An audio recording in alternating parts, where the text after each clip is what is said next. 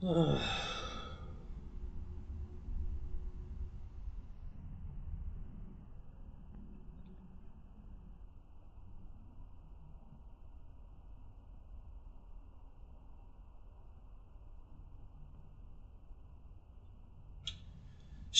what's up? Welcome back to Hanger 51. You're on the ball tonight, man. You beat Michael Bird into the room. I'm sure he's going to be here any second.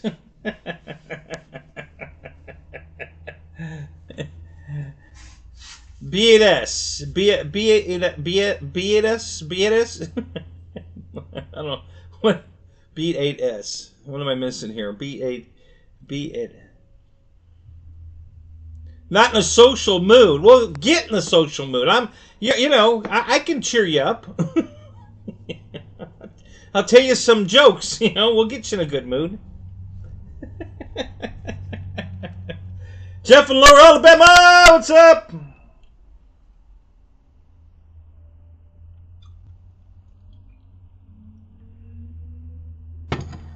Oh, bus. Got it.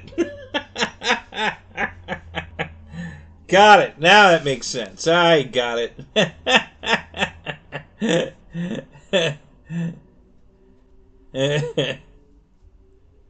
So what's everybody doing tonight? How we doing here? Let me get a quickie here. How many? We got 4 in so far, only 2 chatting, so we got some lurkers. That's okay. No problem there. Welcome to the show, guys. Oh, golly.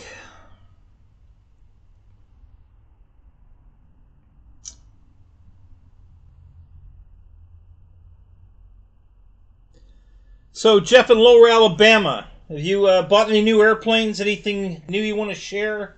Something I haven't seen on your show? Or maybe even one I have seen on your show? I have to email a couple of pictures here. Talk amongst yourselves. Nah, I'll keep it on chat. We're good. Let me just go to my... Actually, I think... Yeah. I'll just go to my Gmail. Perfect. That was all in the compose. And go to Yahoo. Subject photos. And Michael Bear, what's up?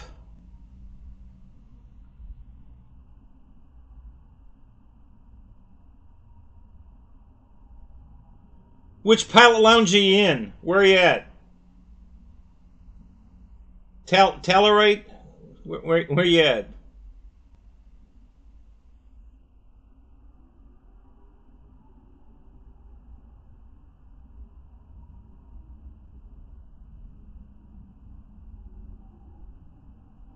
Did you do that trade at Bigfoot?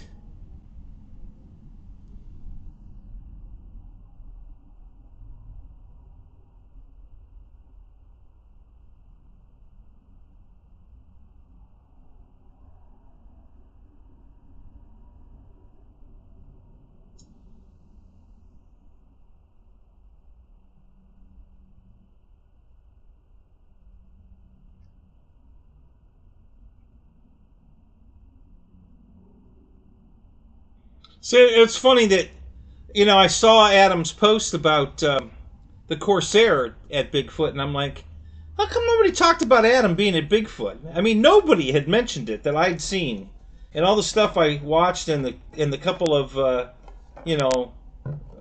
Zooms, and nobody ever mentioned that Adam was at Bigfoot. I'm like, he was there, so that's why I asked. I thought that was kind of weird. Yeah, nobody talked about Adam being there.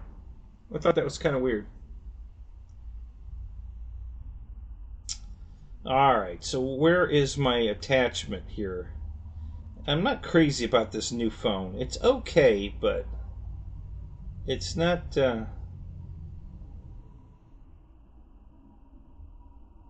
It's really not my favorite. It's kind of weird. Oh, there's my paperclip up at the top. Alright, perfect. Uh, Geez, where's Michael Bird tonight? He is way late. He's never this late.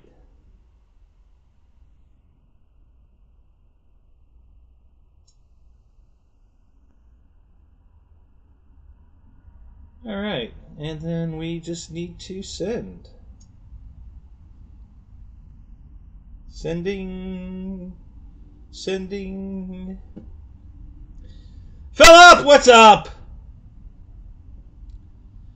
I saw your flight of the Spitfire. Now, which Spitfire is that? Is it the new one that Hobby King copied me and came back out with?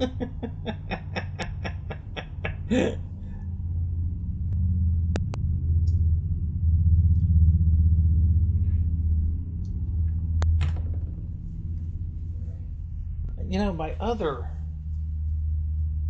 modified scoop, it should be here somewhere. It's got to be laying here somewhere. Oh, it was a Durafly 1.1. Oh, interesting. I didn't know. Is that a new one, a new release, or has that been around for a while? I didn't know they had that one.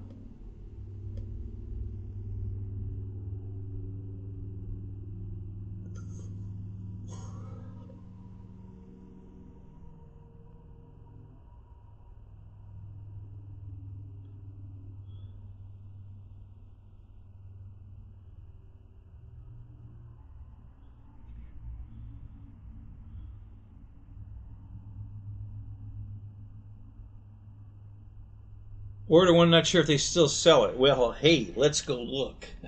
We can do that. We have the power. We have the technology. Um,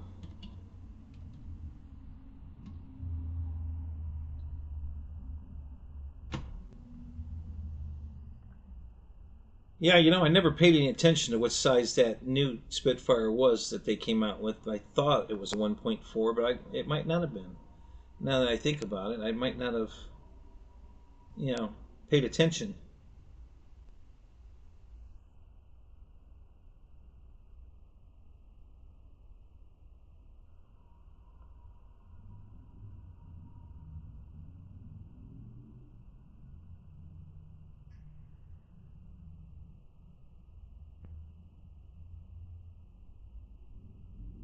Oh, got to sign back in.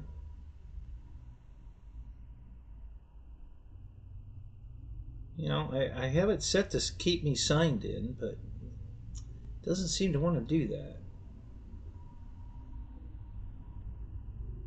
So, Jeff, is the plane you got the red and white L39? Is it a 64 millimeter? Is that what you got from Adam? A red and white one? Is that what I'm looking at online?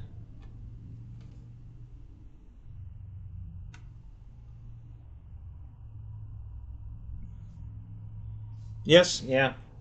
Yeah, that looks nice. It's good looking. No gear though, right?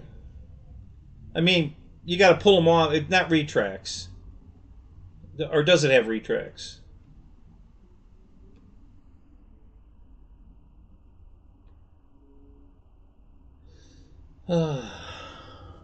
Victor, what's up? Good to see you, man.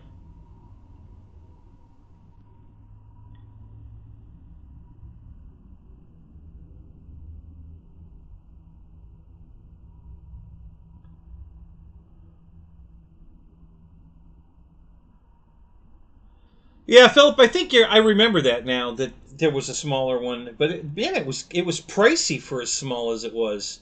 So I never bought it because it was just I didn't think it was a good deal. It seemed to be too pricey for the um, for the what you got.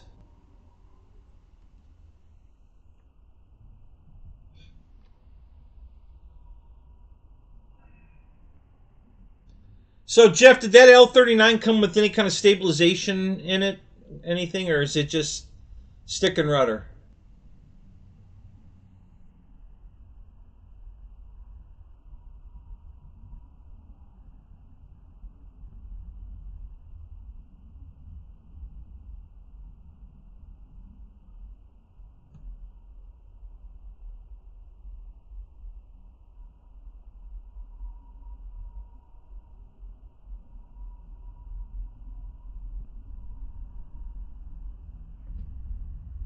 No gyro, yeah.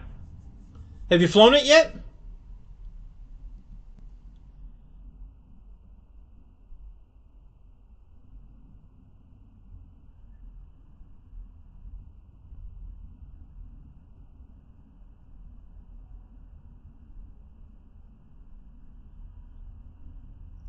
Charging up for tomorrow. There you go, Victor. Good job.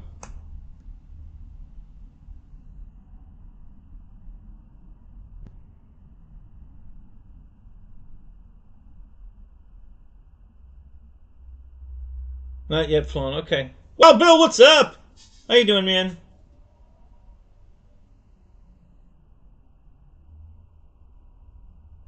Jeff, have you gone and looked at the one from Banana Hobbies? The one, the L39? You know, it's a 64 millimeter also. That's got flaps, retracts, all aluminum trailing arm retracts, lights. Yeah, it was on sale. They keep putting it on sale for $199. It's a screaming good deal. It's a great flying airplane.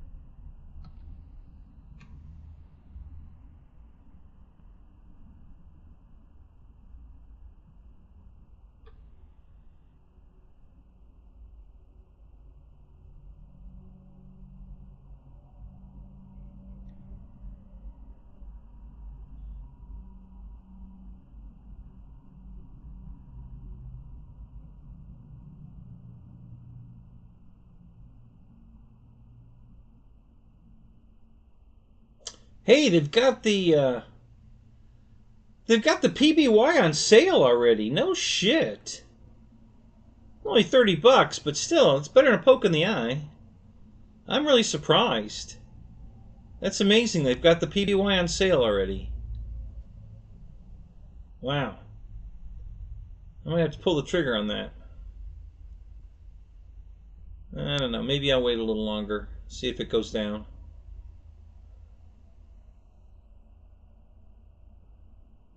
I'm really surprised to see that. It's a brand new release. I didn't think they'd discount that one already.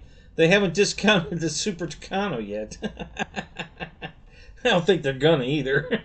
That's about the best selling airplane they ever came out with.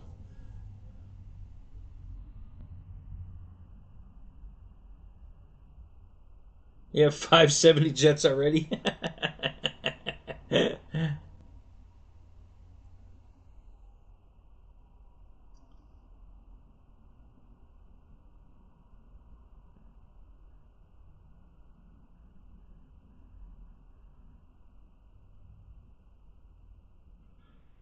uh, really? Let me look here. I really didn't look at the price. I saw the plane. Let me back up here.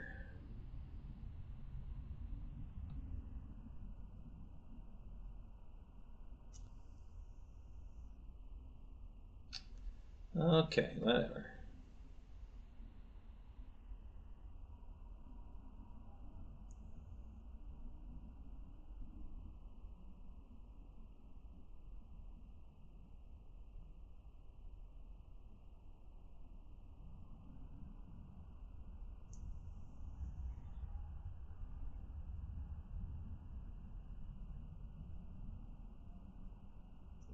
Oh, it's a 4S bird.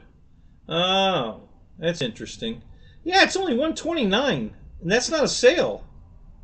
That's I guess that's the regular price, 129.99. Yeah, that is a good price for that.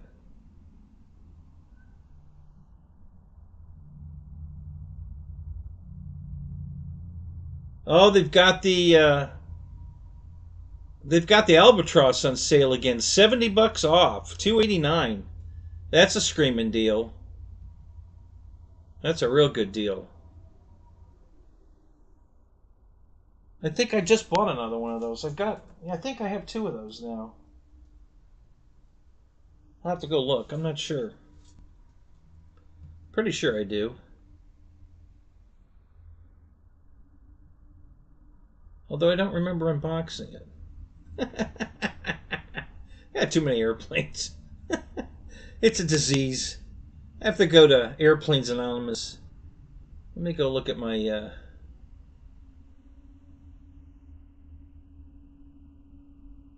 my orders and see if I did order a... I don't remember if I did or not. If I ordered another one of those or not. I thought I did, but I don't remember. I don't remember unboxing it.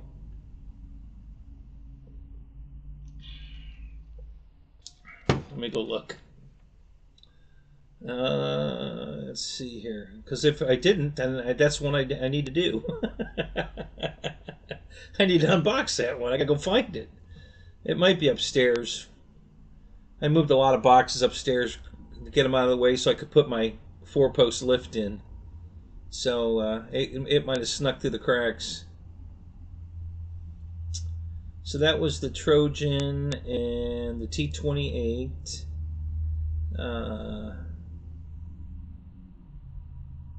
Oh, the cowl for the T-28. Okay.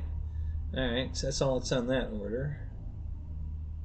Let me back up to the next one.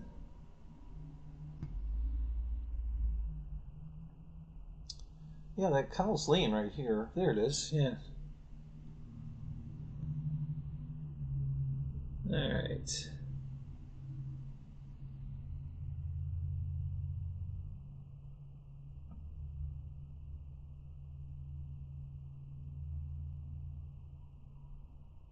There must be a couple airplanes on this one. This is a pretty big order.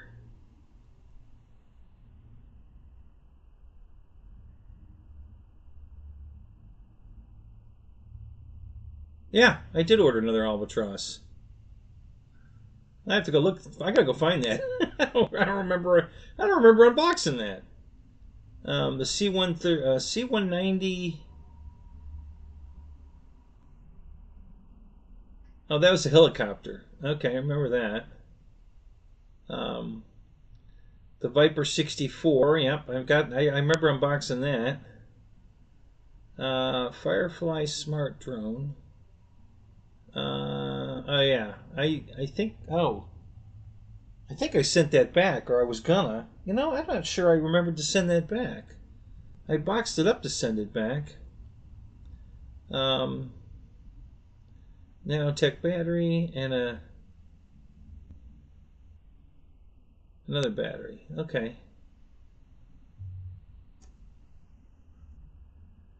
Yeah, God, did I don't remember sending that back. I'll have to look and see if I got a refund on that. I don't remember sending that back, and I don't remember unboxing the second Albatross.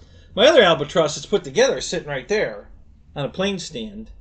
But I bought a second one because it was $227 when I bought it, which is a really good deal. The deal they have going now is not bad, but my deal was way better. $227 was a screaming deal on that Albatross. That's a nice airplane. I like that plane.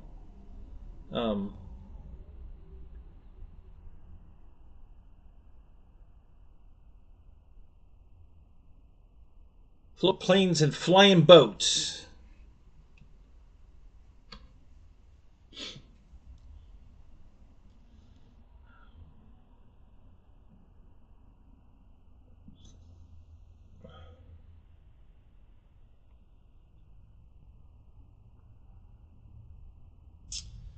All right, see Jackson and RC in the building.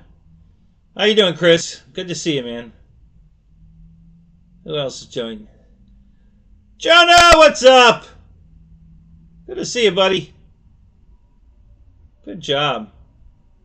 Welcome, everybody. Great to see you guys here. Thanks for coming. So, let's see. What's new? I've been trying to... Listen, during Melissa this past week, the winds have been horrible here, and the temperatures have dropped. So it's too cold to do any painting. It's 64 degrees in here right now, and it was 43 degrees this morning. So we're in a cold snap right now, but I think it's going to warm up tomorrow, I think. It did go in the 70s today, about 71, 72. I think it made it to, and the winds were good. I almost went flying, but I just have other things to do, and so I hadn't had a chance to go flying. But it's still too cold to paint. But I've been trying to get some of it done. So I printed some more, or painted some more of the so the F-16's done. That one's painted and put together, and it's upstairs. The extra is almost done. I have one more wing, well, a wing and a half. I got a wing and a half of paint, and so here's the. Let me. So I painted this. This is the bottom of the wing. So I painted the bottom of the wing, and it's got a nice shine to it that you can see in there. And this is unpainted, which isn't bad. I mean, it's got a kind of a matte shine to it. So I still have to paint that side. And the control surfaces, the elevators are painted, the rudder's painted, the fuselage, both sides of the fuselage are painted. I got to put just a final coat on the bottom of the airplane. The top, both sides, and the nose are all painted, which includes the vertical stab because it's part of the fuselage. And then I just have to do one coat across the bottom of the plane, and that'll be done. And I'll put that together.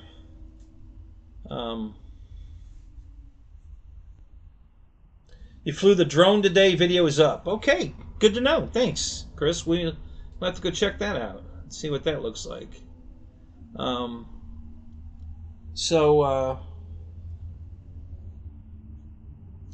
I finally finished my friend's car. The Honda I was putting the air conditioning in, and I fixed that, and she had me do a bunch of stuff, and I got it. She wanted me to take decals. It's got like a ski rack on the roof, and it had these goofy decals across the front, and I got all but one of them off. There were, I think, eight on there, and I got one. There was one left that was round, and I don't know what the heck. It's super brittle, and it's really stuck good. So I'm scraping it with a scraper, and it's just not. It doesn't want to come off. I mean, it's coming off in little teeny little flakes, and so I finally gave up on that one and told her, I said, I need a break from cleaning your decals off, but we'll get at it again. But I need a break because getting the other 7 off was fine, but I mean, it was a work, but this one's just a whole new level. I need a break. So, but she's real happy. The car, the air conditioning's cold as hell, and now we don't need it. As now is, always is, But yeah, we'll need it again. We're gonna get hot weather again, and we're nowhere near in our winter season. We don't get cold till February. Cold. We'll get a cold weekend like this, but we'll be down in the 30s, 20s in January. But only for a few hours. I mean, it'll go cold, and then it starts warming back up again. So, anyway. So I did. I know you guys are going to love this. I bought another car. It's almost as bad as the airplanes. Almost. I finally found a nice wagon with an LT1 in it, the Corvette motor in it, that was in good shape at a fair price, and I'm gonna show you pictures of it here. It's kind of a crazy. The guy wrapped it. It was a white car with a red ruby red interior, which both my other cars. I have 2 other wagons, and both of them are white with ruby red interiors in them. So the interiors are identical in all 3 cars. The one is an old Oldsmobile. It's a 92 Oldsmobile, and it's white with the ruby red interior. And then the other one I bought with the kind of bad motor, not real bad motor, but it wasn't gonna, it won't survive drag racing, and that's really what I bought it for. And he told me it ran, but I couldn't start it when I bought it, so I took it on faith. And he lied. I mean, there's definitely, the motor's got some wear on it. You know, a good oil change and some oil stabilizer, and it only knocks its start up for a millisecond. And so I drove my '94 Impala for 2 years like that with no problem. It was fine. So I'm not, but I wouldn't go out and beat on that. You know, I just drove it. When I beat on it, I heard it. So, and then I had to swap the motor in it. So it's got a new motor in it now. I haven't finished putting that one together though. But that's the car sitting in the garage here, which you saw pictures of that when I was showing off the lift. So yeah, it's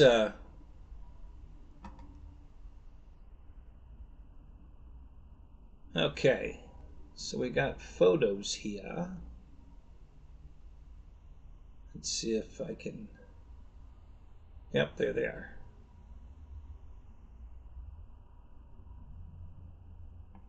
Download all. Yeah, that's a good idea.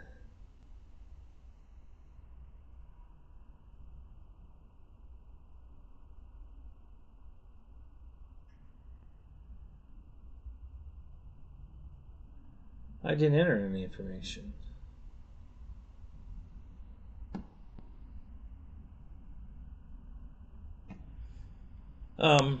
Anyway, so let me get back to, oh, that's right here. Yeah, the Shaggin' Wagon. Yep. So he wrapped this thing. You know, like I said, it was white with a red interior. He wrapped it with black wrap, a matte black wrap. And then it was a woody, so it had wood grain on it. Now my other two wagons didn't have wood grain on them; they were just plain white wagons. This wagon had the wood grain on it, but it was really faded in bad shape. So he wrapped over it, and he didn't pull the old wrap off. He wrapped over it, so it would have left that little edge. You would have saw where the wrap was. Now he pulled all the moldings because there's a piece of molding that goes around it, and he wrapped all the molding in black. And then he put this. You'll see it in a second. This psychedelic purple, like stars and planets and kind of thing. It's really crazy. And he covered the wood grain area with that, and then put all the black molding back on it. Which the molding was normally wood grain also, and he wrapped it black and put it on, and so but the car is super straight. I mean, I went over the whole car, and it's there's no dents in it, there's no waves in it. There's one minor, tiny little minor um, surface rust at the leading edge of the front window. And then there was a little bit of rust in the tailgate area on the driver's side, but it's all surface rust, no big deal. And the rest of the car just is really clean, solid, no dents, no rust, no. I mean, it's really clean. So so I'm pretty happy with it. It looks good. So I'm gonna. No, I'm not gonna switch. I'm gonna change this photo and then I'll switch. So I'm assuming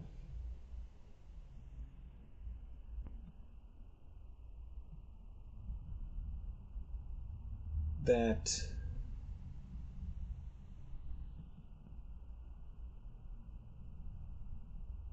it downloaded those to the downloaded section of my computer, because that's where it usually puts them. So let's go there and look.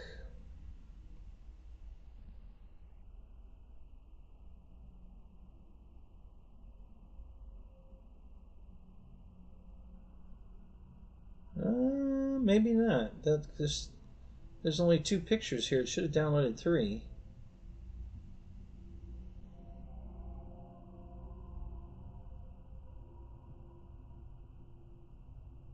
Oh, wait a minute. Okay, maybe they're over here. No, not there. Alright, let me switch my view to large icons so I can see if those are the pictures. No, those are not. And those aren't. And no. So it didn't put them here. Where did it put them? Interesting. Alright, where'd you put my pictures? They're not there. I don't think it put them here, but I'll look. It doesn't usually put them here. No, not here. Yeah, that's what's typical. You try something different, and then it doesn't work, and you're like, okay, so what did I do? Where did it put them? Didn't put them in the. It didn't put them on desktop. Didn't put them in downloads, and it didn't put them in pictures. Where the hell did it put them? It's not in documents. All right, let's go back and look. I don't know where I put them. Very strange.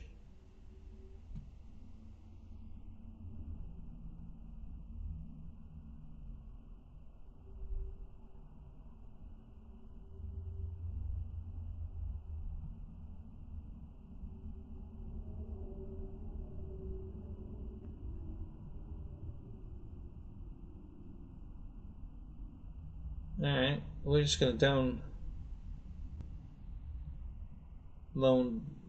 them individually to make sure it downloads them this time.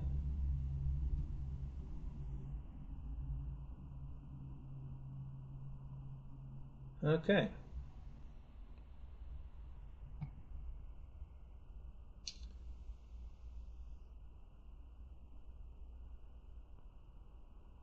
And survey says, there it is. Okay. All right, now they're downloaded. Let me put one up here now.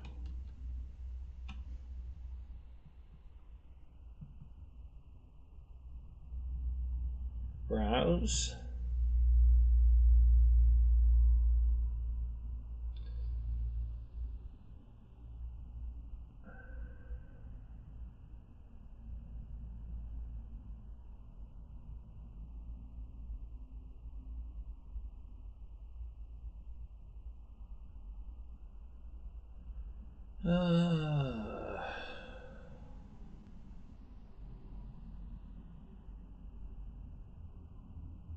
And there they are. Okay. Oh, beautiful. Okay. Man, I hardly even have to adjust that. It's almost the right size. Okay, so here, you guys are going to love this. It's a crazy color scheme on it, but I don't care. It had everything else I wanted. It's fully loaded. Everything works. The windows work. The AC doesn't work, but that's okay. I'm a good AC tech. That's no problem. I can fix that. Um, yeah. All right. Here we go.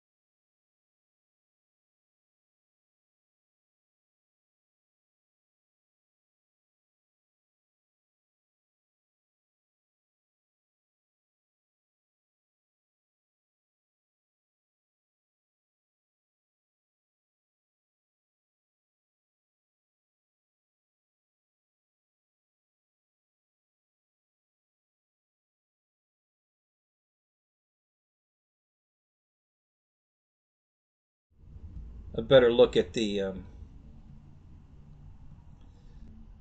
pattern. So let me put that picture up and see if it shows it up a little better. Yeah, it's kind of a cosmic thing. It's kind of weird looking. um,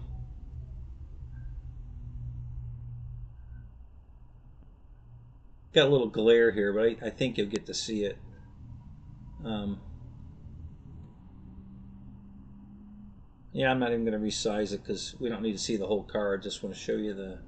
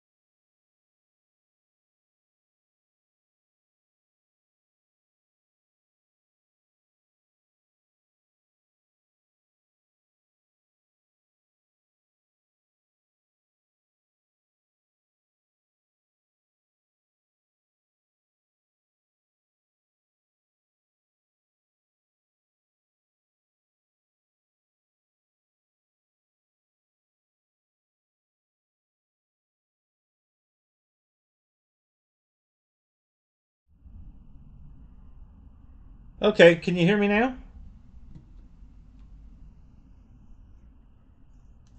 You should be able to hear me now. All right. So if you can hear me now,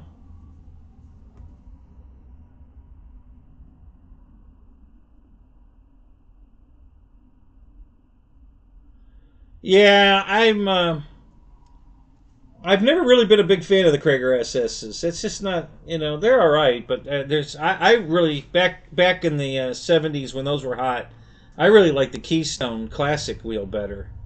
I thought that was a nice looking wheel. So, but I'm going to put the Impala rims on it. These cars, these wagons look great with the Impala wheels on it. And I'm just gonna. They're already brand new tires on the set of Impala wheels that are on my Oldsmobile wagon. So I'm gonna pull them. I'm just gonna swap them. Put the Buick wheels on the Oldsmobile and put my Impala SS wheels on this wagon. So yeah, I know. You're right. You're absolutely right. Those are and I just bought a set of um, the plastic cladded Dodge wheels that look like Krager SS's. I don't hate the wheel. It's not like I don't like it. It's a good wheel. But I think my I had some Eagle special twist wheels on the wagon that look great on my Cadillac Fleetwood, but they didn't look so great on the wagon. So I put the SS wheels on the wagon, and they looked much better. So Okay, so you guys can hear me now, right? I wonder why the. Let me go check and see why that mic wasn't working, because I don't know what's going on. It should have been working. Let me go see what the hell happened there.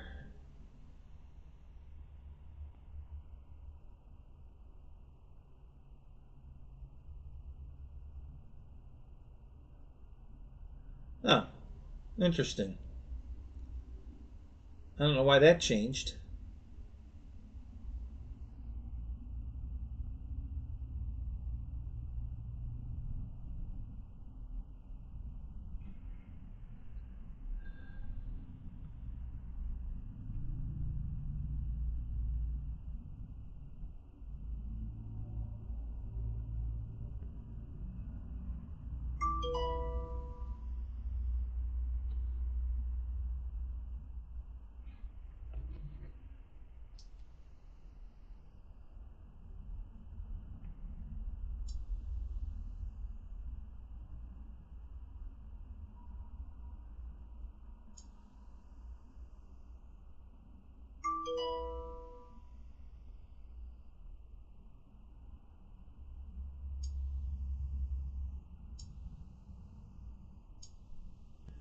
Okay, so you should be able to hear me now, right? Um, Starship Pooper. You can hear me, right? Tell me, somebody type me 5x5 or something. Let me know you can hear me. Um, when I don't, that mic got changed. I don't know why. This computer, ugh. I don't know if it's AI that does this crap or what, but that should not have been changed. And it was. No, now I'm gonna go back and see if this one was changed, because it damn sure shouldn't be. I don't know why that was. No, that one's on the right one. Okay. Yeah, I don't know why that other one changed. That was weird. But you can hear me now, so that's good. All right.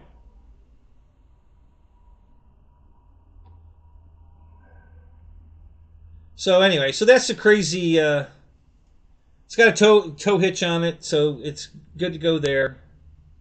And yeah, it wasn't crazy about the color scheme, but like I said, it was a nice straight car. So that's what I was looking for. You know, it's the doors are not rusty on the bottom. Everything's nice and clean. It looks really good. The interior is near perfect. The seats, there's one quarter-inch little tiny rip on the driver's seat. Other than that, the seat's in perfect condition. It's not worn. It's not dirty. The passenger seat's perfect. The back seats are perfect. And the tail gunner seat in the back is perfect. So the carpet's perfect. It's just the car's in really, really good shape. Um, so I'm super happy that I finally, and I paid $5,500 for it. And like I said, the wagons have been going for incredible money, because you know, when a couple of guys put up their LT1 wagons in nice shape for 15,000, 18,000, and was getting it, um, all the people that had wagons with the old crossfire injection, you know, the 92s, the 93s, 91s, they thought they could get that kind of money for their wagons, so they started putting their wagons up for that kind of money, and now people want that because of the LT1. You're not going to get that kind of money for the old motor. So, you know. So, but anyway, yeah. So I finally got one at a decent price. I think I did all right on this. It's really in great shape. The motor runs good. It's strong. I got it off the trailer today. I brought it home Friday night. Or did I? No, I brought it home Thursday night. That's right. Yeah, I brought it home Thursday night late. I got home late. Uh-oh. And I didn't do anything on it yesterday. So on my way to go get the wagon, I'm I was 8 minutes away from the guy's house. I'm stopped at a light. Been sitting there for a while. There's a bunch of cars in front of me, and some jackass rear ends me. And he drives. He hit me so hard. His front bumper went over the trailer, and I think the trailer hit his core support. It didn't break his radiator. I didn't see any fluid on the ground, but something hard hit because his bumper's completely on top of my trailer. You know, even the all the cladding and everything is all on top of the trailer. So his core support must have hit the trailer, which hit my, trailer hitch, which is mounted to my frame.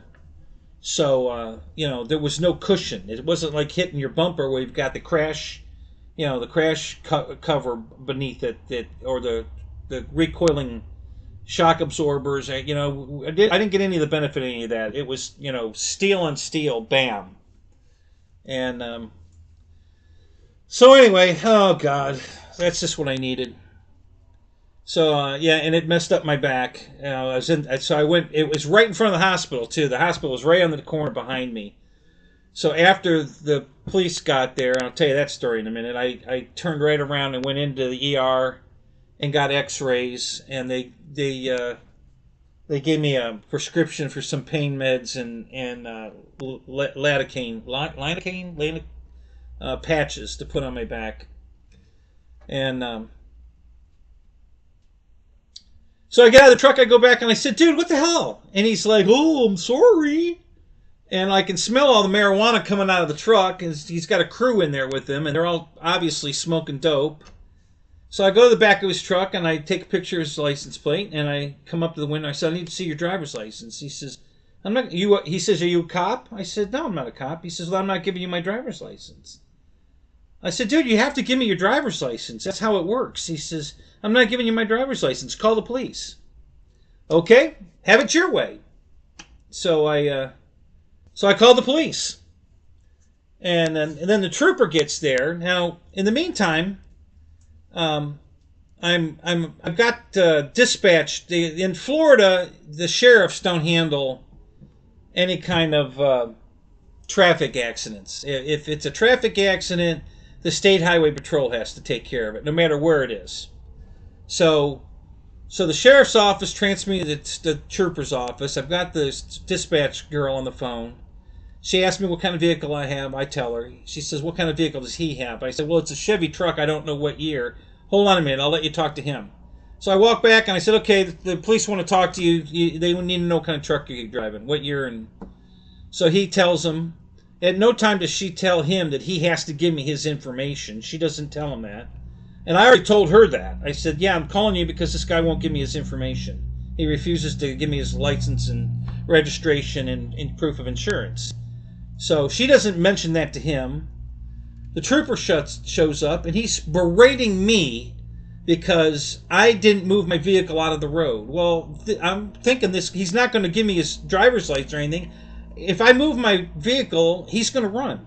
I guarantee he's going to run. He's not going to follow me into the parking lot. I'm going to pull into the parking lot, and he's going to take off. Because he knows I can't catch him. Once I pull in the parking lot, there ain't no way I'm going to be able to get back and, to follow him. So, so I wasn't moving. So this guy's berating me. He tells me, get off the road, go park over there, blah, blah. And then he comes up to me and starts giving me all this hassle about, dude, I don't even see any damage. What's the problem here? And I'm like, what do you mean you don't see any damage? My back is killing me. He says, oh, if you're going to file a medical problem, I'm going to write it up as a what do you call it? A fraudulent, I think was the word he used, claim. And at that point, I just shut him down. I said, listen, just give me your card. I don't need to talk to you anymore at all. Just give me your card. And he said, well, show me the damage. I says, listen, it's a steel trailer hooked to a steel bumper. Where do you want to see damage at? Well, he said he didn't even. He just went up on top. Listen, I'm not going to talk about it anymore. Just give me your card. Give me your card. He won't. He's just arguing with me. Show me the damage. Show me the damage. And I said, listen, we don't have to talk about this anymore. Just give me your card. So he finally goes back, and I guess he finally cools down a little bit. And he just brings me a piece of paper, a handwritten piece of paper with his name and his badge number on it. And he says, all right. He says, I'm not writing this up. I said, whatever, dude. I don't care at this point. I'll take care of it. And he says, well, did you get his information? No, he won't give me his information. That's why you're here. Okay? He refused to give me any of his information. So he told me to call the police, so I did, and that's why you're here. Well, that set him off. Now he goes back and starts berating that guy for 10 minutes about not cooperating and everything else. And then he spends the next 15 minutes apologizing to me. I'm up and down and round and round. I'm so sorry the way I approached you at the street out there. I'm so sorry. I was totally wrong. I was given the wrong information. And I'm like, whatever. At this point, I'm just want to sit back in my truck. I had to sit on the trailer. And then I just spent 4 hours in the ER while they took CAT scans, and then that's a whole nother story. But anyway, so that's how my night went. I got hit at let's see, what time was it? It was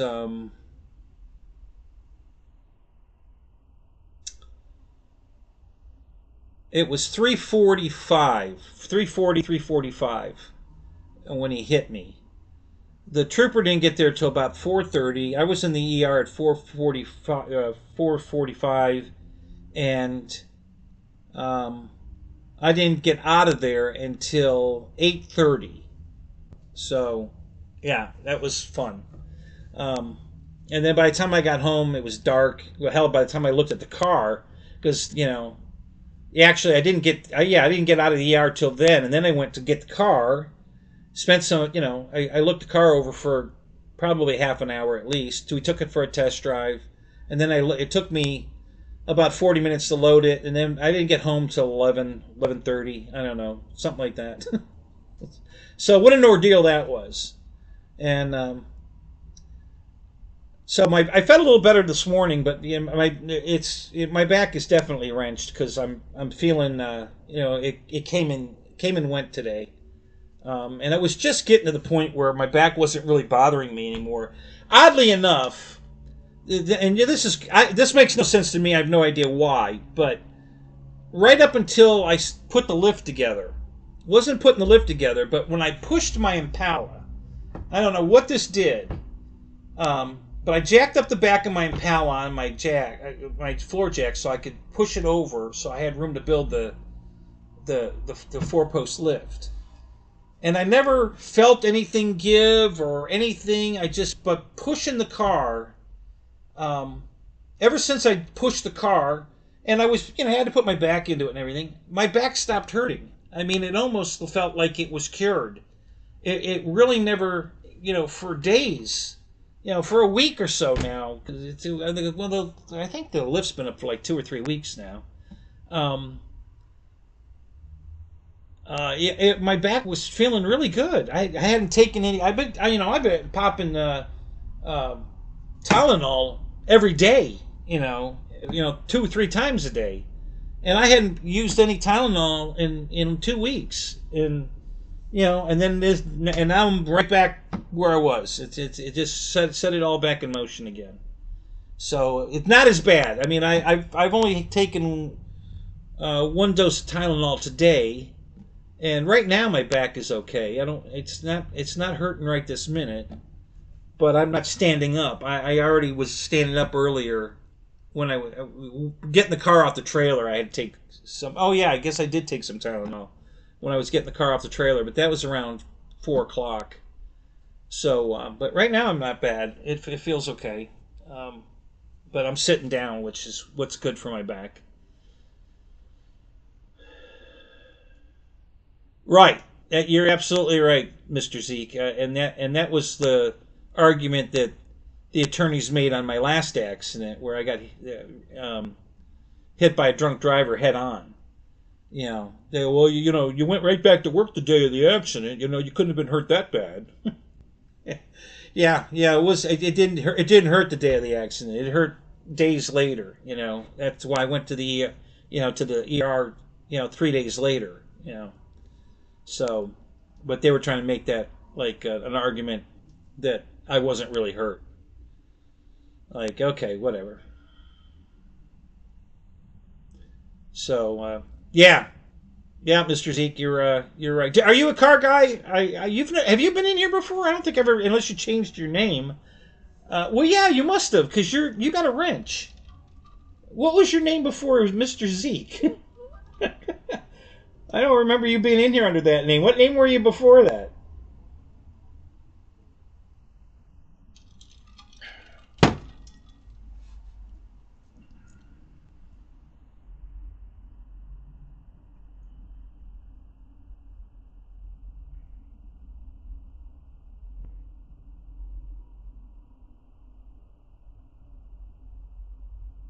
Well, good, Phil. I'm glad the cops went to the guy's house and charged him. That's good. Robert.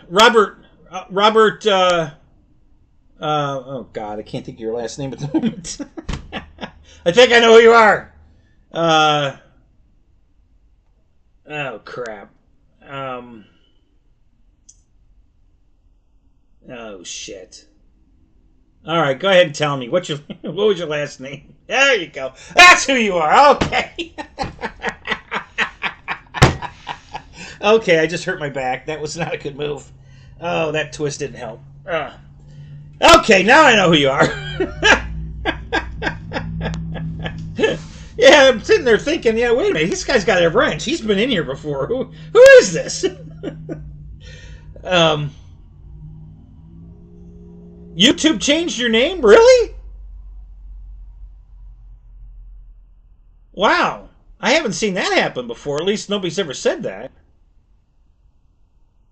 Wow. That's interesting.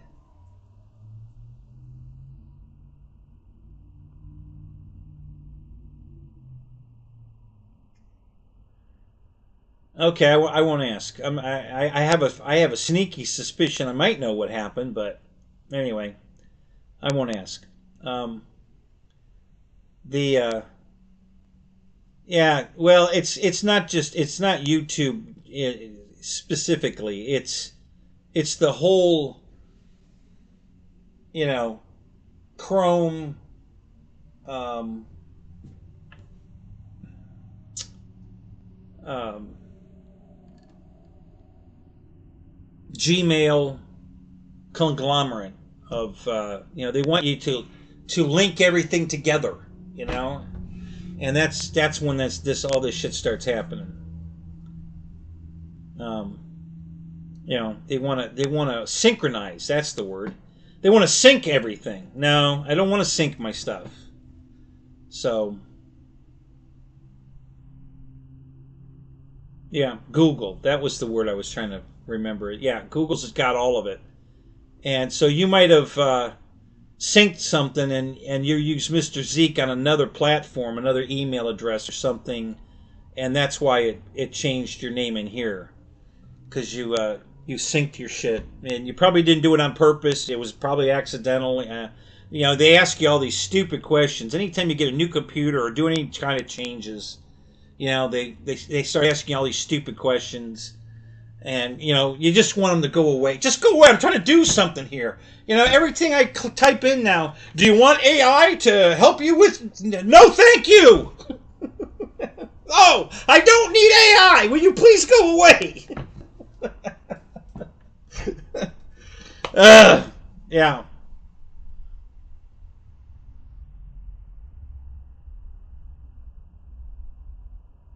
Yeah, they probably are. The AI algorithms are probably writing their own algorithms on top of their algorithms, and we've already it's Terminator coming. It's here. you know, we're living it here. I didn't think I'd be alive when this took place, but it's here. So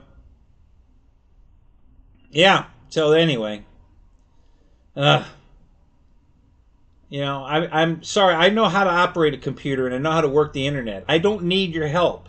I know a lot of people do, but I'm not one of them. So can I just say goodbye to all of it, please? I don't need your advice and I don't need your help. Every time I do a search now, do you want AI to look for this for you? No, thank you. I don't need AI's help.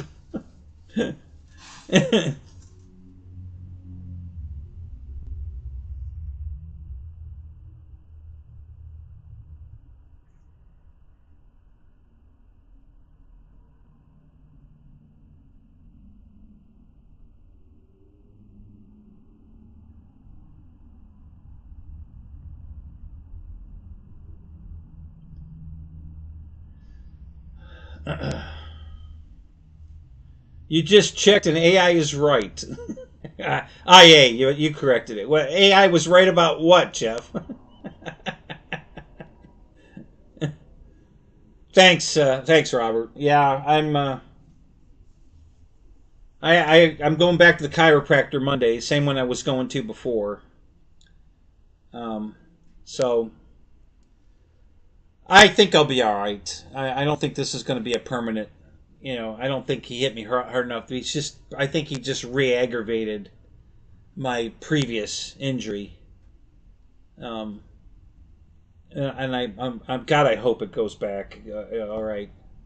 Maybe I'll go push my Impala around the garage some more. It seemed to work the last time. I don't know what happened, but it really seemed to help, and I have no idea why.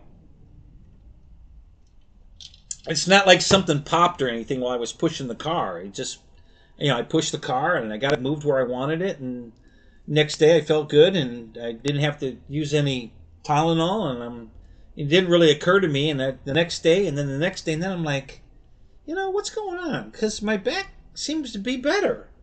Did pushing my car fix my back? I didn't know. So,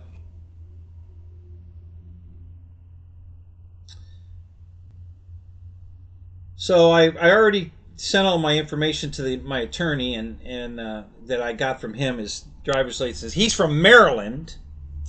He's a Spanish man from Maryland who has, I'm sure, minimum insurance coverage, because he has one of those insurance cards that just says automotive insurance something or other. It doesn't have Geico or State Farm or anything like that on it. It's just a card that says you're insured. So I can't wait to find out.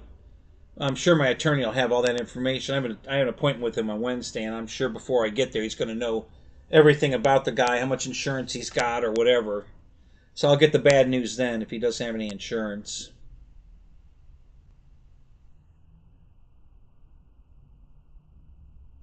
Yes, yes, he touched my last nerve. Yeah. um,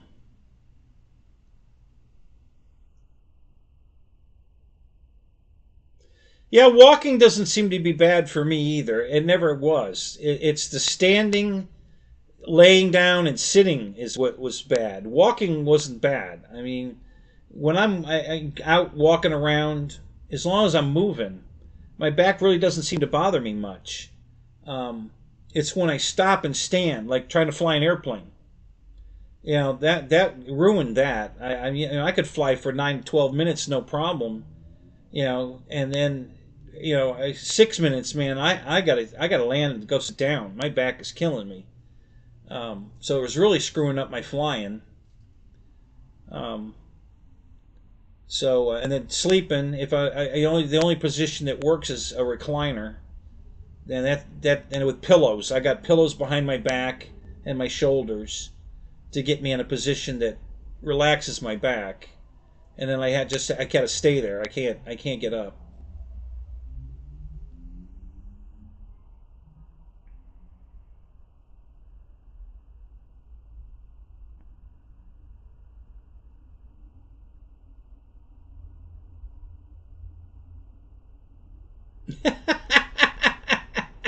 Yeah, yeah, Philip. What day will she let you back in the bed? Yeah.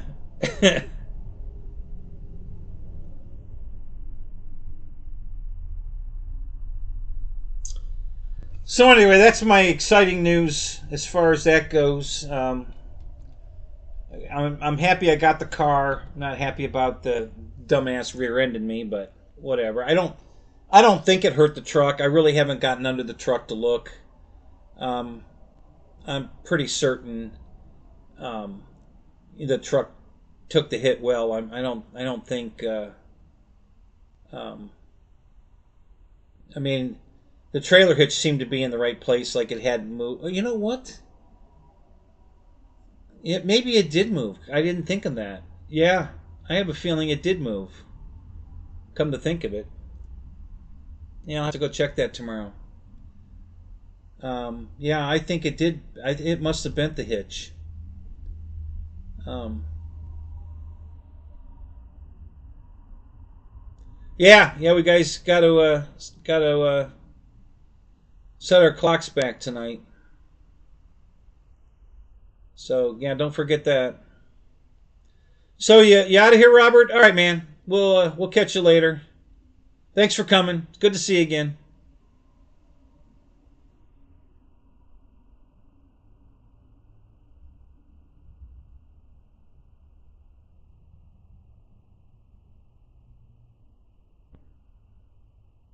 Everything's fixed and you're 1 inch taller. Oh no shit, really?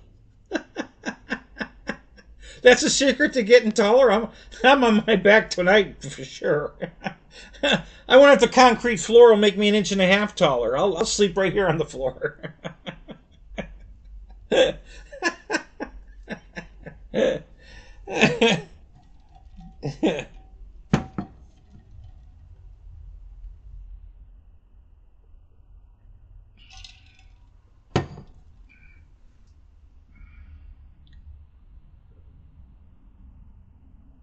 So what else did you guys? Anybody come out? So I'm going to go back to Hobby King for a minute here because they did have some things on sale.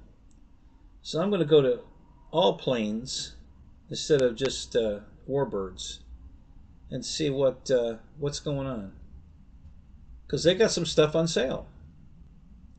Some decent, some of it's decent. The Albatross $70 off is a pretty good deal.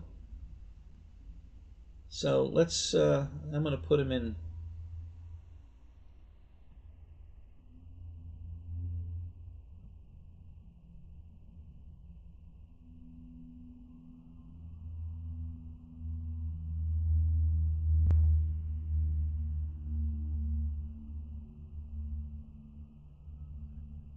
Uh-oh. This doesn't seem to be working.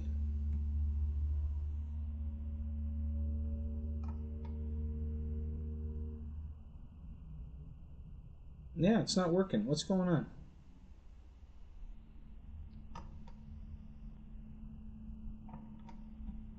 Weird.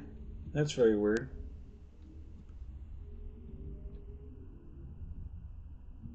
I wonder why that's not working.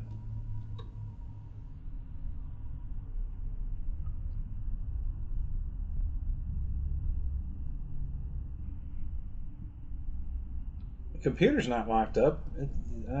My windows are working, but the Hobby King window is not cooperating. I'm gonna reload it. See what happens then. Now I've got the little crazy things, doing their little, it wouldn't do that a minute ago. And I tried to set it to 100 planes per page and sort by price. It wouldn't do anything. So now it's doing something. I don't know what, but it's doing something. We'll just let that run there for a minute.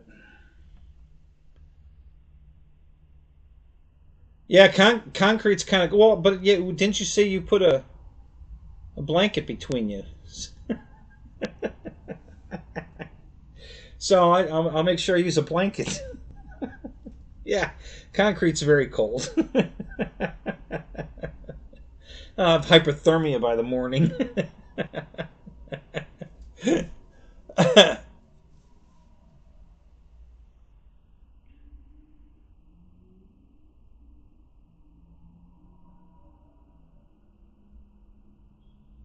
Yeah, the humidity tonight's down, way down, 48%. That's really low. I don't usually get humidity that low. All right, I've got some new 3D printing stuff we can talk about for a minute.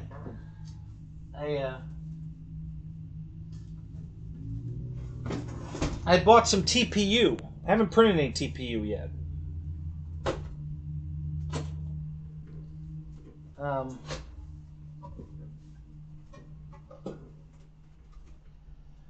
And I like Sunlu brand filament. I've had very good luck with their brand.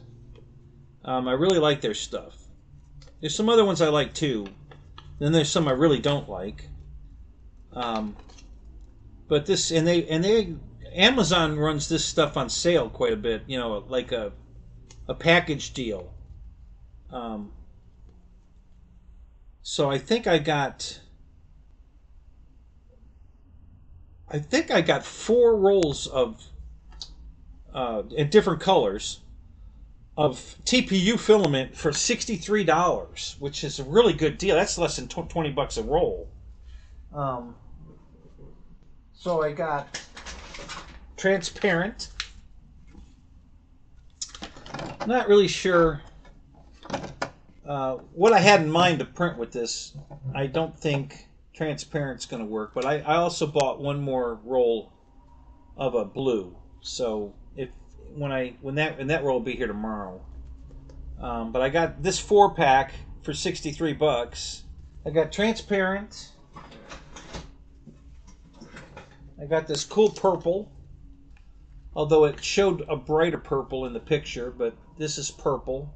This looks like transparent purple. It wasn't supposed to be. It is. This is transparent purple. It wasn't supposed to be transparent. But that's what I got. And then I got transparent green. Yeah, and that wasn't supposed to be transparent either. But it's a nice color green. And then the last one is orange, and I don't think this one's transparent. Maybe it is, but I don't think so. It doesn't look transparent. It looks like it's a solid color.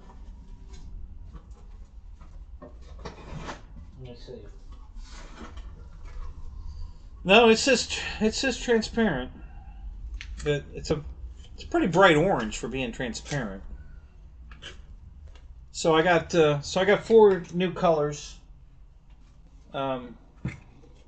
Yeah, I can print a replica of the Starship Cooper. I've got all the colors. Yeah. Well, I don't know if the green works, but the purple and the orange work for sure.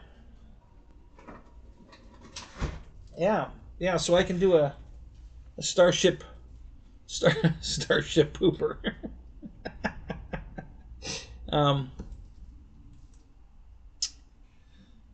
Yeah, well, that was weird.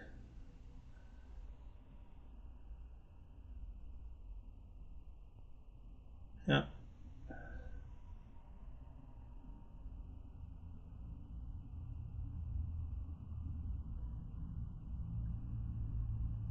Okay, I guess it's working there.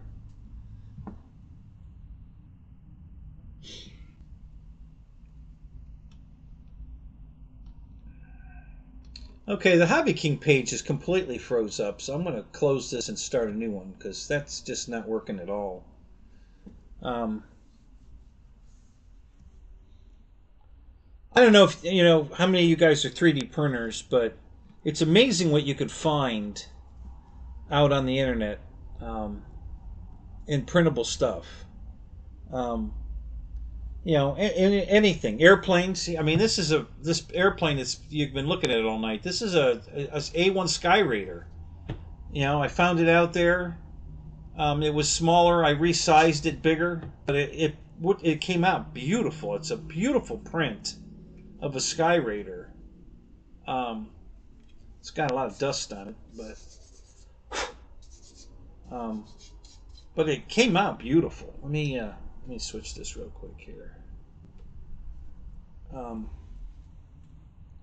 You know, there's the detail on the wing where the flaps and the fuselage is nice and smooth. You know, it just did a really good job. And then there's missiles and rockets on the bottom of the wing. A little bit of fill. There's some support in there. I got to finish digging out. So this was printed straight up like this. It was printed standing up like this. And then I found that's usually the best way to print. Same thing with this Hellcat Charger. Same thing. I printed it standing up like this. That seems to work the best. And then my best car print so far is this Chrysler 300 SRT8 that's over here.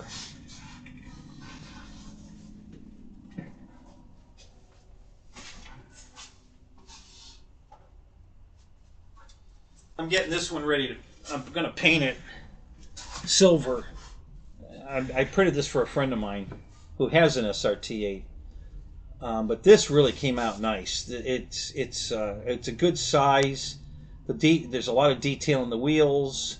There was a lot of there's still some more in there I got to dig out, some support, but it wasn't bad. And it has the little canard wings on the corner of the front bumper. And so I did spray two different colors of primer on this. A dark primer and a light primer, so I knew when I'm getting it smooth or not. So you can see that on the hood where I was sanding on it a little bit. Just trying to, get the layer lines out of it and really get it smooth, so I get a nice, pretty finish on it. But it's a really nice rendition of a Chrysler 300. The only thing that didn't come out good were the mirrors. So you guys know I like to do my mirror, do my Gorilla Glue. So I put Gorilla Glue on the mirrors, and I had like two ping pong ball size balls on the side of the car where the mirrors were when it had expanded, and then I sanded them down into mirrors, and they really came out great. I like them. I think they look great, considering what they looked like before. They didn't come out right for some reason. They were terrible. So I made my own out of the Gorilla Glue. And they came out really good. I'm really happy with the mirrors. They looked funny as hell when I was... when I put the glue on it and it started expanding. It really got crazy. Yep, Juno, I love A1s too. I've got two RC versions of that A1 Skyraider. I've got a big one, a 1600, big one, which I love, and then I've got a little one. The little one's still available. The big one's not, in foam. Now, there's a couple companies making Skyraiders in wood and fiberglass or whatever, but I don't think anybody is making a big foam one. They make the little one still. 800, I think, at 800, but the 1600 they did away with. I can tell you who has the molds.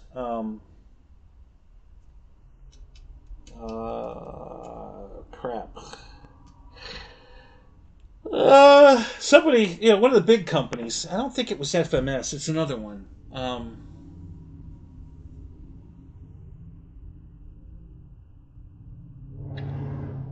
I think...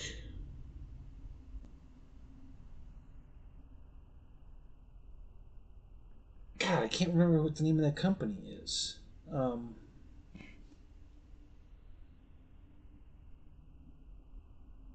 think it's one of the companies that Banana Hobbies carries, but I can't think of it right now.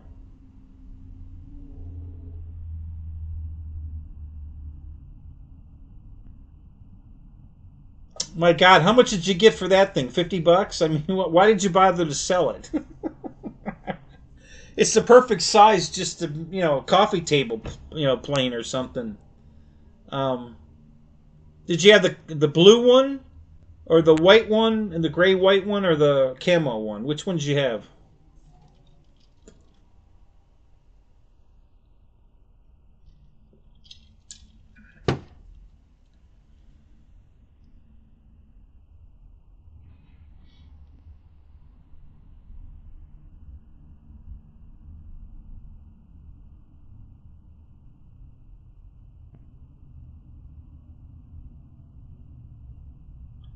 While you're, since you brought that up, I'm going to go see if they have a Wagon print. Somebody made a Impala Wagon print. Let's see if they did. I've looked for the Impala, and it is out there. Not I haven't found one I really like yet, but they're there. But I haven't looked for a wagon. I'm gonna. It's a good idea. I'm gonna look for it right now.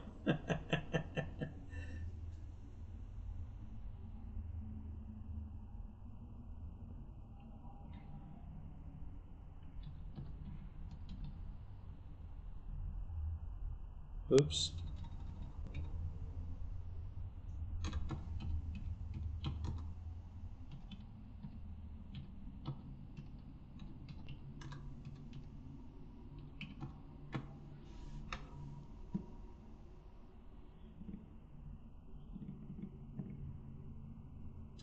More likely, somebody did. I mean, these guys that you know do these prints, they think of everything. There's really just so much out there to get. I haven't had to actually create my own yet, although I'm about to. Yep, there it is. There's a Roadmaster wagon out here. Very cool. Um, let's see what it looks like. Okay, it's not a very clean print. Uh,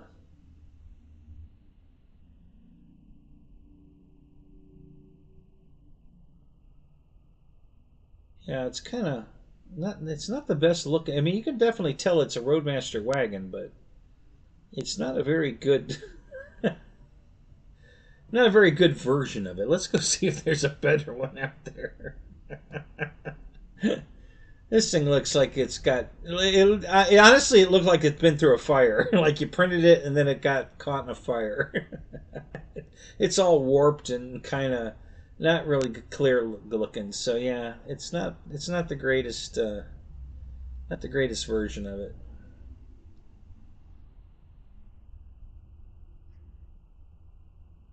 Let's do a look for a '94 and see what we get.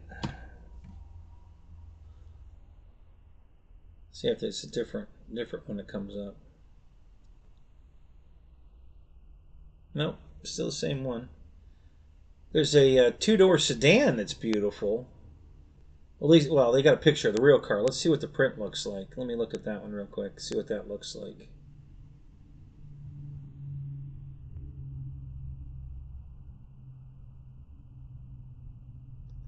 No pictures of the print, just the real thing.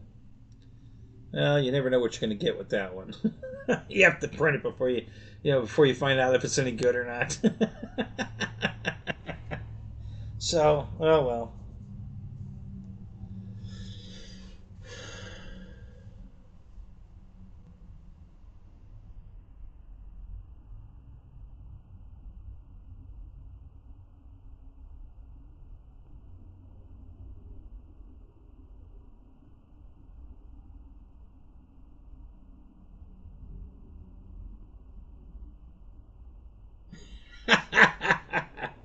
So you have a 1/12 scale truck you were selling, and he said he was on his way to come get it.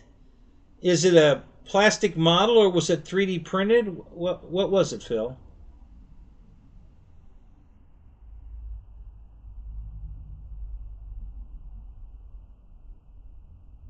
Oh, good for you. You got more for it than you paid for the on your A1. Good deal. Yeah, yeah. That's what I have. Both my 1600 and the gray and white scheme from the Oriskany aircraft carrier. Um, and Reckham Roy that comes in here, his dad was on the Oriskany during the war when well not the war was over, but while these planes were on the Oriskany, he worked on these airplanes. So when I had it on the show one night, and I had the big one on the table here, and his dad was watching, and he was just reminiscing all about working on those planes and everything. So it was really cool. An RC, it's a China truck. Oh yeah, really? What kind of truck is it? Um, is it a semi truck, pickup truck? Yeah, I know they're big on those semis. I haven't done that yet. Keep thinking about it.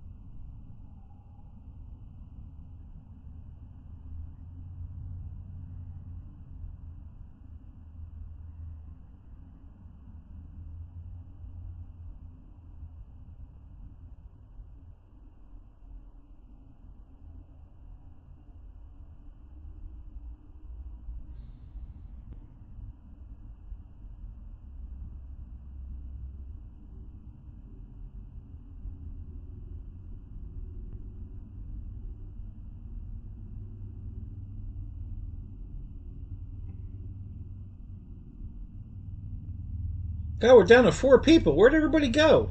Is there a ball game on? what? What am I competing with tonight? Where'd everybody go? They must be in the Zoom chat.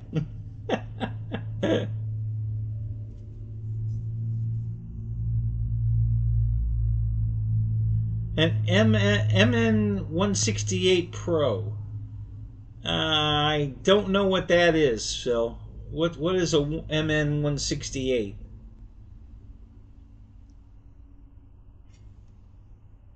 And it's a metal truck, huh? Well, that's cool.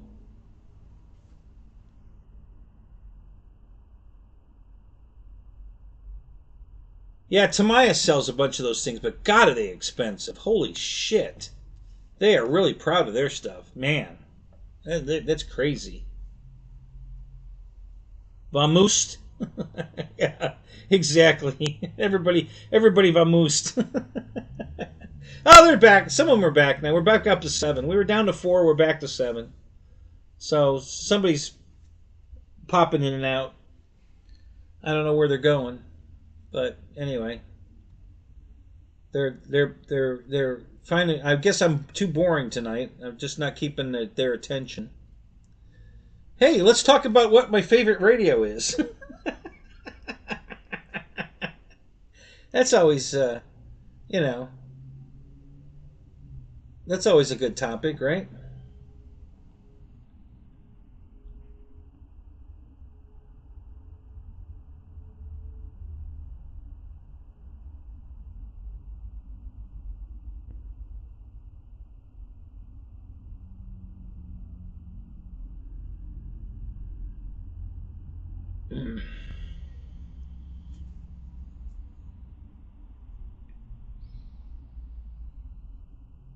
Yeah, I haven't been printing much. The last thing I was printing was the. Well, no, I did print something after the trophies. What did I print? I printed something.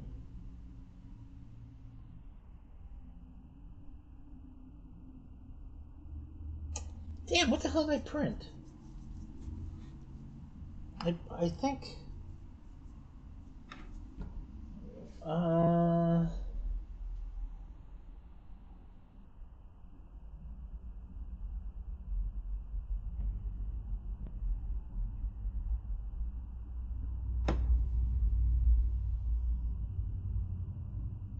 Those are the trophy bases. No, it wasn't that.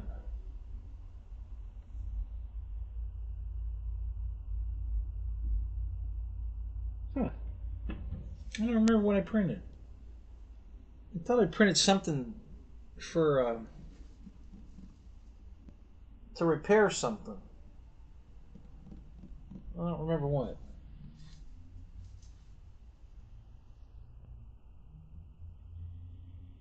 EQ, what's up?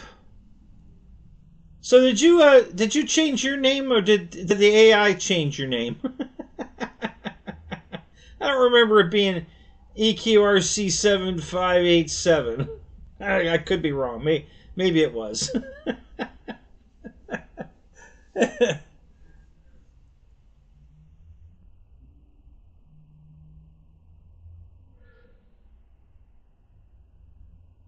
Uh-oh, I'm getting an error message.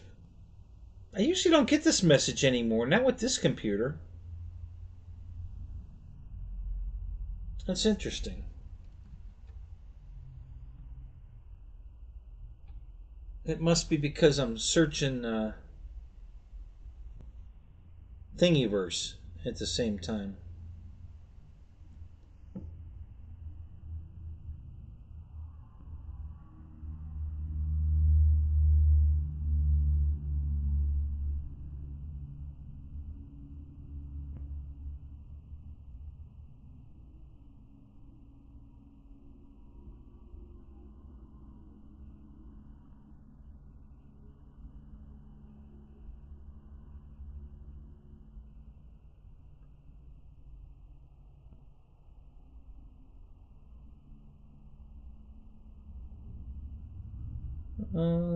How about...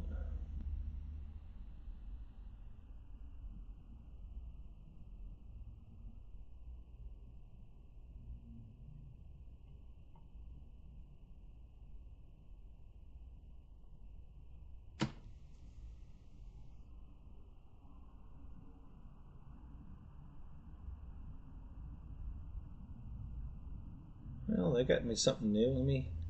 Alright, let's try this.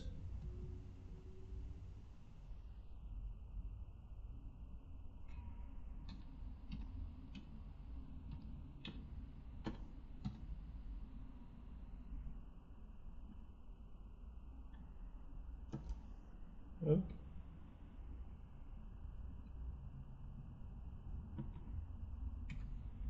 What's this going to bring up?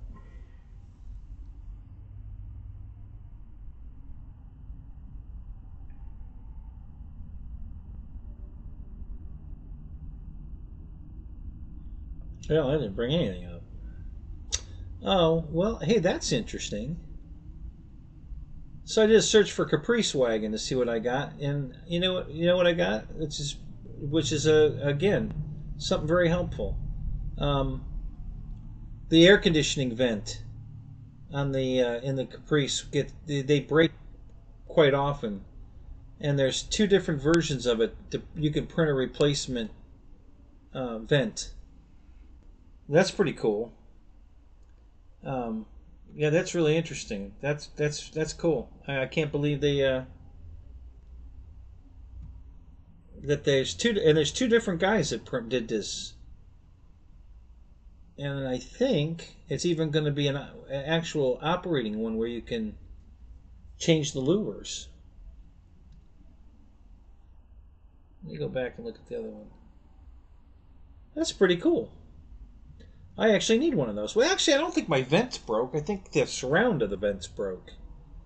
I think my vent was okay.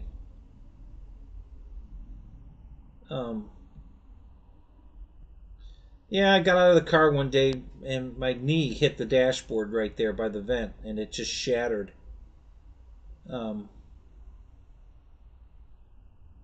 Yeah, this one works. You print the parts to make the little vanes can move and everything. Wow, that's really cool. Very cool.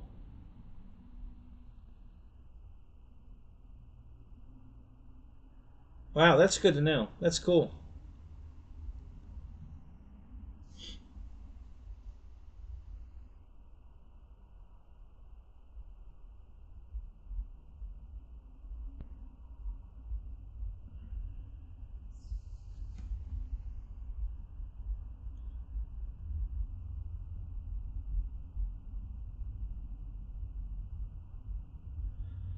Yeah, I didn't add the 350, the 3527 to the end of mine. AI did that. But that was a while ago. YouTube AI did that. I'm not sure why, because there's more than one Hanger 51 now. Um, so there must be more than one EQRC. So they had to put a number on the end of it.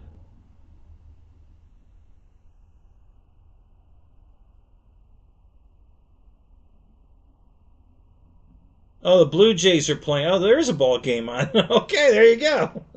That's where my audience went. They're watching they're watching the ball game.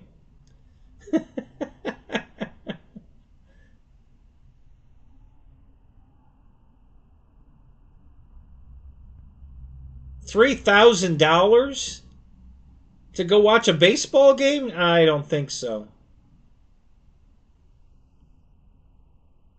Not a chance. I'd never pay that kind of money. I bought a Dodge Charger that was perfectly drivable and everything for $3,000 with cold air and everything. There's no way I'm going to pay that to go watch a ball game.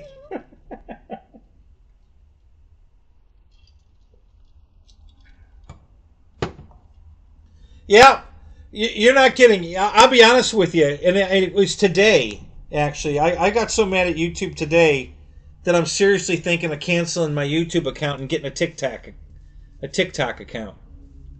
Yeah, because YouTube's just pissing me off. I'm really, really getting tired of it.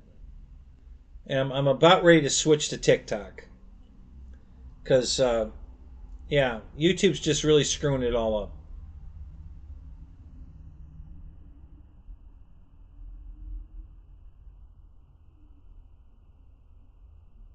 August 10th, the algorithm changed. You knew the date? Why would you? Okay, Phil. Why would you know that date?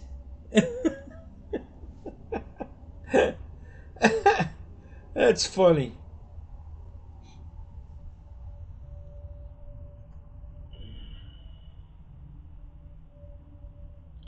Tons of channels have proved it. Yeah, I don't doubt it. I mean, I know everybody's getting mad. It's not just me. You know. Yeah, YouTube's going to screw themselves right out of the business. Everybody's going to go to TikTok. You know, or somebody's going to start another program altogether, and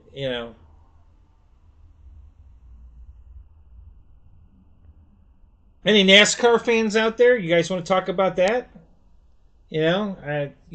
Michael Jordan won a big. You know, the judge threw out NASCAR's countersuit against them. So that was a big win for Michael Jordan and Denny Hamlin, if you guys are watching NASCAR at all. So now NASCAR wants to settle. Big time they want to settle. They don't want to have to open their books and show the world how much money they're making. That'll really piss off some people.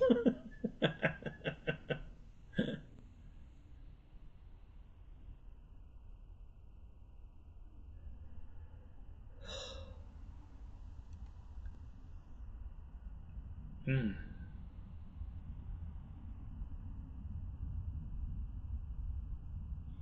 What happened in NASCAR?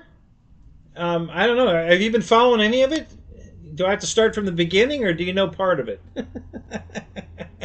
Tell me what you know, and then I'll tell you what you don't know.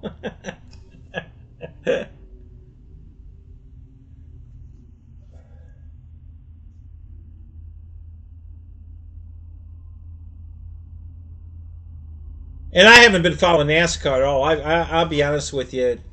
NASCAR's been screwing their stuff up so bad that they're losing everybody too. It's um,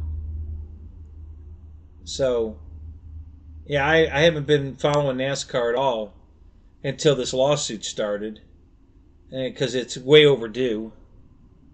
So,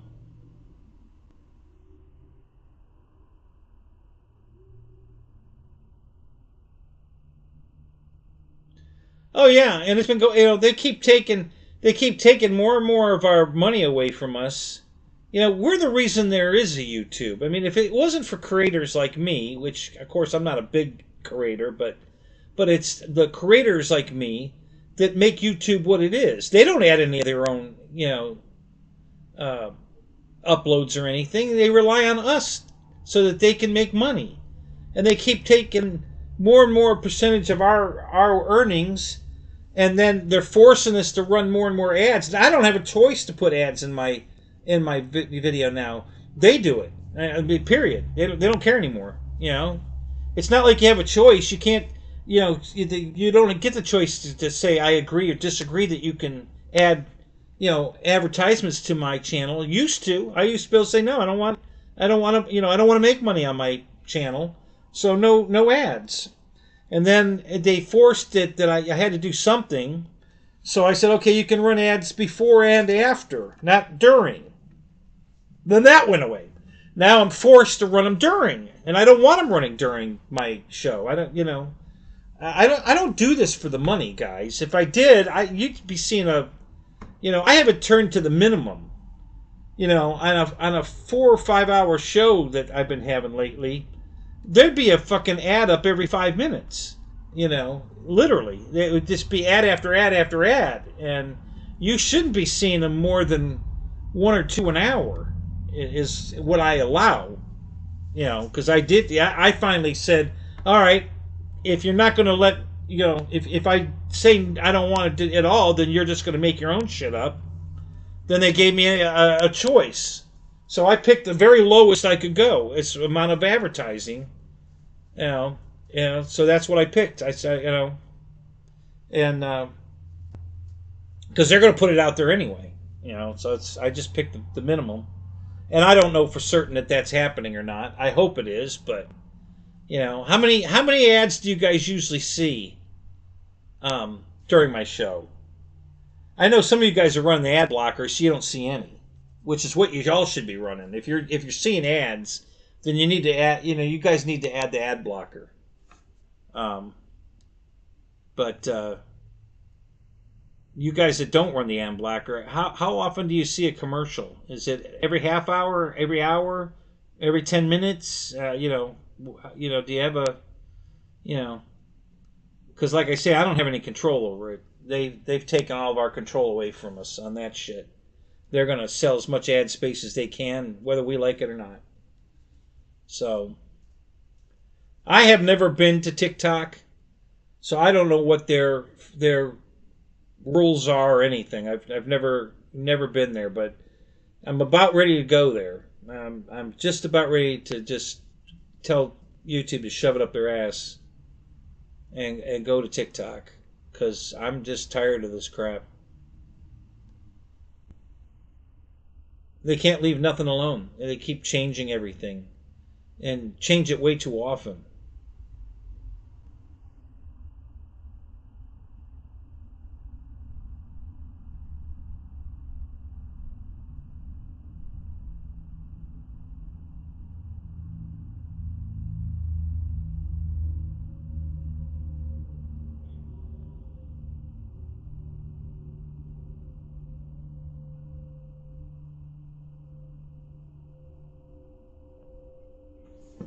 Yeah, I get that, guys. I'm talking about my live show going on right now. How often are they interrupting it with an ad? Are you guys seeing ads during my live show right now? Um,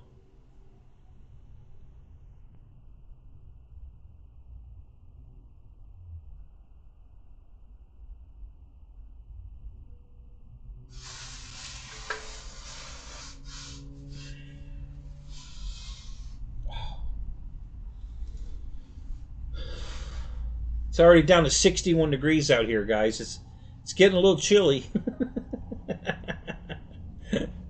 Yeah.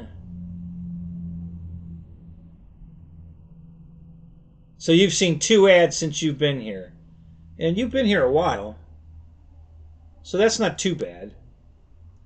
Maybe they actually are following what I picked. Um, you know, I've got it set to a lot of channels set their shit to the maximum. You know, and it's ad after ad after ad after. And I stop watching that crap.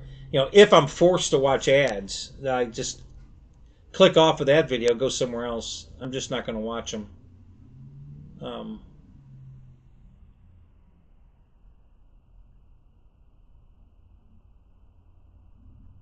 Tonight it's been bad, but last week it wasn't? Okay, that's good to know. That's interesting. Oh, I think you've been here longer than 15 minutes, haven't you? Let me go back up here. Let me see.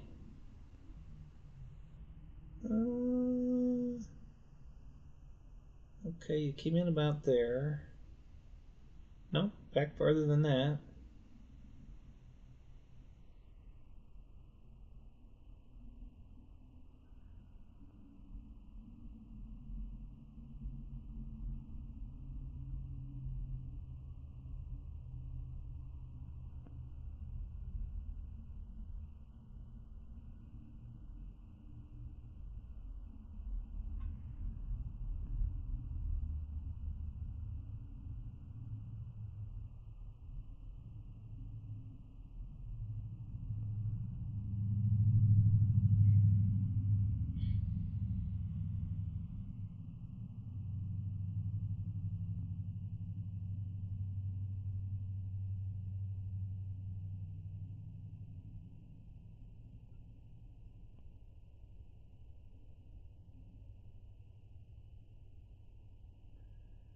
All right, hang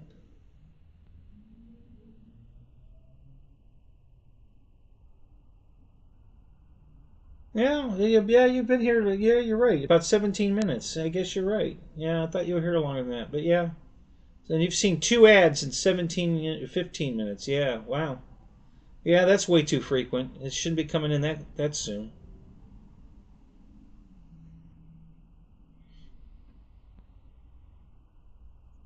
Yeah. Yeah, I haven't touched my settings. It's, like I said, I have no control over it.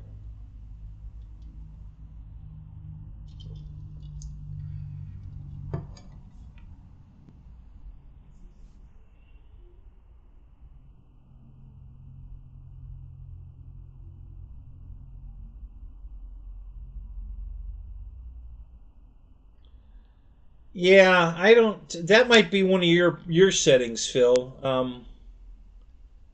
They because I never get that problem at the top of the. Is it at the top of the chat window? Is that where you're saying you're seeing it? Listen, just go get. I run what's called Ad Blocker Plus. I believe is what it's called. Let me look up here.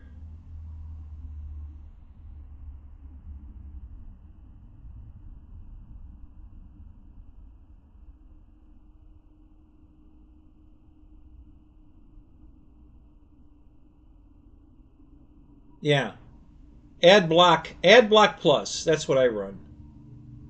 It's a free download. You know, you only get a nag screen. To donate every so often. It's not bad. Just click it away.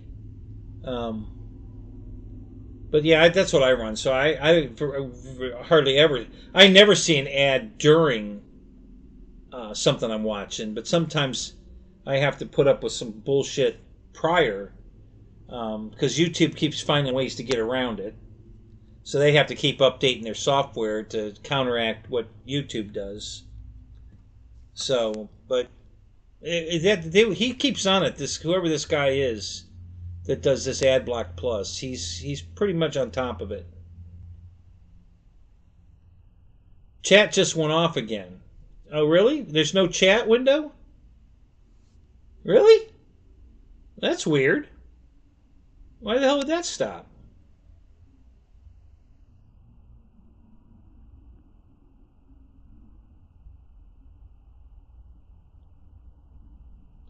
Oh, no kidding.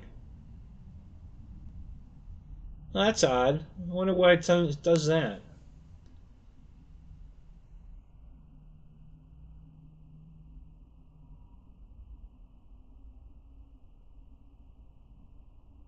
Well, yeah, yes and no. So you're right. I'm hosting, so I don't see it. But if I open another window, remember when I told you those nights when I lost my control panel or whatever, and I had to watch what you watch? I'm not getting those ads, and I'm just watching it like you are. So if I wasn't running the ad blocker, I'd be getting all the crap you get.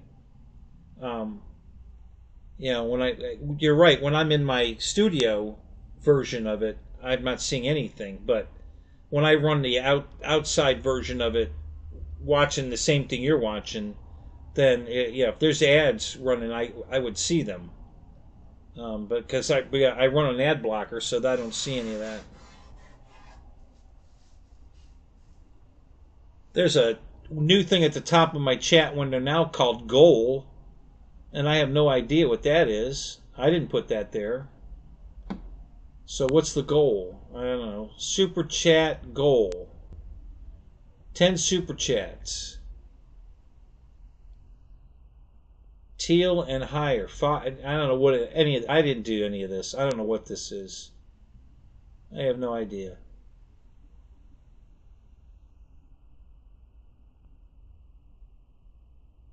So I guess I'm supposed to set up the goal, super chat goal, and how many super chats get how much money, and time 30 minutes. 45, 1 hour.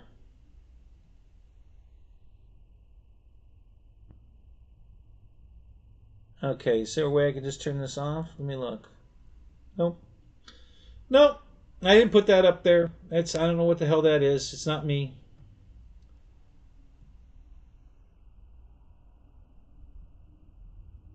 I'm certainly not going to activate it.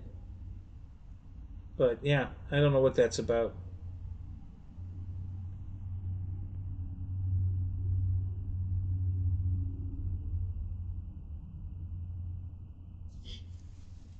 Just just YouTube trying to hammer you guys to give them, because they get like 33% of they're like my attorney. if you give me a $9 super chat, $3 goes to them right off the top. My Patreon account only takes like, I don't know, like 6% or something. It's much less than a third.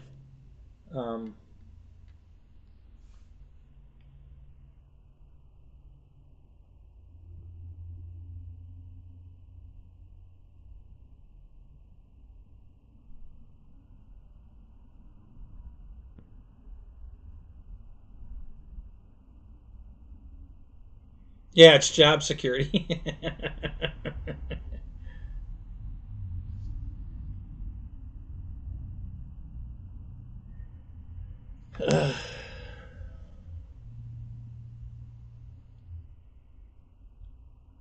Yeah, YouTube's really been pissing me off lately. Today was the first time I actually considered going to TikTok. Because I'm just getting tired.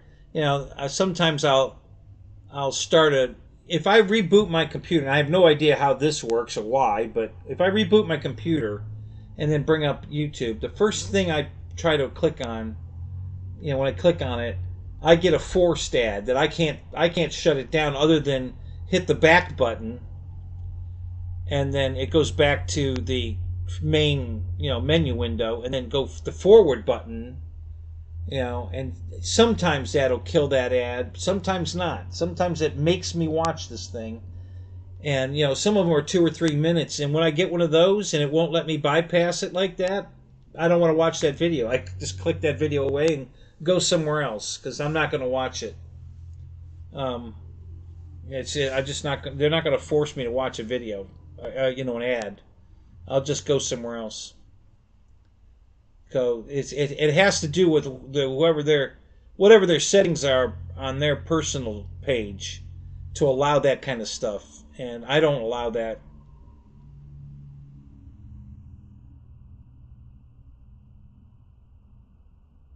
It delivered it chat 10 seconds.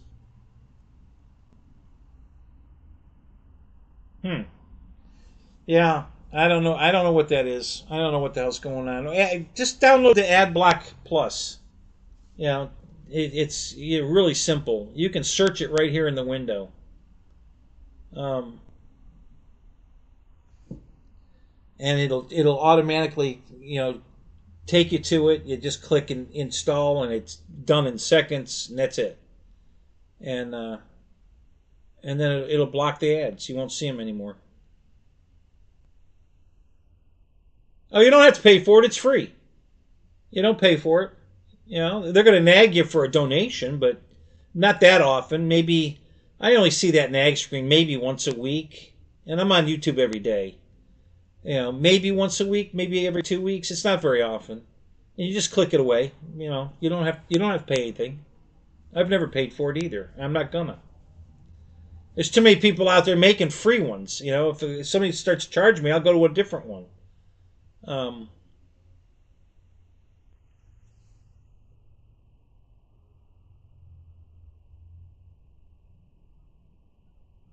Advertiser friendly. Who would have thunk I was advertisement friendly? Yeah, no.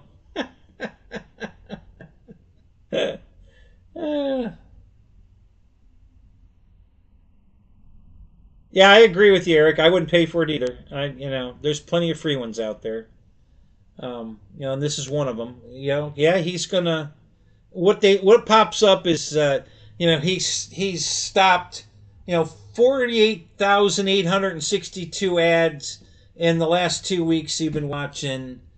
Donate $40 for the year or a weekly or whatever, and it opens a new window when it does that. And all you do is close the window, and it's gone. You're right back to YouTube again. It just pops up a new window, and it puts that in front of you, and you just close that window, and it's gone. You don't have to pay for it. So.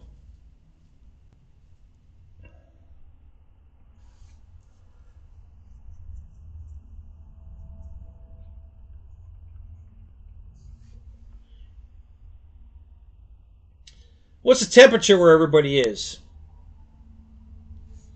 So it's 61 in the garage right here, but what's the temperature outside? It's getting chilly in here. It's 56 outside. Yeah, so it's 56 degrees here in Florida.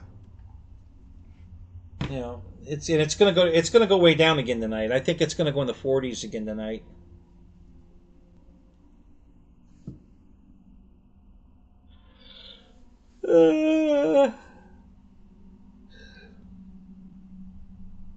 Anybody do anything cool for Halloween? Oh, you know what? All right, I got to show you this. I bought something. I bought a Halloween decoration. It's hilarious. I have to go get it. I have to go to the bathroom anyway, and this gives me an excuse. All right, so give me a few minutes. I'm gonna go get my spooky it's a Reaper sitting in a rocking chair. I got it at CVS. It's hilarious. Wait till you see this thing.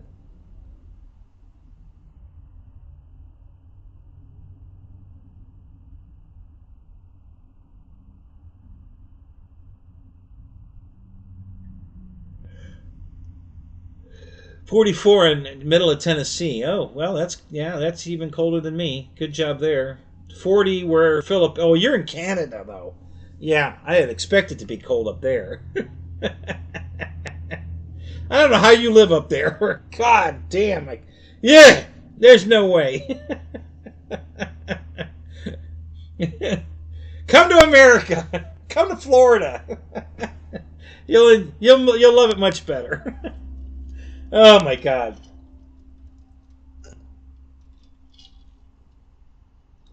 Another ad just came on? Oh wow. Yeah, you definitely need to download an ad blocker, Eric. I promise it's free. You're not paying anything. It's totally free. Just type right there in the search window, Ad Block Plus. Ad Block, one word, plus. And then it'll send you right to a page will open up, and it'll take you to the install, and you just install it. It does it automatically in seconds, and then that's it. And you don't do another thing. And like I said, it's going to pop every once in a while. It's going to pop up, and I don't mean like every few hours. I mean weeks. you might get a screen that pops open.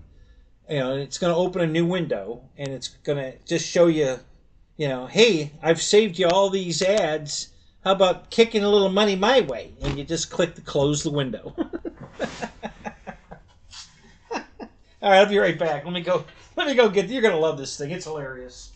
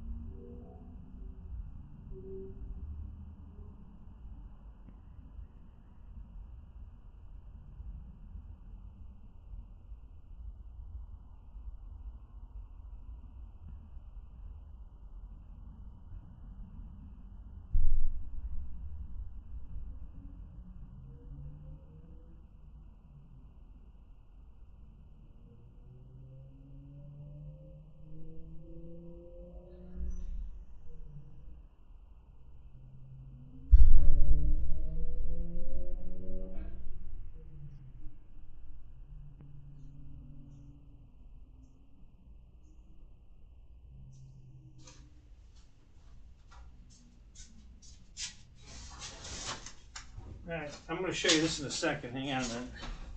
I want to show you something else first. All right, so I was just talking about the vent that they say that I found on Thingiverse, the print. And this is it. This is exactly what their print. I can print this on Thingiverse. It's there's three veins. So the middle vein has the wheel in it. You see the wheel in the middle there? So that's in the middle vein, and then the other two veins are hooked together with a piece, and you print all these pieces, and then the whole outside thing with that exact groove on the side. This is out of my Chevy truck that got totaled. It's the same vent. They use the same vent in just about every car, the Impala, everything. So yeah, and I can print that very vent. That's pretty cool. So you never have to buy one of these. You just print new ones. All right, so let me move. I got to move the Camaro so you can see this thing. I found this. I was in CVS the other night. My CVS is 24 hours. So I like to go there in the middle of the night, midnight, 1 o'clock, because there's nobody in there. And I can just kind of mosey around. And so I'm in there, and there's just one girl working in there, older lady. And I'm looking at the Halloween decorations to see if there's anything on sale that I can't live without. And so I found a couple things that caught my eye.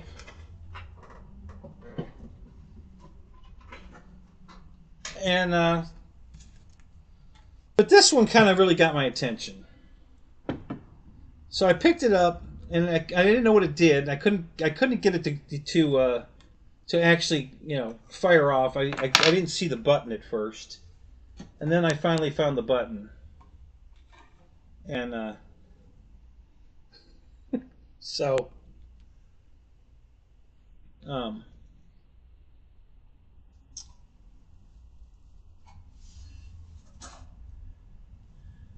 okay, what did I miss here? So Halloween is the best day at school. The kids are adorable. Typical fall day here. Rain, leaves blowing.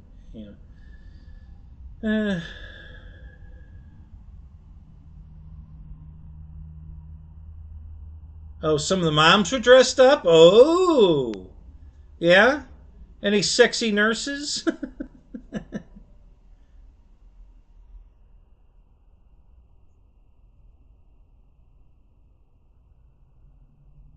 Yeah, see, I live on a main highway, so they don't trick or treat on my road.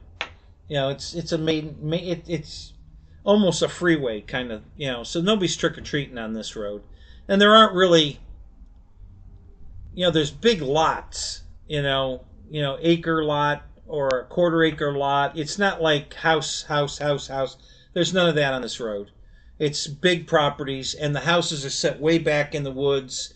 So it's not like you could just walk up the sidewalk. No, you have to go back in and, Hell, my house is over 200 feet, to get to my door from the road. So yeah, there's no trick-or-treaters here. I've never had a trick-or-treater. I would never bother.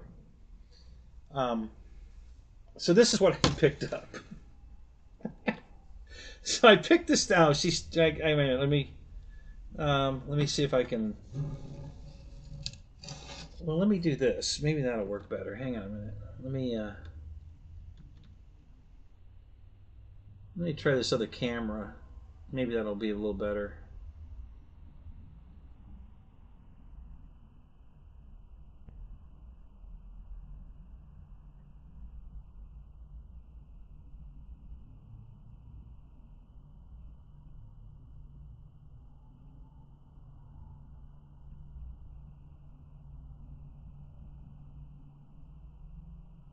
Well, that's weird.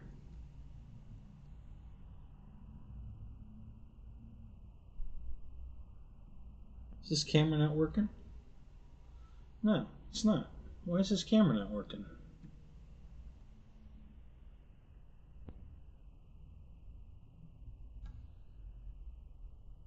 Oh, that's a window. I need a camera. There we go. Let's move that to the top. Okay, that's good. All right, let me.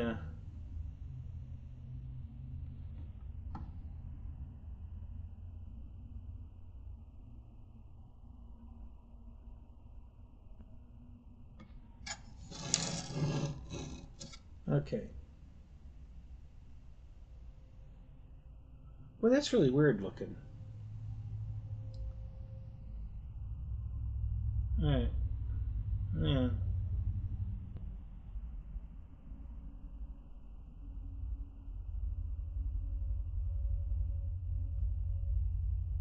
Okay. That's. Oh, you can see the camera. Okay. All right. Let me move my cup here.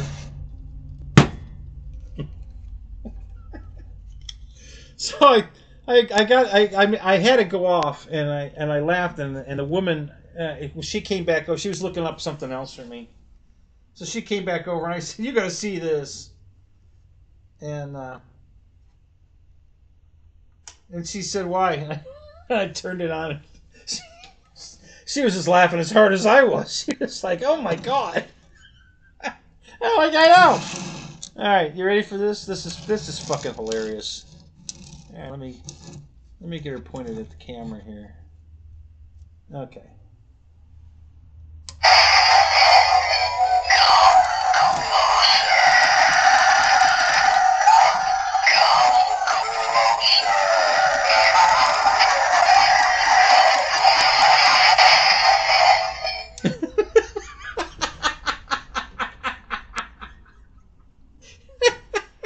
Could you imagine if this thing was life size?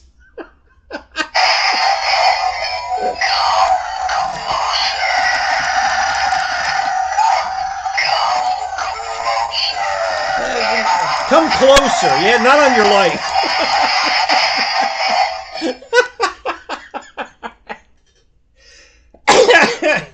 All right. So anyway,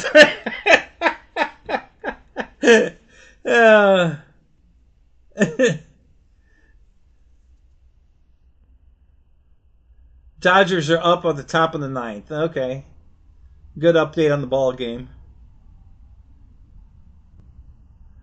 Yeah. So anyway, so I was cracking up, and I just told her, I said, "Okay, that's definitely coming home with me." so I bought. It was $23.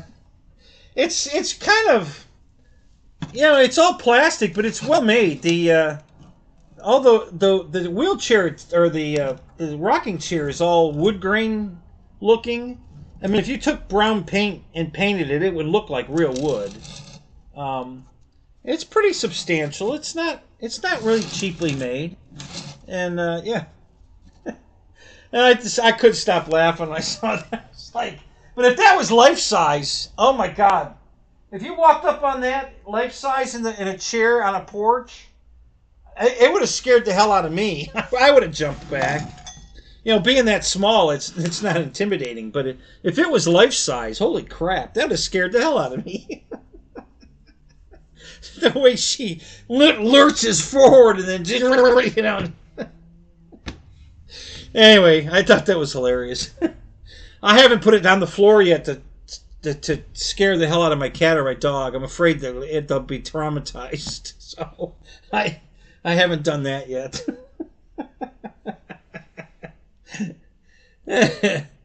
Anyway, I just thought that was funny.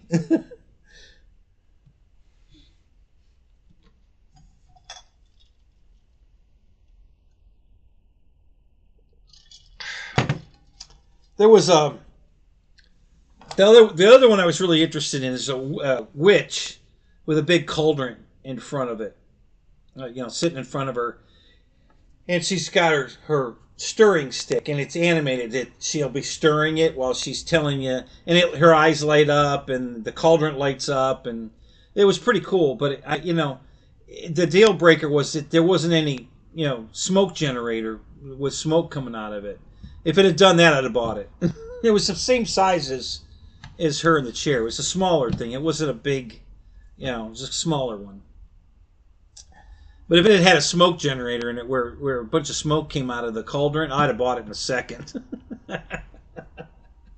But you know, without the smoke, it was, you know, because every time the witch is brewing something in her cauldron, it's got, you know, smoke coming out of it. So, you know, if you threw some dry ice in it, that would be cool. It would work. You know, you'd get that, you know, that fog coming out of it. But yeah, I just I didn't buy it.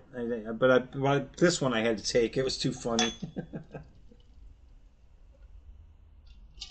You guys have been on my show long enough. You remember Jeff? You know, my 5 foot tall Reaper that you know, I put a name tag on it, Jeff. You know, from Craig Ferguson's show. So yeah, so I was gonna go over to my friend's house last night because he invited me over for Thanksgiving, or yeah, Thanksgiving, for Halloween. You know, giving out the candy, and I didn't go because it changed. You know, originally he talked about we were gonna hang out on the porch and, you know, watch the kids, you know, give out candy, and then afterwards we were gonna, you know, cook something on the grill and hang out for a while and la la la. And then when I called him yesterday to say, well, hey, what time should I come over? You know, he said, oh well, you know, the kids, you know, and you know, he sent me pictures of his car. He's got an old street rod, you know, a T-bucket. And he got it all cleaned up and everything. It looks like the Munsters car, pretty close. And he's got it all roped off. You know, you can't get anywhere near it. He's got, you know, like, you know, the movie theater, you know, chains going around it. And I'm like, well, what the hell? You got nobody. You've got that. The kids can't even get anywhere near it. You know, I don't want them anywhere near it. I hate kids. I don't. Well, why are you giving out candy if you don't like kids? He said, well, my wife wants to do this. And I'm like, okay. I said, so what are the kids going to walk past the car? No, we go out we sit on the sidewalk and pass out the candy. We don't let them come up the driveway at all. I don't want them anywhere near my house. And I'm like, okay, so we're coming over there and we're all going to sit on the sidewalk? Well, yeah, we're just going to hang out on the sidewalk. I said, oh, and then we're going to grill afterwards? He says, grill what? I'm like, well, you're the one that said you were going to grill something. We were going to, you know, I wasn't expecting, you know, steaks or anything. I just thought we were going to do some finger food, something, I don't know, you know, chicken wings, I don't know, you know. Oh, no, we're not cooking out. And I'm like, oh, okay. All right. You know what? My back hurts anyway from the accident. We're not coming. It's like, you know, we're gonna sit in the sidewalk out by the road and pass out candy, and you know, yeah. And he's got the whole place decorated, but you can't get anywhere near the decorations. They're all at the house, and everybody has to stay out in the street, so you can't come up and get close to the decorations or anything. Because I was going to bring, I've got an 11-foot tall cat, an inflatable cat, and I was going to bring that. And I said, well, the kid, you know, I was going to set it up in the yard, and then the kids can walk under it as they're coming up to the door. That's when he told me, no, we stay on the sidewalk. We don't come up. Like, okay. So,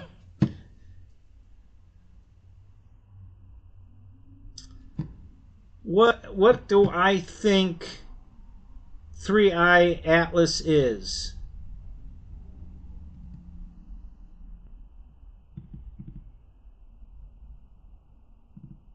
Is it a UFO or just a comet? I don't know what you're talking about, Eric.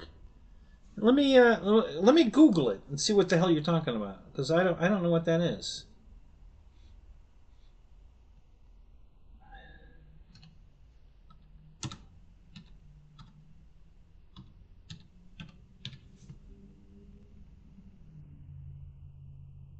Oh, okay. So it's some kind of interstellar comet. Just made its closest pass of the sun discovery, where it's going next week or next. Well, they say it's a comet.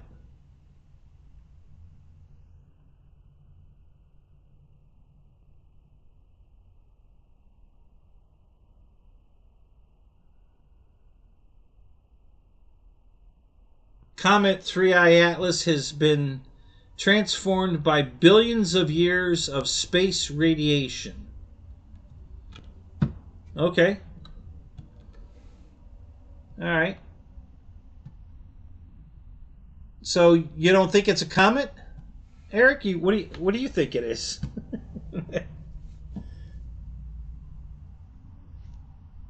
I mean, it's, you know, Google says it's a comet. What do you think it is? You think it's a UFO?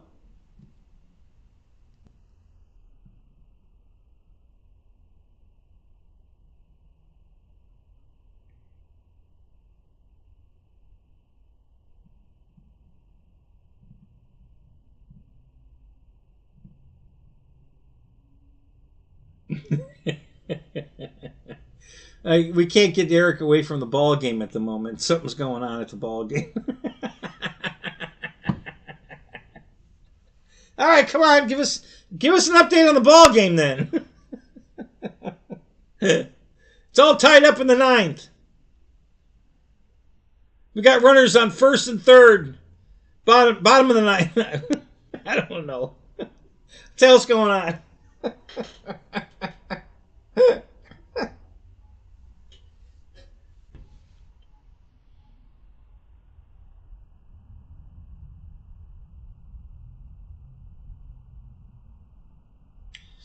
It's been said that it speeds up and slows down and changes direction. So you're thinking maybe UFO. Okay, so do you believe in UFOs? Do you think do you think this is the first one that's ever been here, or you know give me your take on this?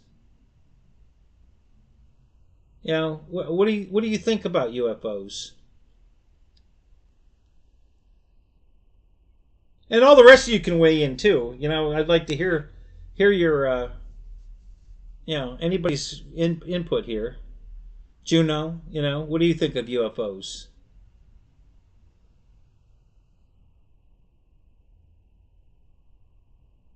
Come on, the three of us have to keep the other four that are lurking entertained. we gotta do something interesting. I'm gonna lose them.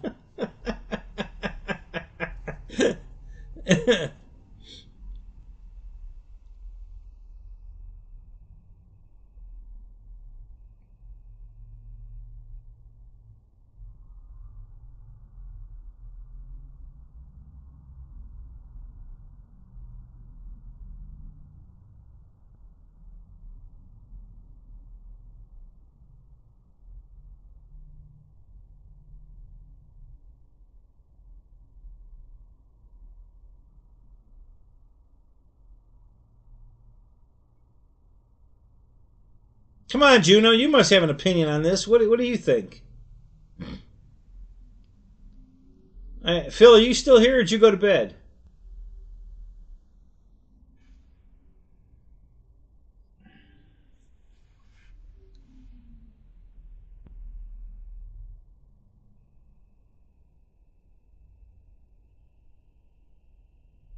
You believe UFOs are fallen angels and are sent to deceive man. Really? That's very interesting, Eric, and I've never heard that before. Now, why do you believe that? What do you think?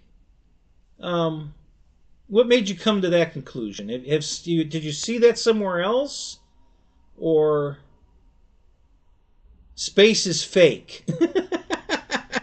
Okay.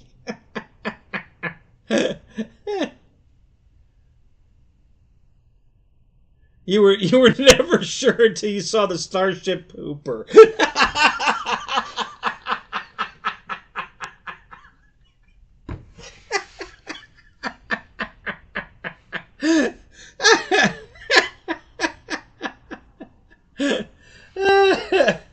Oh my God, that's good. Yeah, and now you're certain.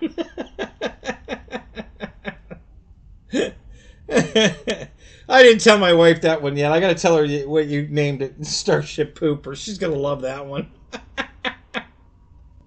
You know, she took one look at the car and she was like, you know, she didn't like it either. You know, the black with the stars on it and everything. And I said, yeah, I know. Don't worry about that. It's just a wrap. I can just take it off. I can just pull it off. You know, and the car will be white again. So Don't worry about what color it is. Just look at it. So she come out and looked inside the window, and she goes, "Oh my God, the seats are perfect in this thing. This thing's really nice." I said, "Yeah, I know. That's why I bought it." So she was walking it around, and she goes, "Yeah, it's nice and clean. You know, it's straight. I don't see any damage or anything. And you know, God, I can't believe how nice the interior is. The carpet, everything, it's perfect." And I said, "Yeah, and everything works. The windows work. The heat works. The AC doesn't work, but I can fix that. No big deal there." And so she was kind of impressed. She's like, I said, "I only paid $5,500. I think to buy a car with is reliable and can get you from A to B and everything. I think that's pretty impressive. But I still can't get over the Chargers I bought for $3,000, $4,000, and $6,000. These cars are incredible for the price. Is just amazing. I would have thought I'd paid double for all those cars. Honestly, I can't believe what you can get in a Dodge Charger. How cheap you can get them. And there's plenty of them out there. I believe. Phil says, "I believe."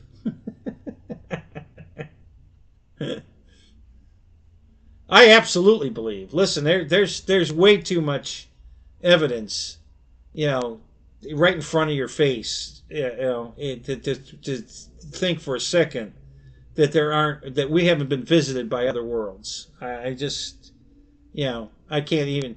I mean, the pyramids alone have, pictures, pictographs inside the pyramids of people wearing helmets. Okay, now why would they draw that on the wall of the pyramid if they didn't actually see it? If something wasn't wearing a space helmet, why would they have drawn that? So I totally believe that we've been for many, many years. I mean, all the way back in the 60s when the Roswell balloon crashed in the desert, that we've been visited by other worlds. Absolutely. I totally believe that.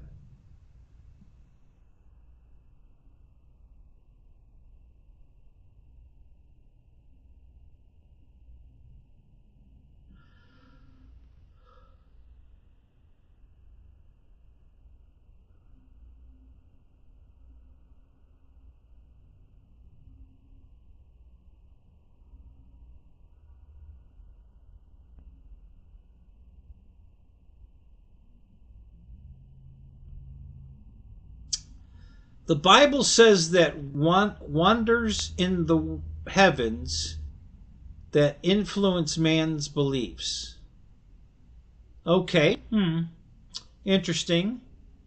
Um, I haven't never read that in the Bible. What book, chapter is that in? Corinthians, John, which where's that in the, I'd like to read that.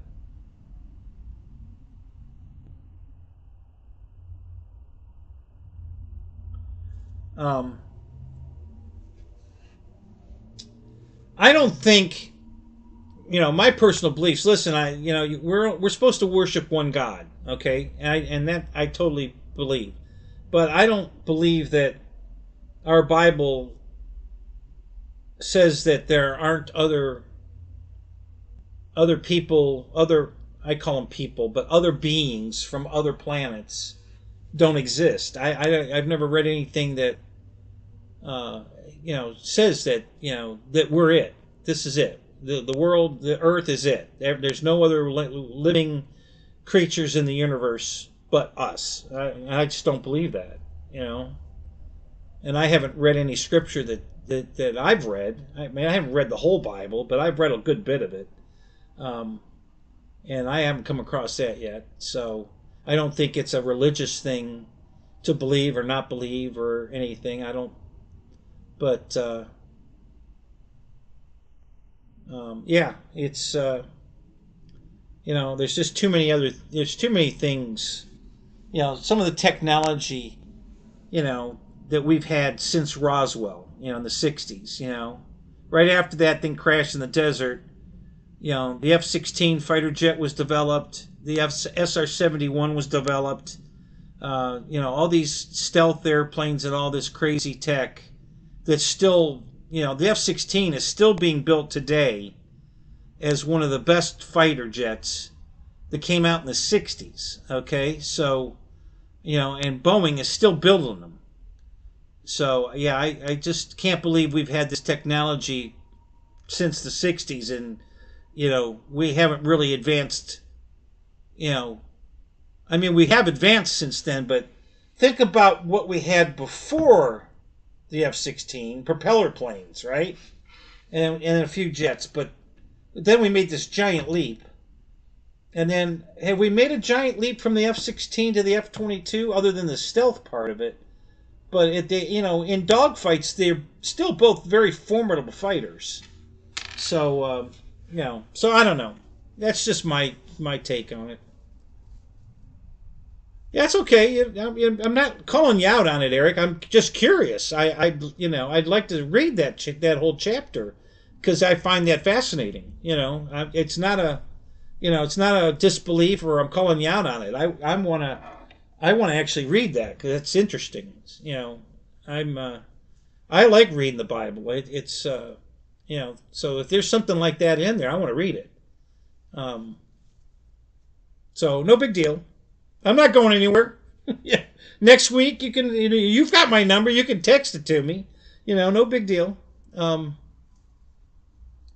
yeah, that's really interesting. I really want to see that. Um, where you know what happened to damn uh, Mike Bird's not in here tonight. What the hell happened to Mike?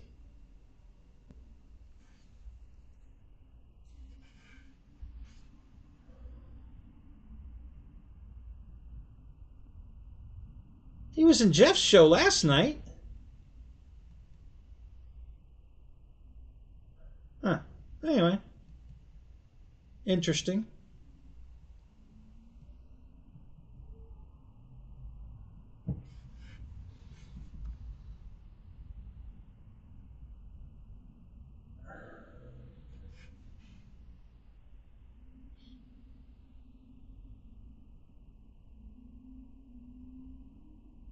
I think we have technology way more advanced.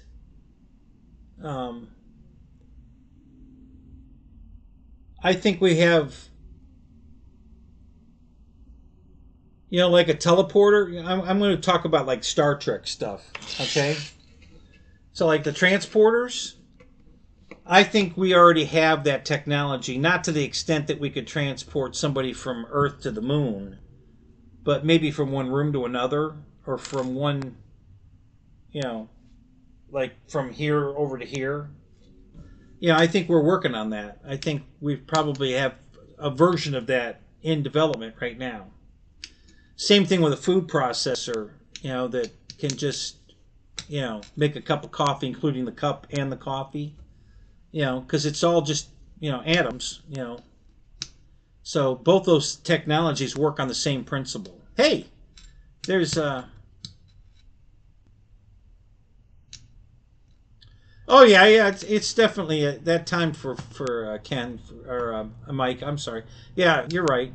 But he's usually up at this time, and then he takes a nap and then gets back up like at 2 or 3 our time, so, because he got back up. So, but yeah, he's usually the first one in the room.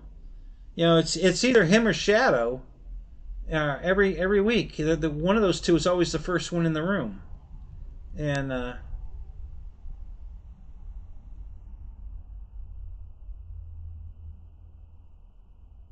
he didn't show up tonight at all. I don't know. I don't know why. I hope he's okay.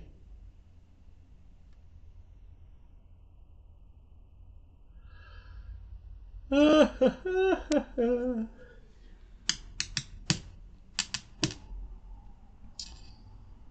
right. Let me think. What else could possibly be?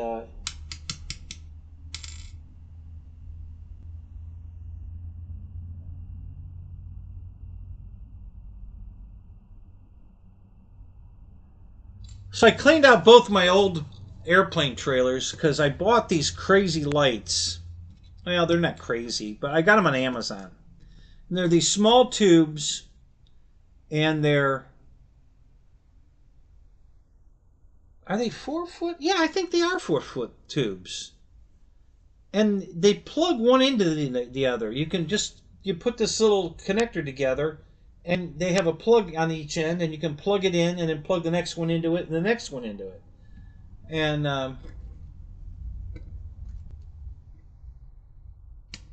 oh well, okay, that's possible, Phil. Yeah, he might be moving back home too.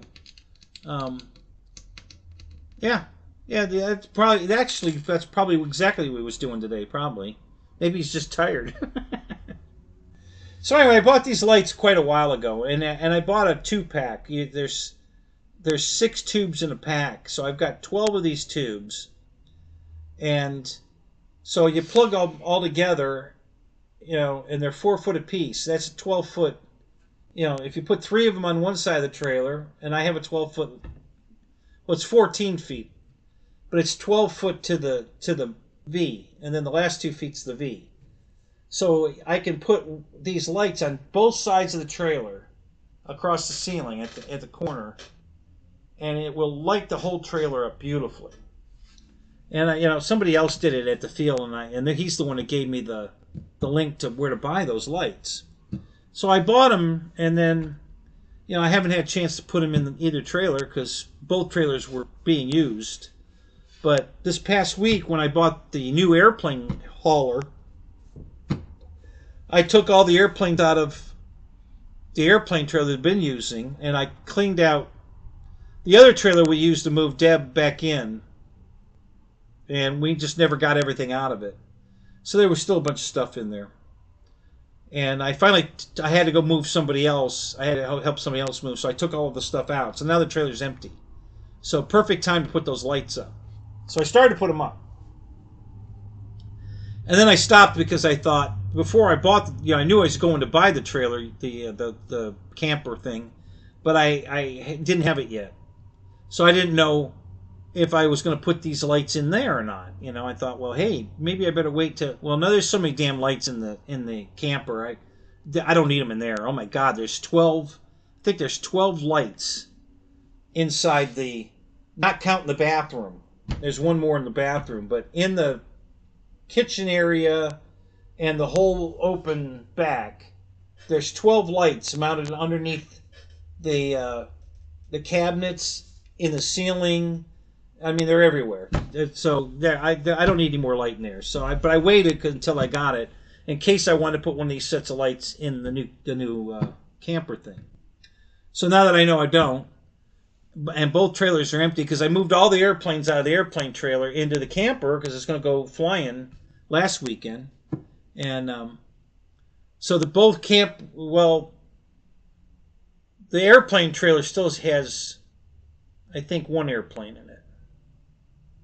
Yeah, I think there's one airplane and a couple of boxes of spare parts that I carry. And that's all that's in there. I took the bed out. Everything's out. The mattress. The covers and the mattress. TV's still hanging on the wall. I don't need to move that. It's not in the way. So I've got room in there to put these lights up now. So I think maybe tomorrow, depending on what the weather's like, I might wire both trailers with these lights tomorrow because I got them all out to do it, and then I stopped until I got the camper home, and now I'm ready. While both these trailers are empty, I wanna put these lights in. So I might do that tomorrow. They're really cool lights. They put them across. 2 different guys use these lights in totally different ways, but I'm just going to run them just because they'll be out of the way, right on the edges of both the ceiling and the corner, because they're very small. They're way smaller than regular fluorescent tubes. They're probably smaller than half the size of a regular fluorescent tube. And they're LED lights, so they're going to last forever.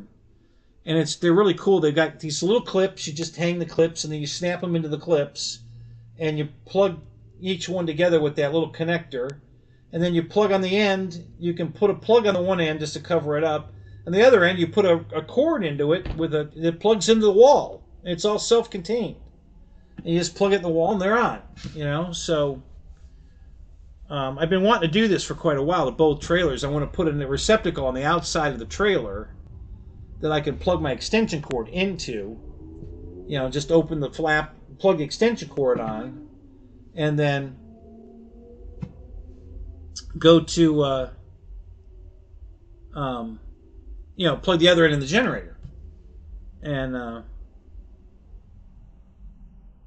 I haven't done that yet, but I want to. And since both trailers are empty right now, I think I'll go ahead and get that done. Maybe tomorrow. If weather's good tomorrow, I don't think it's going to take very long. I just got to drill a few holes, screw those clips in place, you know, go to Home Depot and buy a couple receptacles, and you know, I think they make something like that. I would think they do. So yeah, that's what I'm gonna try to do tomorrow, I think. And then I could put. I have to fix the one airplane rack was not secured to the floor. It wasn't a problem, but I still want to secure it. So, JCB, what's up? How you doing? You're back. You were here before. You know? Did you leave? You come back? You've just been lurking. Are you watching the ball game? Huh? Is that what's going on?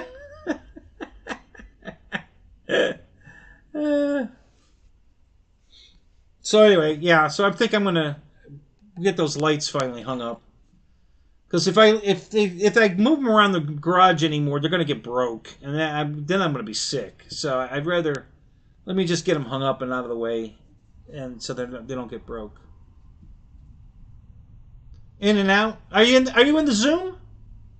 How's the Zoom? I'm you know, if you are, I'd like, you know, what's going on in the Zoom. Anybody who's been there tonight?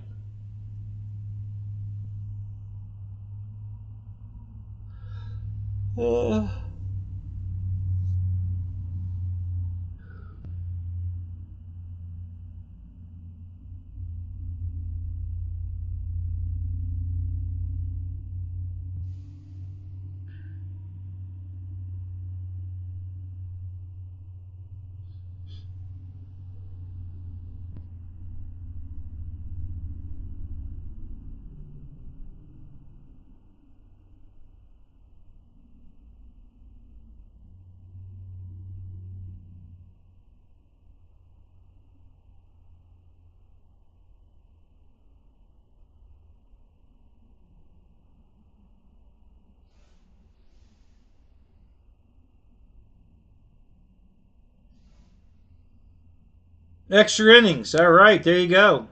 Top of the 10th. Way to go.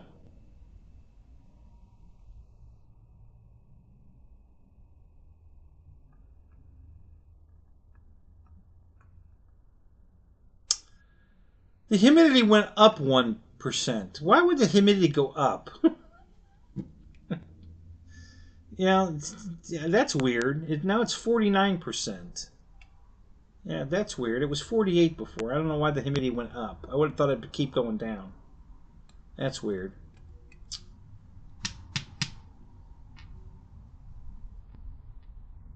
Hot air.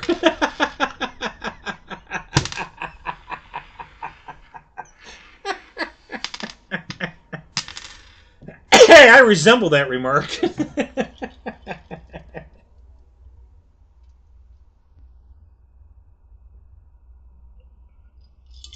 Oh, you think it was in Revelations?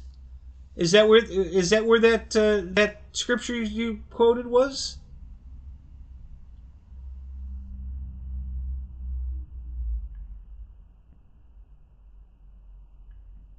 You know, I could probably just type that into Google and it'll probably tell me what book it's in. Let me try that.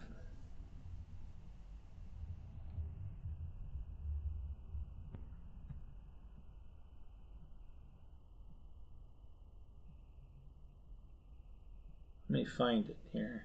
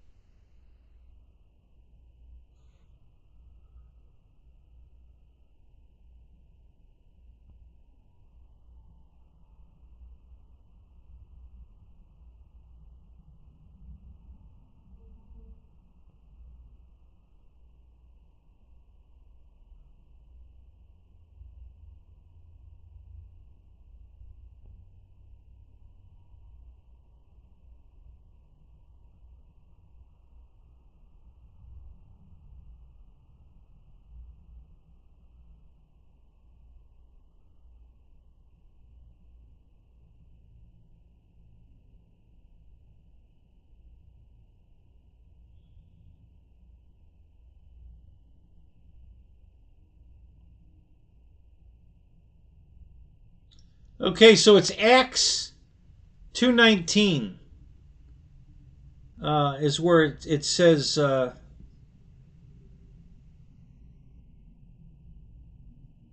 wanders in the heavens as part of God's plan to pour out his spirit. And then in Luke 21:26 describes celestial power being shaken and terrifying event.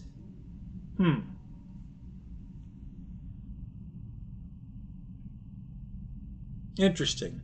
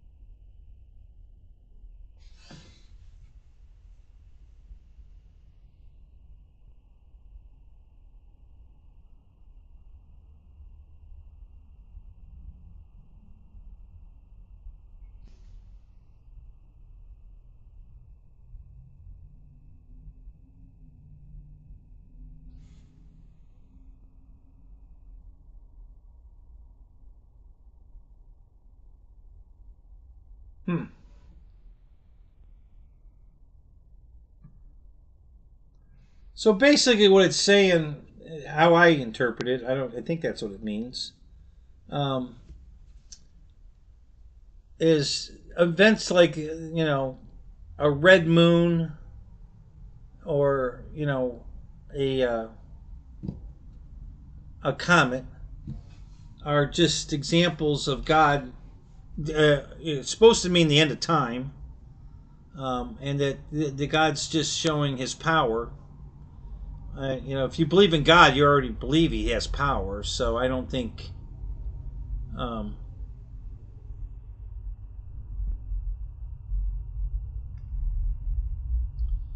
is owning four of the same planes with identical setups overkill? No, you're asking the wrong guy. I have four of the exact same. I only have one plane that's four of the exact same one. I have four Carbon ZT-28s. That's the only thing I have four of. But I have quite a few threes and a whole bunch of twos of the same airplane. So yeah, I'm the the epitome of overkill.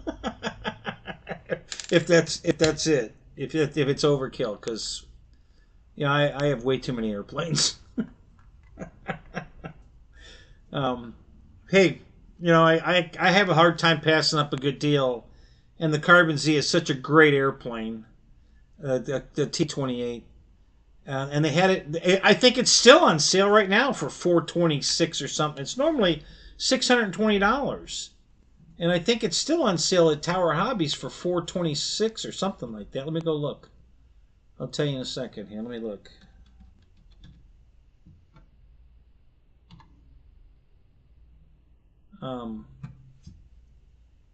I mean, it's the bind and fly version too, not the plug and play. The bind and fly version is on sale, for $426 or something like that. It's incredible. So I bought another one. I already had three. I bought another one. So now I got four. And they're all built except the brand new one is. I'm clear coating it. Actually, this one I'm going to leave it exactly the way. The other three, I'm going to do paint jobs and other things with them. But this one I'm going to leave exactly the way it came out of the box. I'm just going to clear coat it. So right now I'm in the process of clear coating it. Putting the decals on first, and then clear coating it. So, I have an original one that's red and white, and then I have three yellow ones now, but the two other yellow ones, one of those is going to get a custom paint job on it. And now that I bought this other one, I maybe two of them are going to get custom paint jobs. Because I have two different paint jobs I want to put on that plane. And yeah, so that might be what I do now. Uh-oh. All right, looks like they might have taken the Carbon Z out of the... let me do this.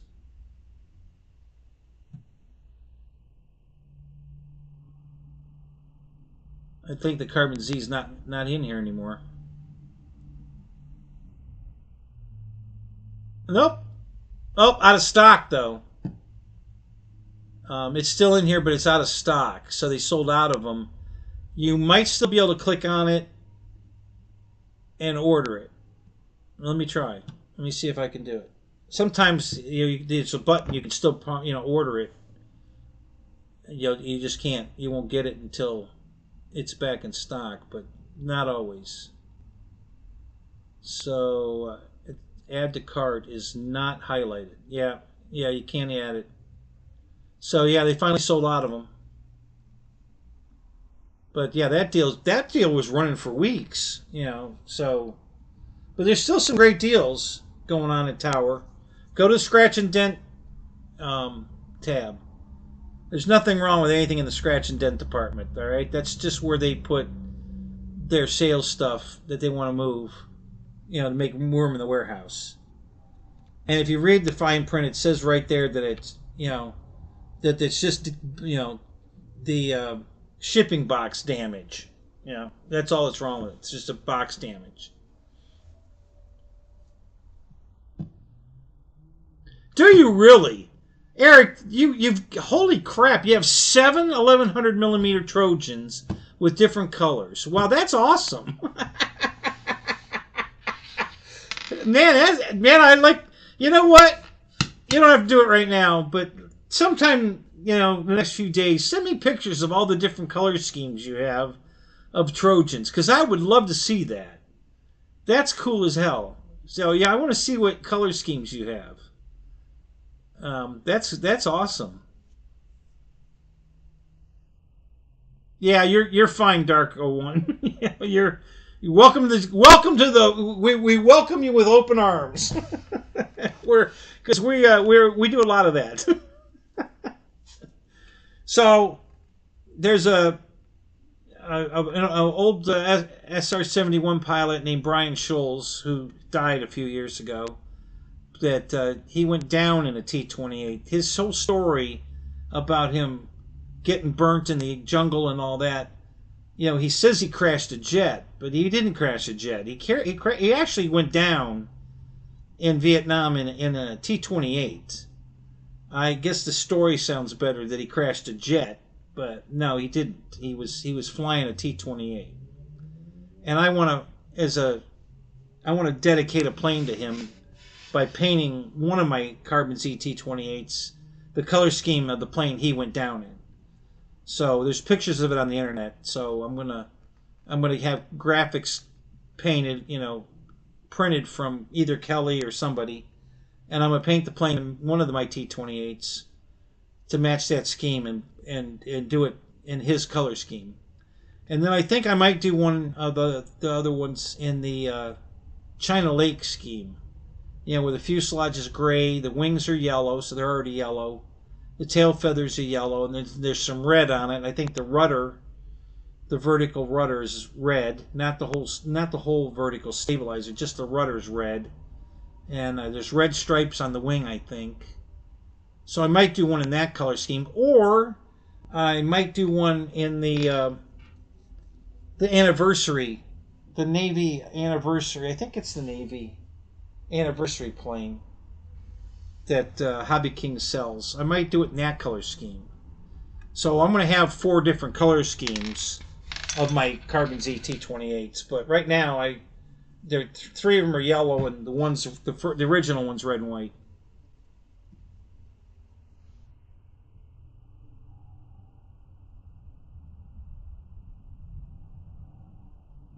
See, when I get an airplane I really like, because I'm afraid they're going to discontinue it. It doesn't matter which manufacturer. If it's a really good airplane, and I'm afraid they're going to discontinue it, especially if it goes on sale, I'll buy it, at least a second one, if not a third. because I just don't want to, if it's a really good plane that I really like, I don't want to. I don't want to ever lose it. I don't want to crash the one I'm flying and not have a backup. So when I have a plane I really really like, I buy a backup, at least one backup, sometimes two. Like for instance, I have three of the C-130 that Hobby King put out. Um, it's got retractable wheels, the main gears and the nose gear retractable. The door in the back opens. The ramp door in the back. Um, so the first one I bought was the cargo color scheme, not the Coast Guard. So I've got the cargo one. Then they put the Coast Guard one on sale, so I bought the Coast Guard one. And then a year or two later, they put the Coast Guard one on sale again, which was very recent. It's been within the last 4 months. They put it on sale again, so I bought another one. So now I have three of them. And then the same. That's how I bought the fourth K-28. When they put it on sale that cheap, I was like, well, God, I can't pass that up. I got to buy that. And the Albatross is on sale right now at Hobby King. It's a 1600 size airplane. It's a pretty good size. Where's my Hobby King tab? Did I close that? I think I might have. Yeah, I think I did.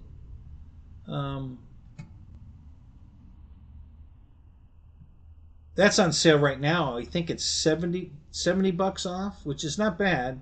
I got it cheaper than that. It was $100 or more off when I was, according to what I paid. I paid $227 for it. The first time it was on sale.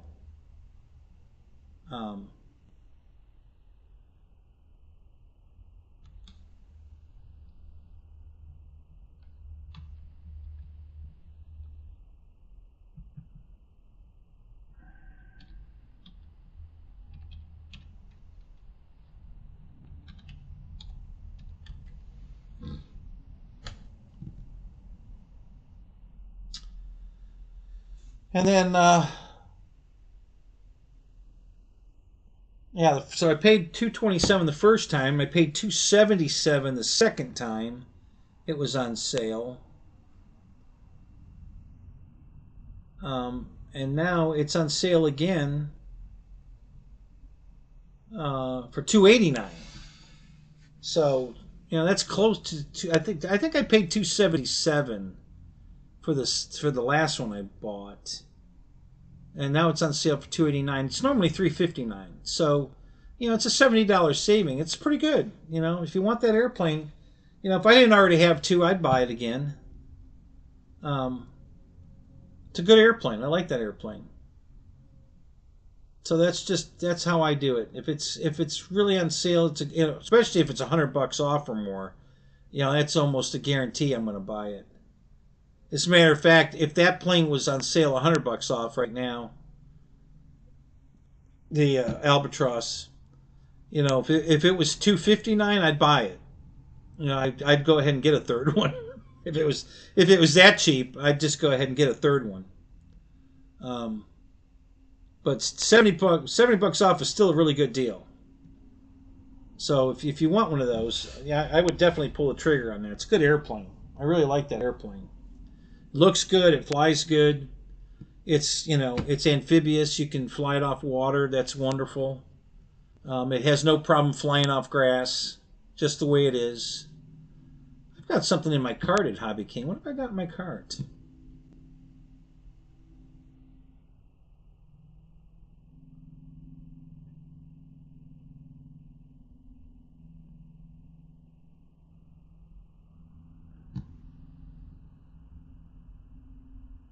Oh, I've got the fuselage for the King Twin in my cart.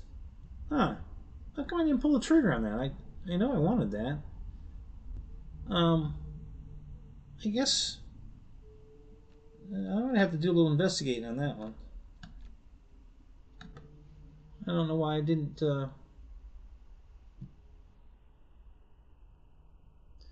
Congratulations, I've got a coupon, 5% off. Oh, yeah?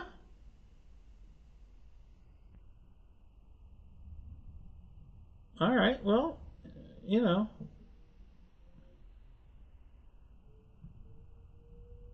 okay. Let's, maybe we'll use that. What the hell? Another 5% off? I can deal with that. So let's go back to, well, I started to do this before, my Hobby King was froze. So let me do it now. It's working now. Let me go over everything that's on sale in the airplane department. All airplanes. Click on that. And then we'll go to highest price first. See, I like to, I like to put my airplanes in the highest price to lowest price, because if there's a particular airplane I'm looking for, I already know approximately what price it is, so it's easier for me to find it that way. Because I can scroll. If I know the plane's $300 or $400, I can scroll down to the $300 mark, and then start searching. Instead of just going through the entire list.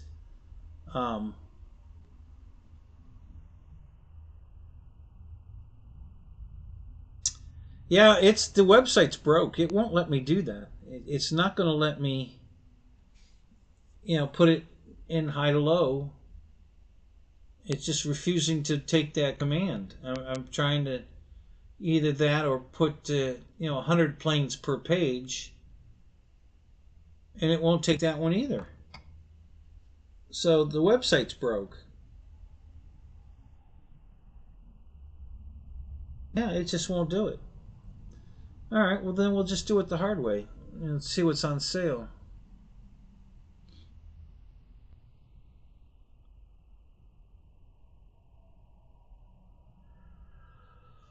Wow, that's going to be a big ass glider.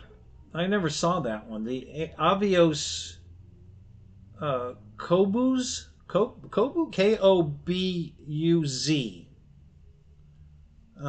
That looks like a huge glider. It's $400.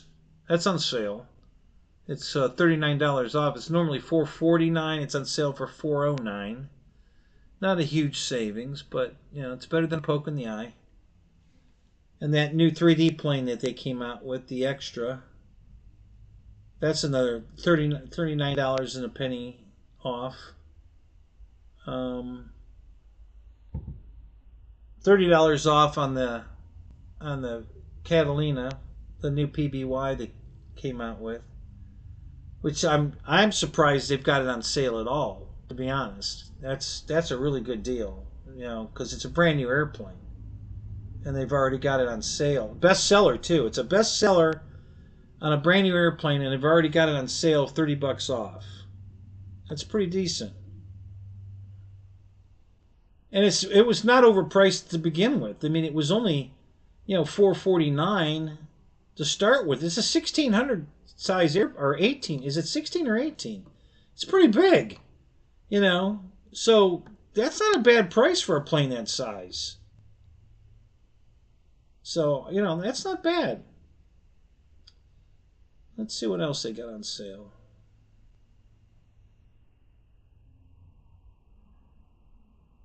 I'm not going to mention anything. It's $10, $9, $13. I'm talking about substantial, 30, 40, 90. Something worth mentioning. I don't think anybody would run out and buy an airplane because it was $13 off, unless it's a $14 airplane. But I mean, other than that, no, I don't see anybody getting excited over that. So I'm not going to bother with that. Just anything that's substantial, I'm going to mention.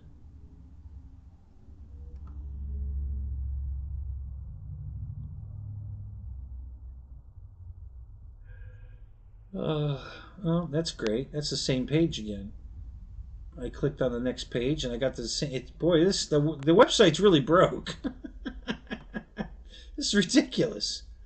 You know, it's not working.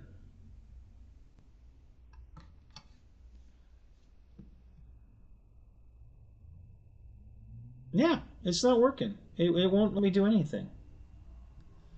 Let me see if I can do it by category and see if it'll let me do anything. Because it's sure not letting me do it with all airplanes. It won't even let me go to page 2. It's just absolutely not letting me do anything. So let me try civilian and trainers and see what we get.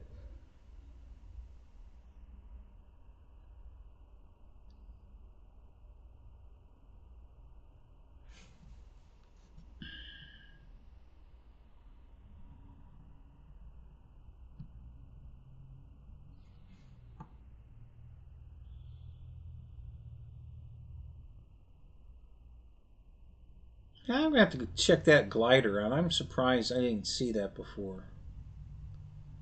I'm thinking it's like 300 millimeter. You know, the size of the FMS one. I'm guessing. I don't know for sure, but I'm guessing.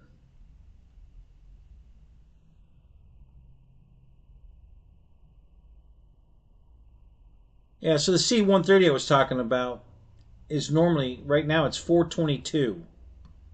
Okay? So when I bought I bought the last one, I think was 277. Was a really good deal. That's why I bought a third one.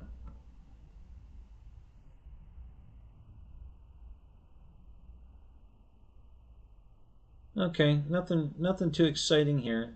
Uh, let's try another one here.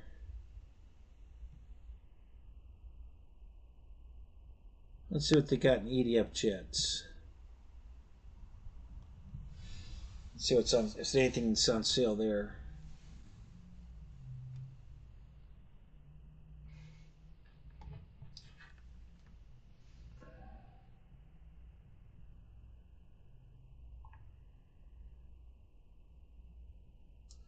Yeah, it's going down. It's down to 53 now here. Temperature getting pretty nippy. Definitely getting cooler.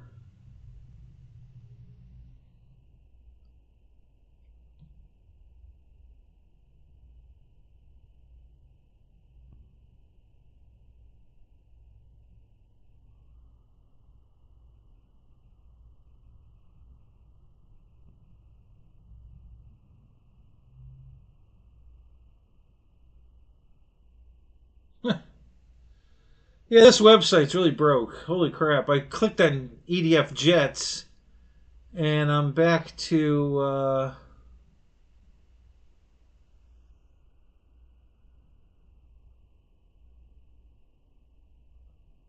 Yeah, I'm back to the all airplane. So it didn't take the jet command at all. Let's try one more.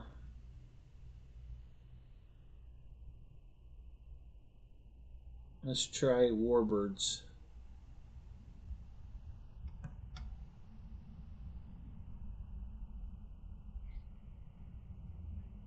See if it's gonna give me just warbirds, or we're gonna still get the whole kit and caboodle. Really strange. It's really messed up tonight. Yeah, same thing. You know, it's throwing it all in there.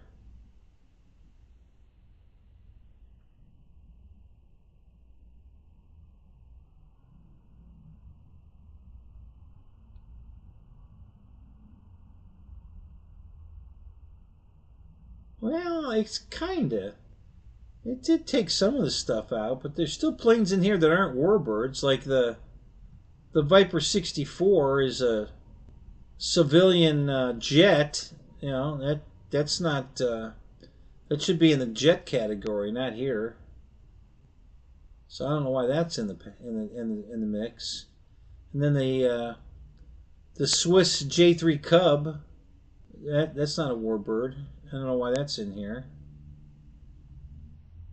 Um, that new jet they came out with, the big one, the turbine ready one, the Sport Hawk, That shouldn't be in the military, you know. So I don't know why that's in here. Yeah, this the website's really screwed up. I don't know what's going on. Let me try one more. I'm going to try gliders and see what I get.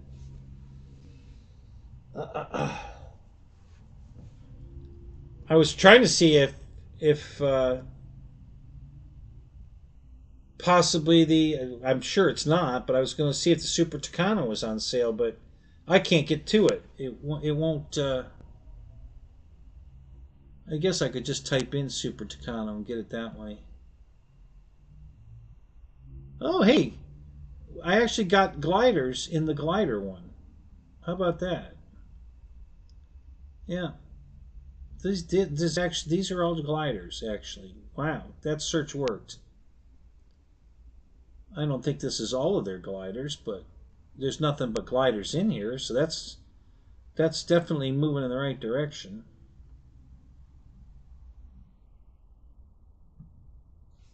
Yeah, it's definitely not working right tonight. I don't know what's going on. Weird. Very, very weird. Oh, so it's only 2200 millimeters. That's not really that big. I think my what is it? ASW 28. I think it's either 22 or 20. No, I don't think it's 28. But I think it's 22 anyway. Yeah, so it sure looks bigger in the picture than it is, and for $400, yeah. No, I wouldn't. I don't think I'd pay that for that. All right, let's try it one more time. Since that one was kind of successful, let's try it one more time. Um, all right, I don't know what it picked. It picked something on its own. Yeah, I don't know what it picked that time, but it just picked it on its own. We're back to all airplanes again. Yeah, it just definitely wants to. Yeah, the website's really screwed up.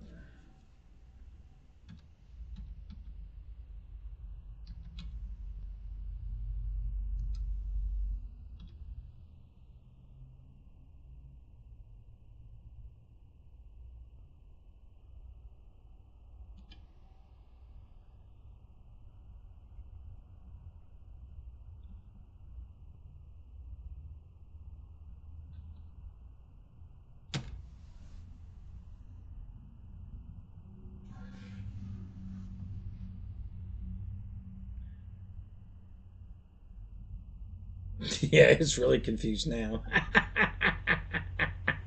All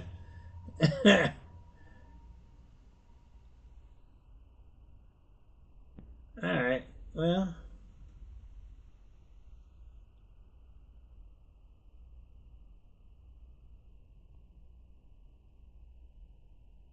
Oh, they're back to this again. I thought they stopped doing this. All right, they must be out of stock of the Super Tucano because they did this a few. They do this every now and then. They completely take it out of the lineup if they're out of it. So I did a search for Super Tucano. I've got all the parts. You know, I can buy the engine. I can buy a wiring set, the wing mounts, a servo, nose gear servo, the wing hold downs. Yeah, all the parts, the rudder, elevator, wings. Although some of these I think are back ordered. Yeah, some of these are not in stock. But the plane itself, the whole plane, not on the list. It's not here. So, did they discontinue it? I seriously doubt it. That's been a super winner for them, so I really doubt they discontinued it. But yeah, the website's just screwed up. I don't know what's going on there tonight. It's definitely not working right.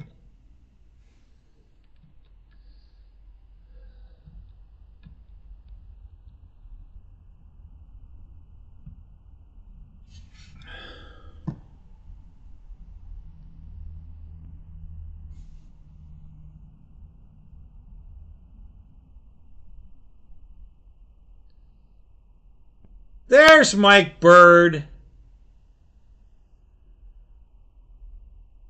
You had me worried, buddy. I was wondering where the hell you were tonight.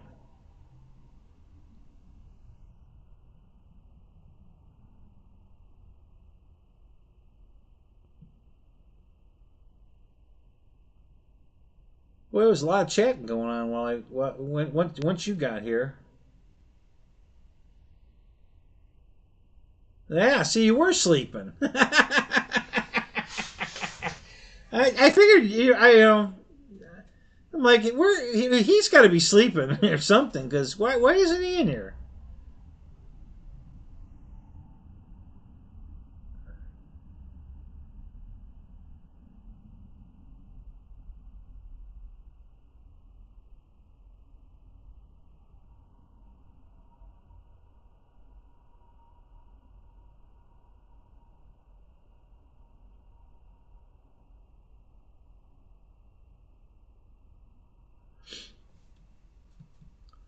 I'm just getting caught up in the chat now.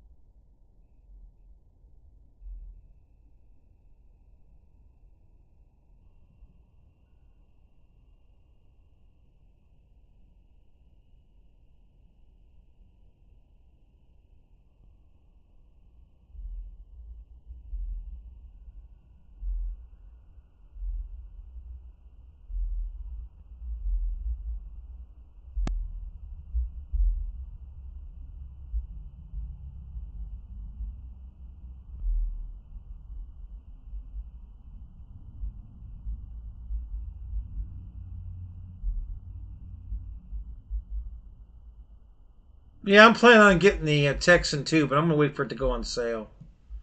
I know they'll put it on sale, so I'll wait till they put it on sale and get it.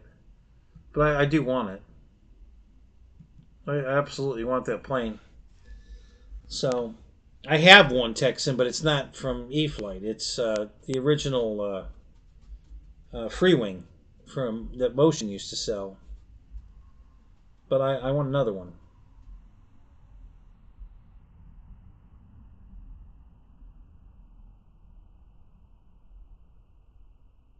An hour extra Kenny bonus.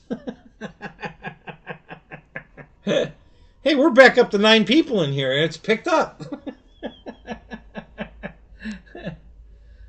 Oh, Matt 6M9. Is this Matt Moore? So they changed your name too, huh?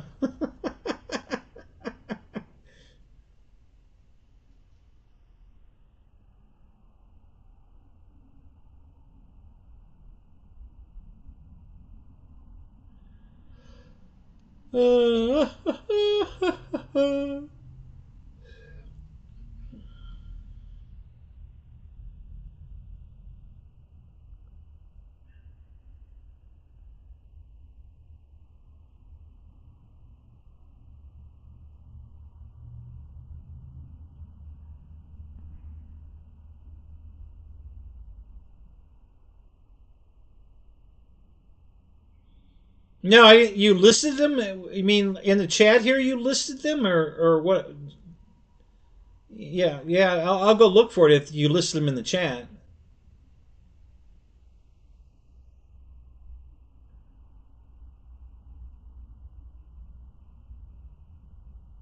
Yeah. So did you change it to 6M9, or did YouTube change it to 6M9?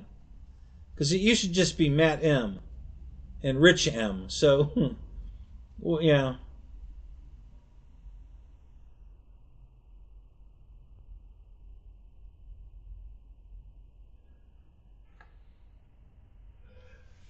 All right, let me go look. I still want to see pictures.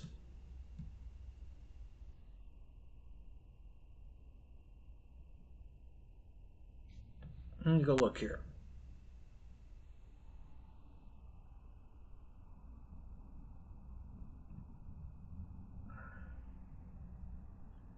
Okay, Durafly yellow and green, the navy blue and gold.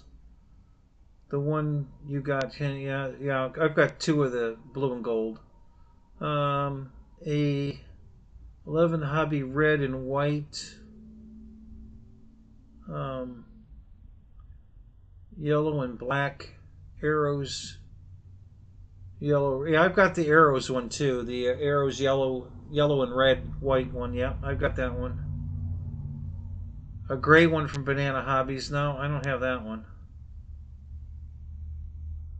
I don't have the Durafly yellow and green. But I have the blue and gold.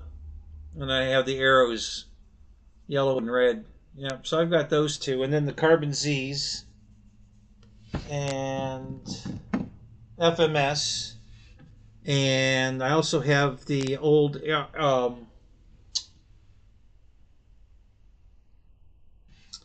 I have two of the ones from God, what was the name of that company?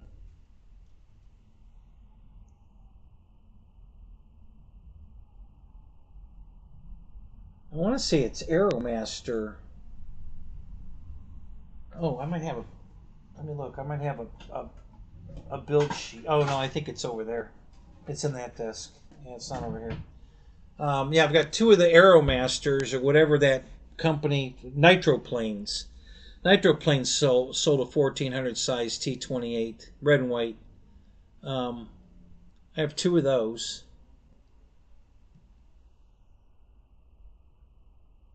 I just took the second one out of the box recently. When I bought my FMS one, I've got two of the FMS red and whites. Yeah, I have a lot of T28s. Jesus, I've got a shitload of T28s. Now I think about it, I thought Mustangs and Corsairs were the highest number of any one type airplane, but I think it's T28s now. Let's see, two golds, the arrows, two FMSs, two nitroplanes,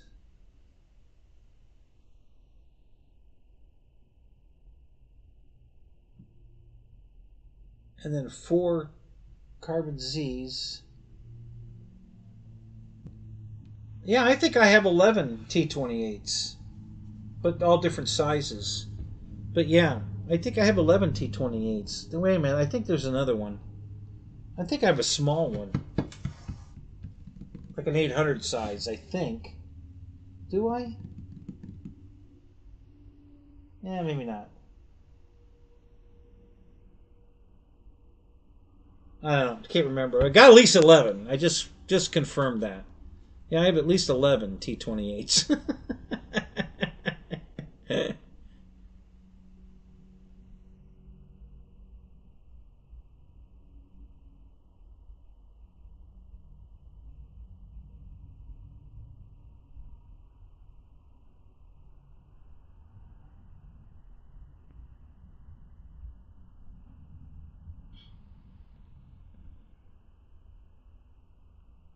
Yeah, I honestly don't know what the hell YouTube's doing.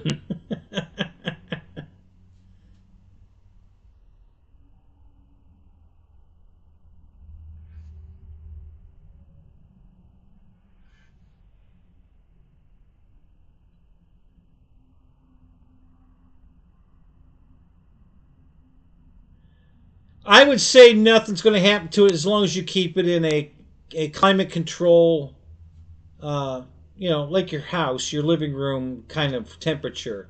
If you're going to put it in a storage facility that's not air conditioned or in an attic or like that, then no, I don't think it's going to survive long 10 years in a box. Um, but as long as you keep it in a climate controlled area, you know, like what your house would be, what you would live in, then I think it'll be fine forever. Um, You know, so yeah, that's, you know, I guarantee if you put it in a, you know, a shipping container or a storage unit that's not climate controlled, it's not going to last. It'll get too hot in there, and the foam will start to either warp or discolor. Um, you know, bad things are going to happen. So,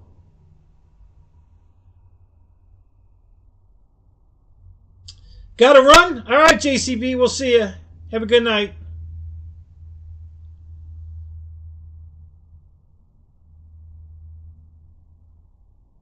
Yeah, well, yes and no. You know, a lot of the planes Fred has in his storage unit, he probably hasn't, especially if he has any in the box.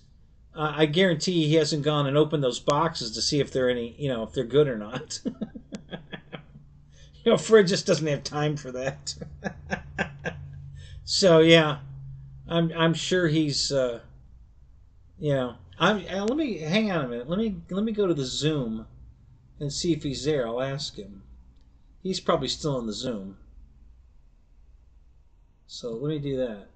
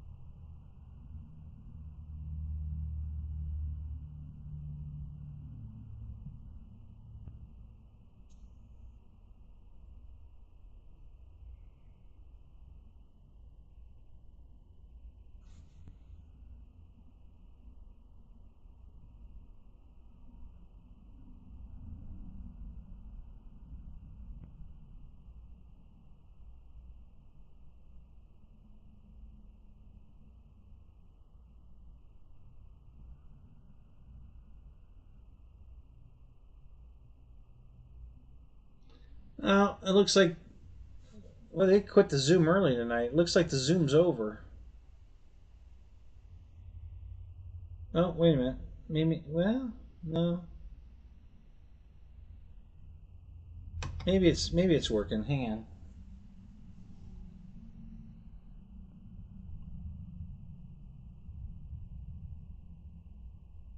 Yeah, it's just me and Spencer, and Spencer's already gone to bed. So yeah, it's over.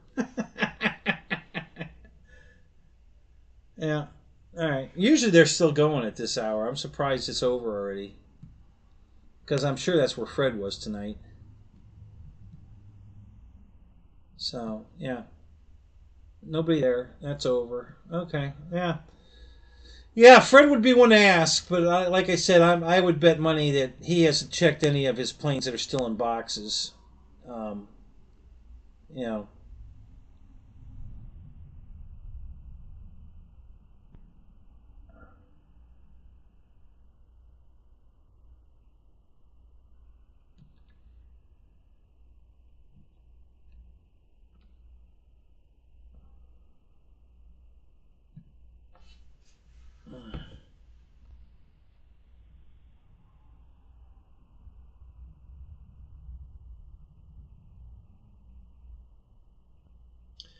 Yeah, I haven't had any kind of problem with glue. You know, I've got a lot of old airplanes, and whether they were still in the box or not, if the glue was going to be a problem, it would show up anyway. And I don't think I've had anything come unglued, other than my flight test planes that I, you know, put together with, when you use hot glue. Don't use hot glue. But yeah, no, I can't think of one of my airplanes that came unglued. Oh, you know what? I do have one airplane that came unglued. Come to think of it, Not bad, not a lot, but the old my Yak 130. Oh God, I've got brand new one of those in the box too. I'm gonna have to go check that. Um, yeah, I can't get to it right now, but yeah, that something came unglued on the one I fly, so that one might be a problem. Um, but yeah, generally speaking, I haven't any problem with planes coming unglued. You know that hasn't been an issue. But yeah, I would be more worried about decals. You know, like starting to roll off or it getting turning yellow.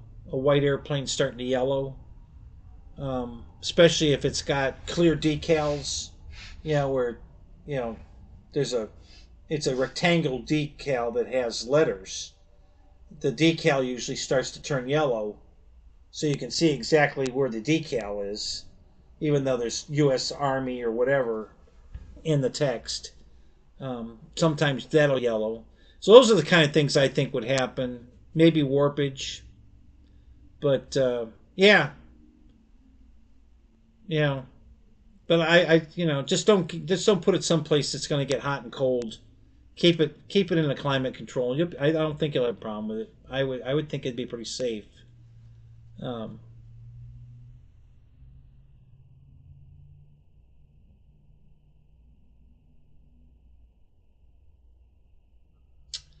yeah, the cling wrap film is not a bad idea for keeping air out of it and stuff, but that won't help in a heat condition. If it's in a hot closet or a hot shipping container or a storage unit or in your attic.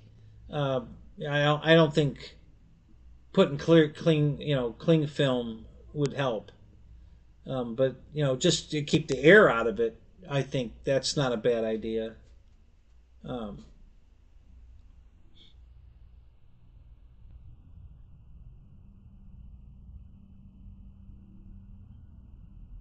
yeah, I would say glue is probably your least worry. I think other things will go bad before glue will give up. Yeah, like I said, I've got so many planes. I mean, I've got planes that are 40 some years old, and they didn't come unglued. So I don't think glue will be the issue.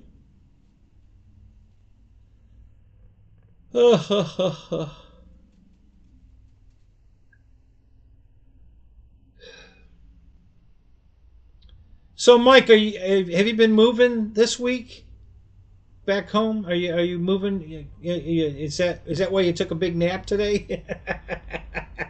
Did you wear yourself out today?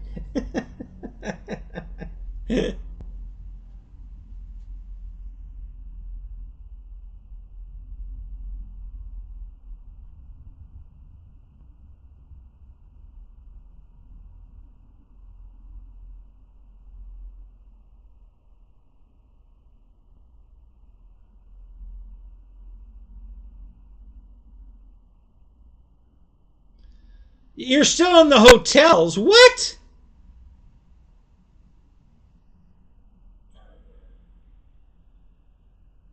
Why?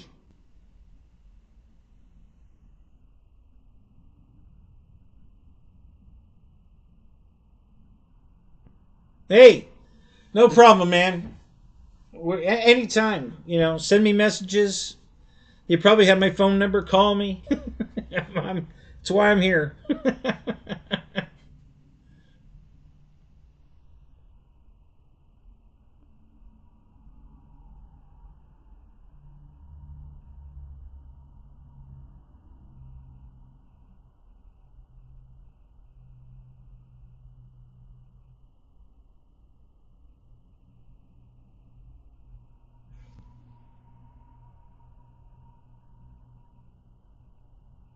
I never got the impression, and by all means, I could be totally wrong, but I never got the impression that Two Brothers Hobbies guys um,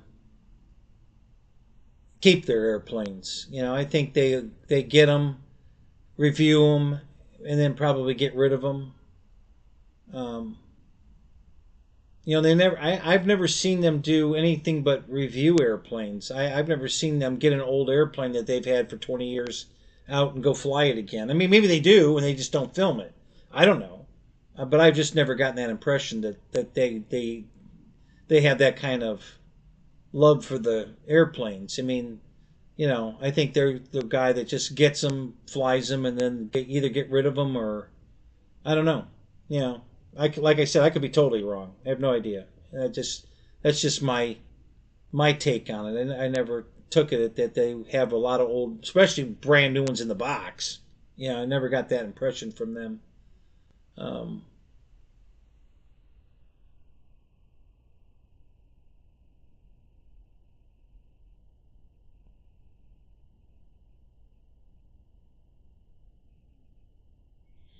so why can't you move in yet? Is there somebody living in the house, or are you doing something to the house before you move in, like have a new carpet put in or something? Um, just as long as you have a dinghy.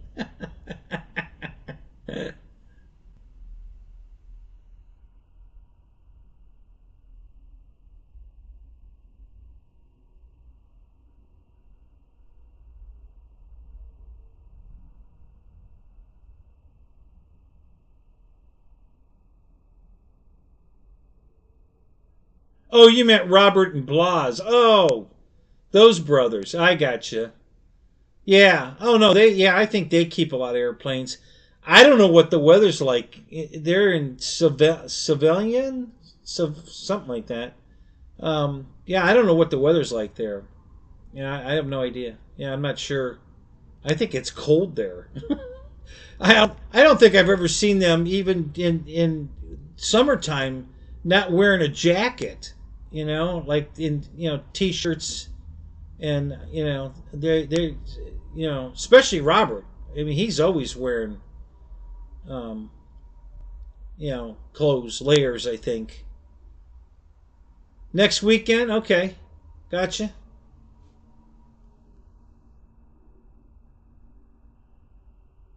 Slovenia, yeah, Gesundheit.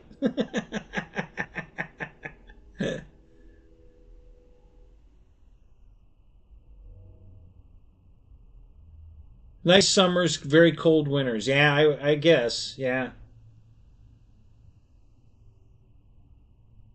yeah. I think I've seen Blas in a t-shirt, but I don't think I've ever seen Robert in just a t-shirt.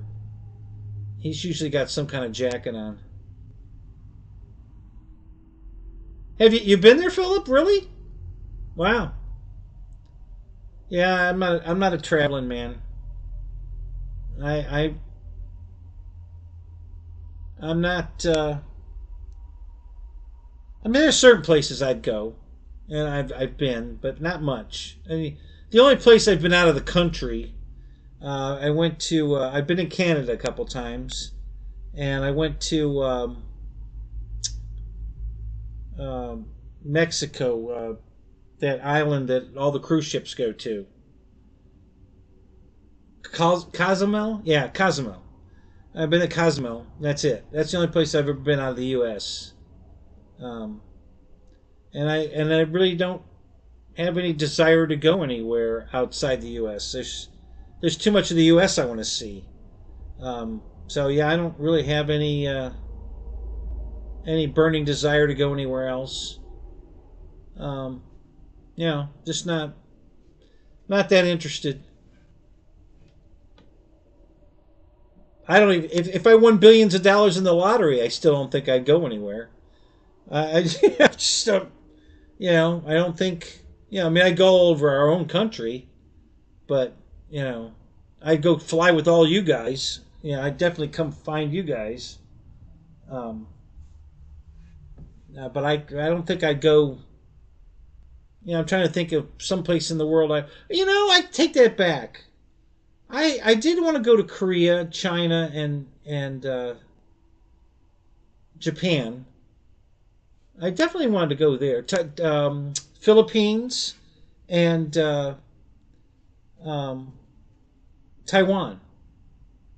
Yeah, I did kind of want to go see those places. You know, come to think of it now. Yeah, I'd go there. Yeah, don't drink the water. Right, Bill.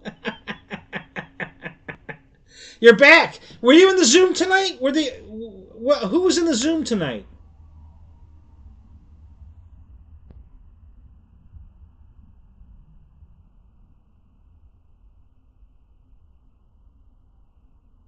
Oh, you when you were in the service, you traveled. Yeah.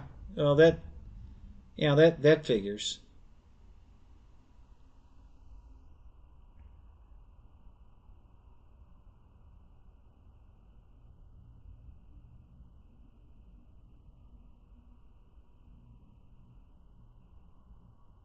Yeah, I just went there to see if Fred was there because one of the guys asked a question about you know keeping airplanes in the boxes for a long time, and we kind of agreed that Fred would know. Was Fred in the Zoom?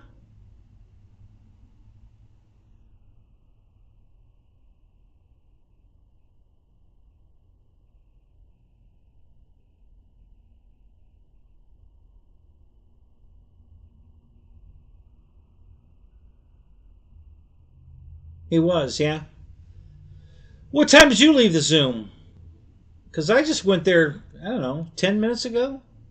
Yeah, I don't think it's been much more than 10 minutes, and there was nobody there. Spencer's, it's still up because Spencer went to sleep, but there's nobody there. It was just me and Spencer.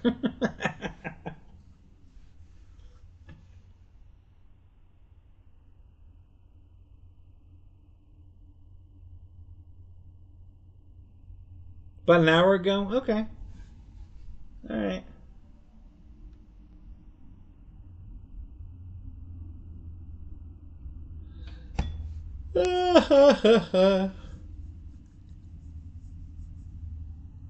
Any exciting news in Zoom? Anything pop up out of the ordinary?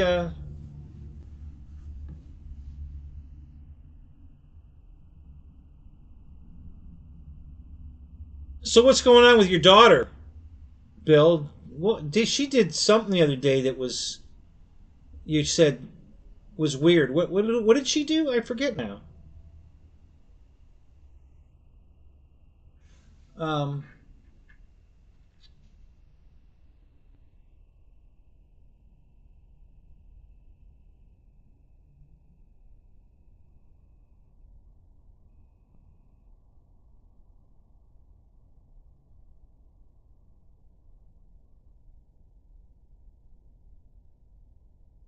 I forget. What did you?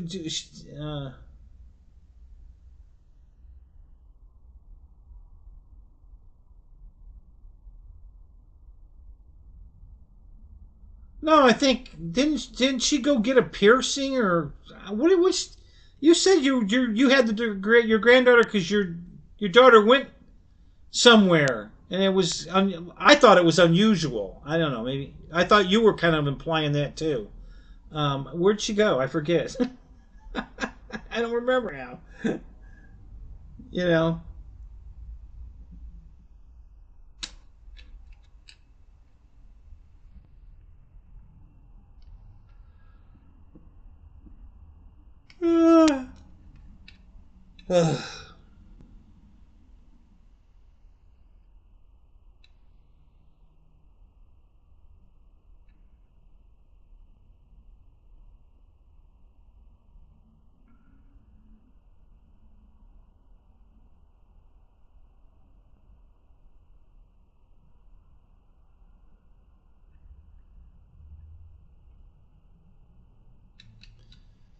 Oh, there you go.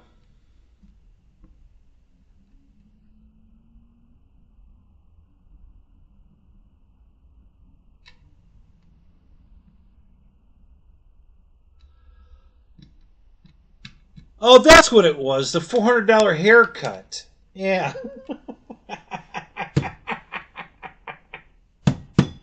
Thank you. Thanks, Phil. That's what it was. Yeah, the $400 haircut. Jesus. Ah! Uh,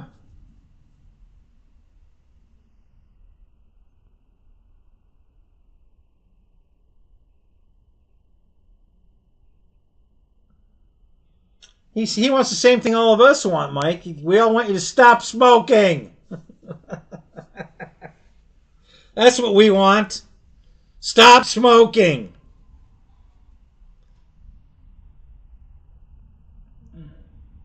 How did you remember that, Philip? That's funny. Yeah.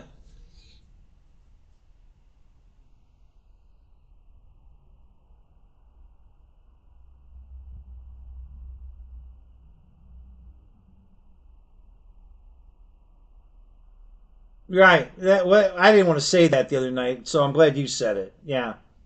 Yeah, that's just not I don't know what she's thinking. I one of my best friends in the world. I love this woman to death, but she is just out of her mind.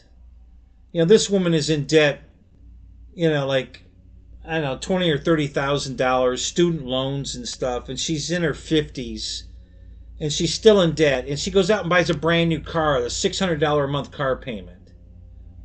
So now she's selling furniture because she can't afford her rent, and now she's going to have to move out, and she doesn't have, she has to move someplace else by December, and she doesn't have enough money to move someplace else. And I'm like, what the hell are you doing? Why did you buy a brand new car for $600 a month? I mean, have you lost your fucking mind? What are you thinking? So she wants to live in my temporary live in my new plane hauler that I bought. I'm like, oh, Wendy. Yeah.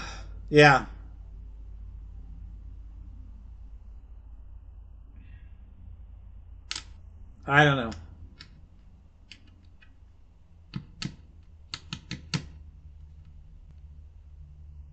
The girl I was dating, Linda, that died, same thing. She spent money like it grew on a tree. And then she'd overspend and ask me for money. And like, I'm not even working. I'm living off my own credit cards until my lawsuits are settled, and she keeps wanting to spend my money. Like, I don't have it. I don't have the money to. I don't have it. And she spent I don't know how many hundreds of dollars at Temu buying me these silly T-shirts with sayings on them. Yeah, just bought furniture for the house we were going to have for the porch. She bought these hammock and folding chair things and a table and all this stuff we were going to put on our front porch to the house we don't own or have. The porch that doesn't exist, but she's already got it decorated. What the hell are you thinking?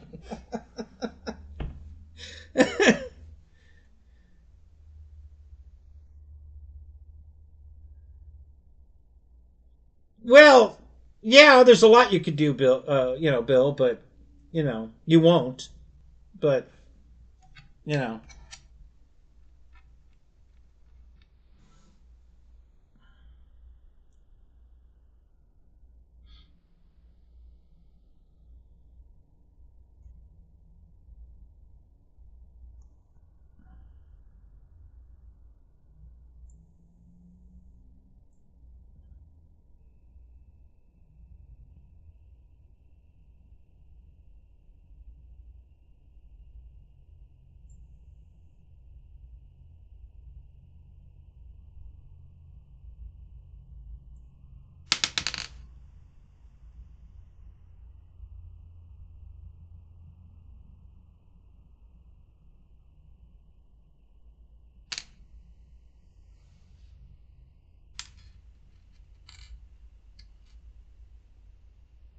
where's she moving in December?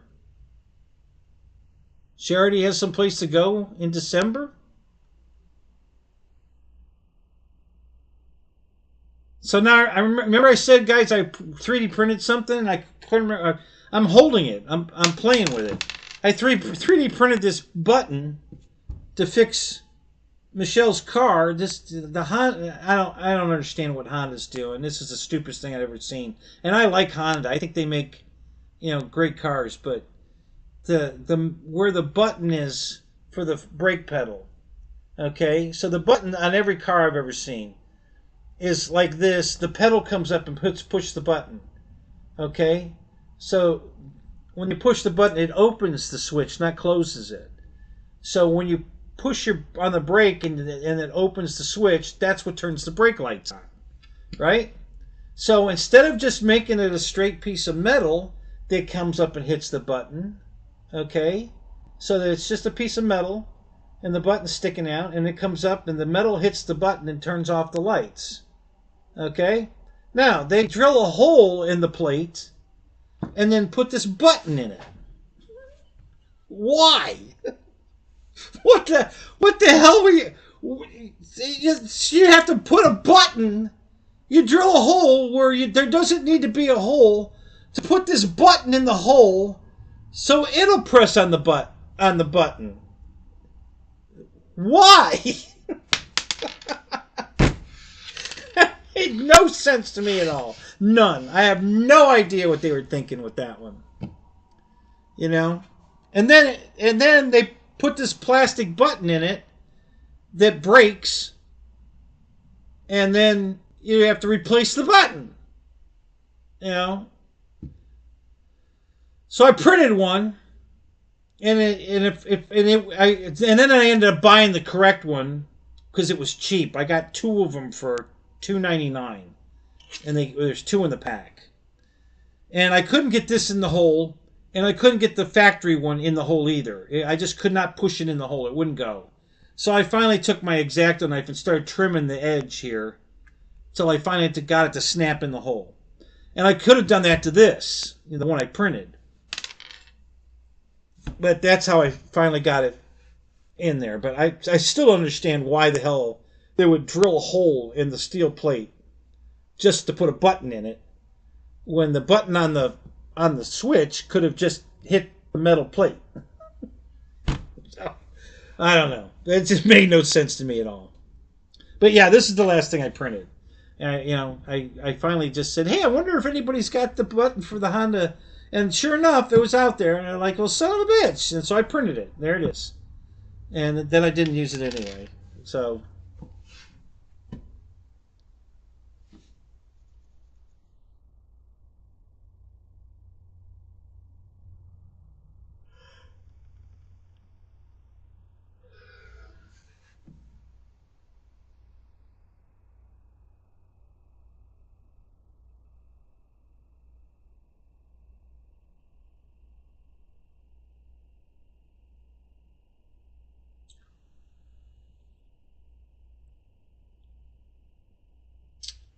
How much is this apartment going to cost her a month, Bill?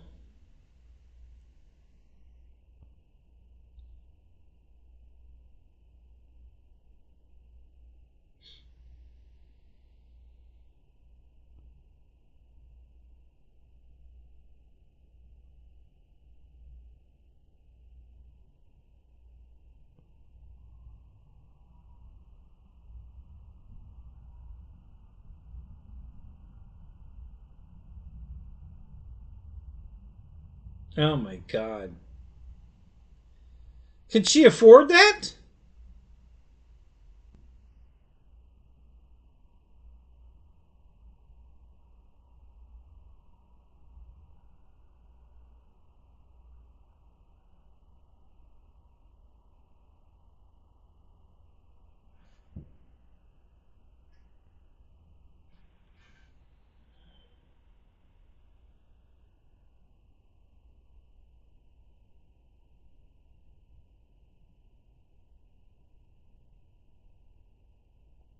Yes, she thinks so.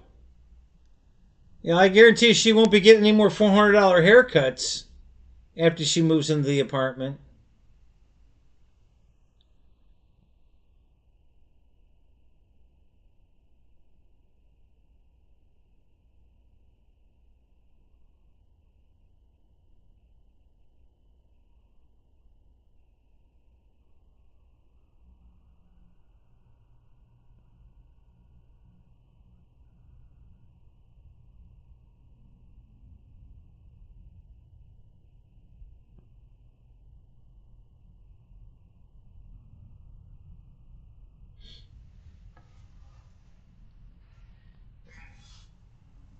I can't even fathom paying that much to live. You know, I think I've only had like 3 house payments in my life because I don't move much. And none of them were anywhere near that kind of money. I think my first house was 274 a month. That was my house payment. My second house, I think, was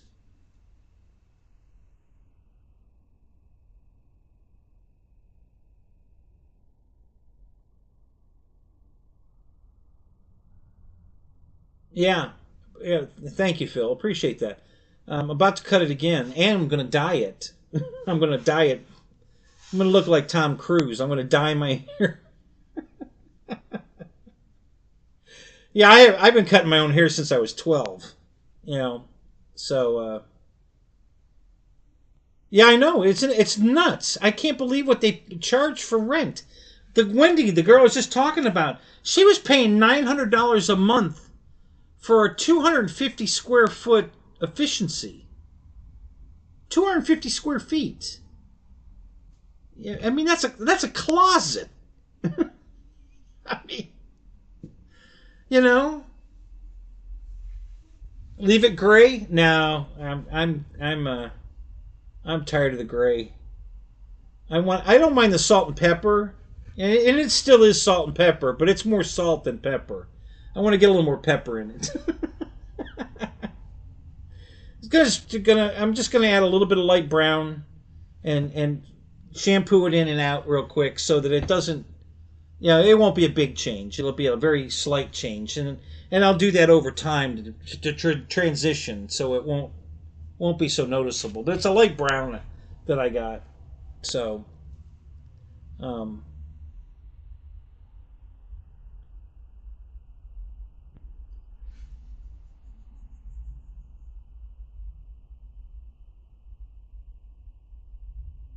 can't wait to see it. Yeah, I almost did it today. I don't know. I might. I don't know. It depends on what I'm doing tomorrow. I might do it tomorrow.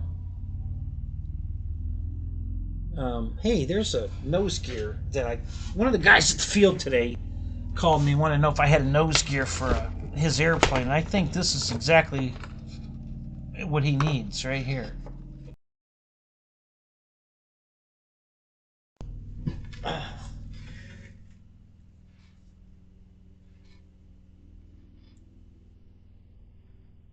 Wow, why is that so stiff? Huh. Wow, that's crazy. Must be some goo on it or something. I have to need some WD-40. Loosen this up. Yeah, this might be exactly the gear that he needs.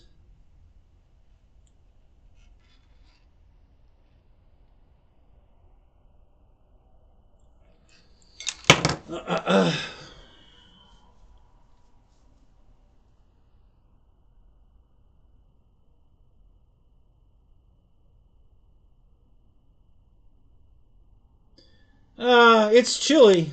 Yeah, it's 50. It's 53 here, Bill. Oh yeah, WD-40 goes. It even goes on toast. You can put WD-40 on anything. Um, yeah, it's still 53. Yeah, it's a little chilly. Um, Chillier than I like it.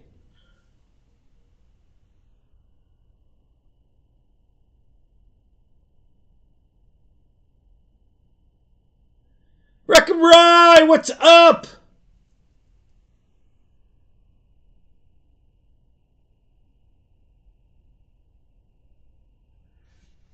Oh God, here he's got another. Here we go. He's got another link we're gonna watch here.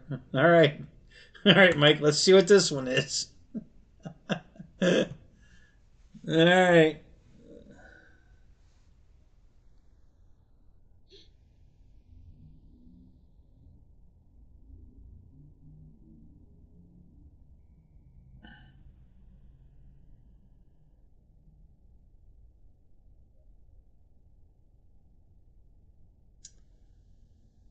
What the hell is this?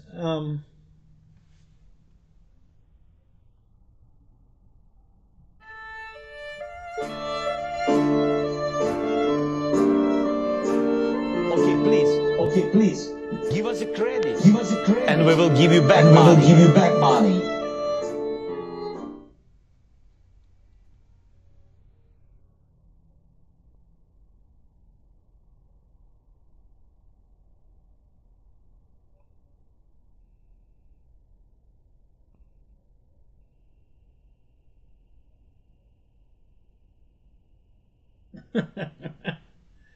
All right. I don't know that I understand that, but whatever.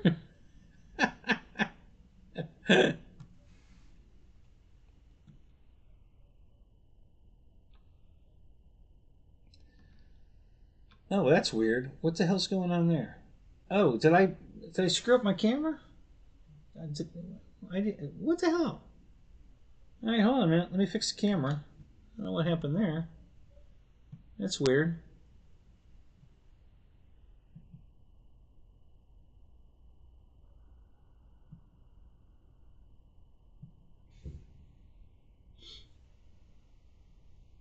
Okay, we're back. I don't know why that screwed up. The camera didn't move. But there we go. Oh, now it's still flickering. What the hell's the camera doing? Is this the camera? No, that's not the camera. I've got the, that's my controller plugged in there.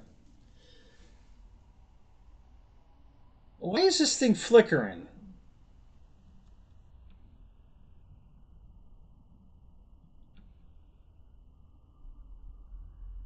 I don't understand. What's going on with the camera?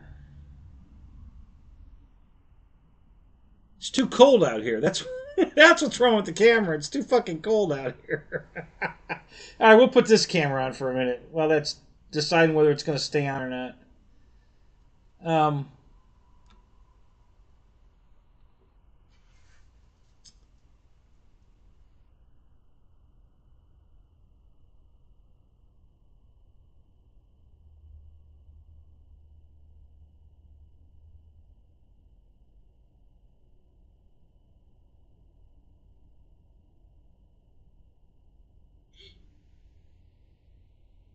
Stop touching things. Yeah, Bill. All right, so the latest news that you guys missed, Bill and Mike Bird and Wreckham Roy. I bought another car!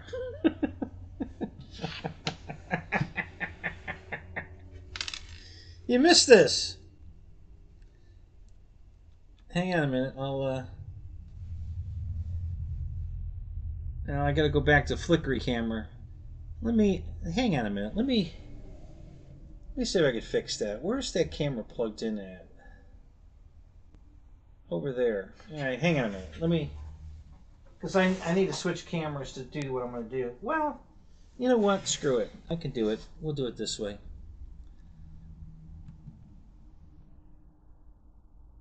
Yeah, this will work. That's fine. Alright, so let's do this.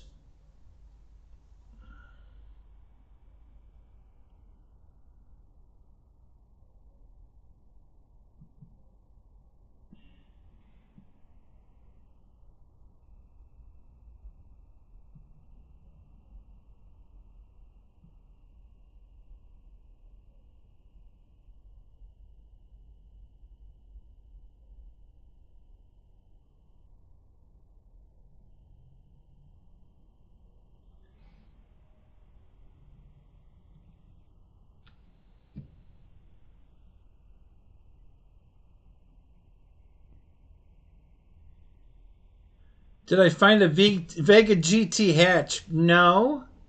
Close. Phil's got it. It's the Starship Pooper.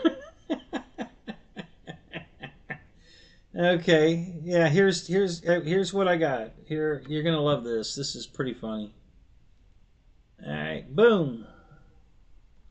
That's the new Starship Pooper.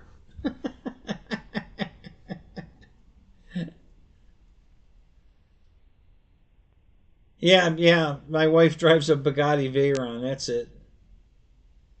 So I finally now I've had my Oldsmobile wagon, which is the exact same car as this, except it doesn't have a Corvette motor in it, for like 13 years.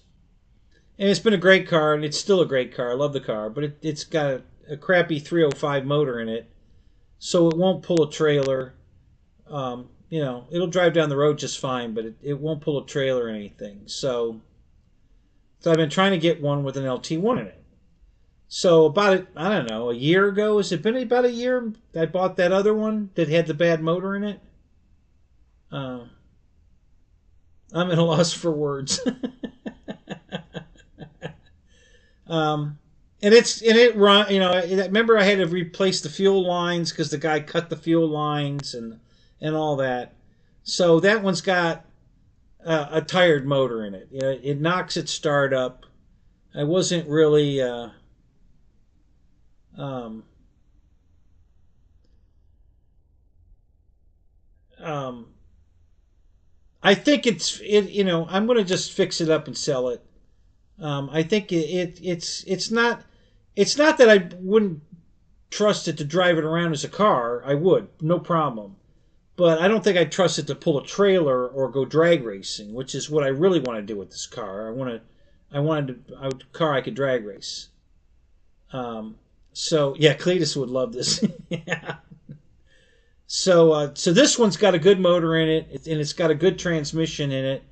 As a matter of fact, the tranny's got a shift kit in it. It shifts like the good tranny I had in my Impala that we're still trying to resolve. So the car runs great, and it shifts good, nice crisp, no overlap shifts, and the interior's perfect. The body is straight, smooth, not rusty at all anywhere. I mean, there's a couple tiny little spots, but nothing big at all. It's not painted like that. That's a wrap. Okay, so he wrapped it in black, and of course it had wood on it. It's a white. All three of my wagons are white with the dark maroon red interiors. All three of them, exact same cars. All red leather seats, red interior, red carpet. They're identical. All three of them. All three are white, and all three have the red leather. Um,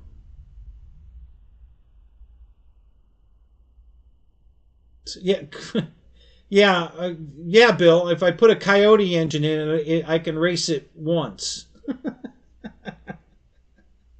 because it's a Ford motor.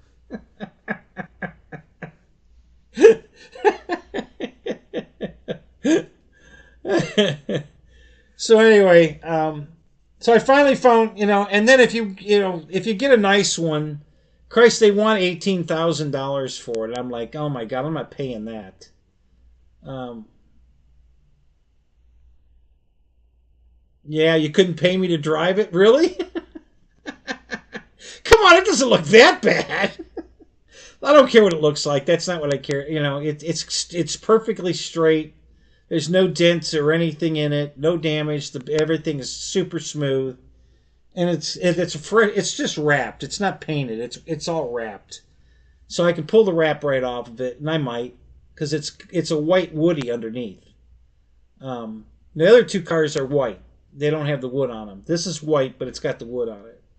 So what he did when he wrapped it black, he wrapped right over the wood grain, which of course left a mark where the wood grain is. You can see it through the wrap, the seam where the wood grain was.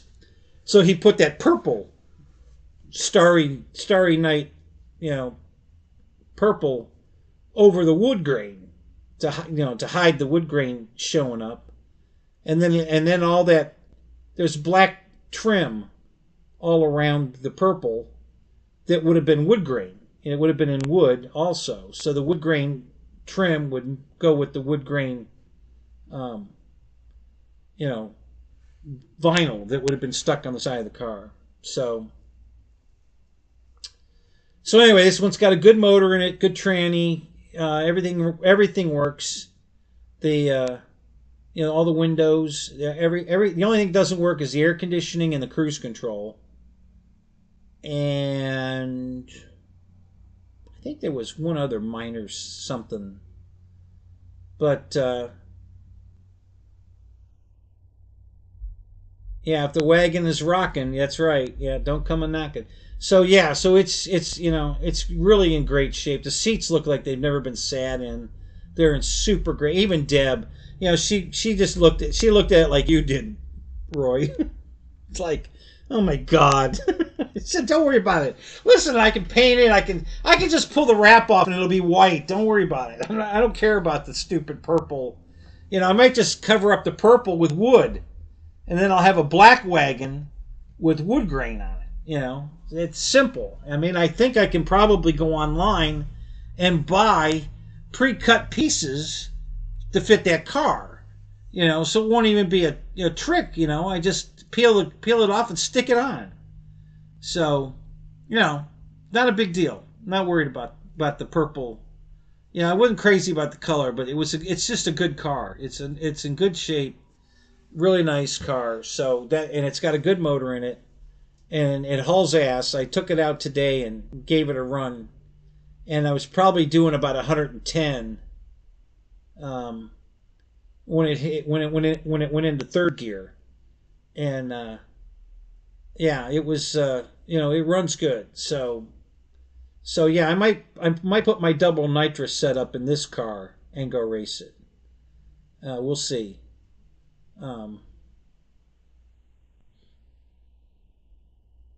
Yeah, if I put tinted glass, nobody could see me in it. That's true.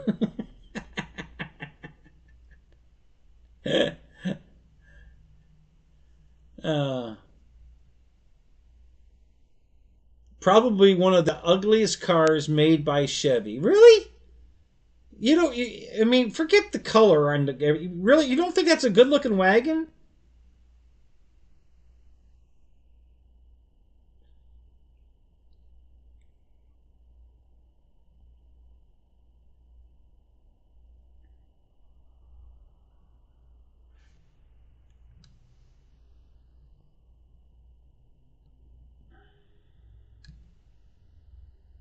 A fake one? What does that mean? A fake one? What? What do you mean?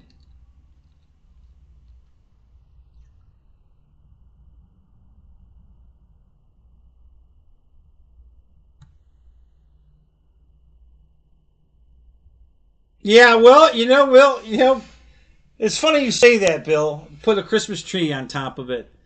I might, because Cletus has a Christmas tree drag race every year down at the Bradenton Speedway, and you can enter any car you want, but you have to strap a Christmas tree to the roof, and then you drag race it with the tree on the roof. So I might just take it down there for that.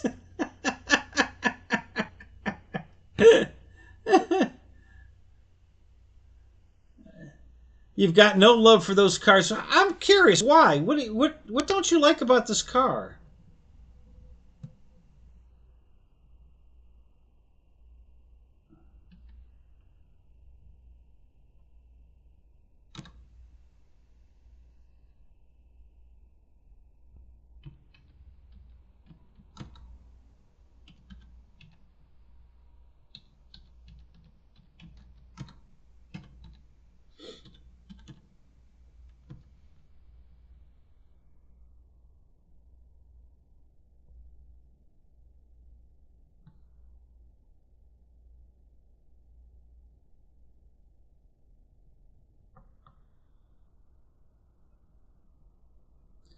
I mean, it's the exact same body as the Impala SS. As a matter of fact, this is exactly, a black wagon that was lowered and had you know chrome wheels on it and everything. That's exactly the car that John Moss saw that made him want to build the sedan, into the Impala SS. That was his inspiration for it. Was a guy that had already done it to a wagon. So the whole Impala SS thing started with a wagon. And then a lot of people have done that to the wagon after that. Um,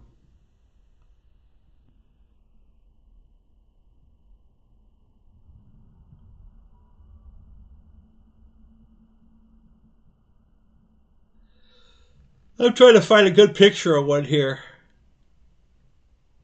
I found two, but it's not a. It's the wrong angle. It's a good looking car, but at the wrong angle. It's not gonna. If I could get pictures of that car in different angles. Let me go here a minute. Let me see if I can bring that up.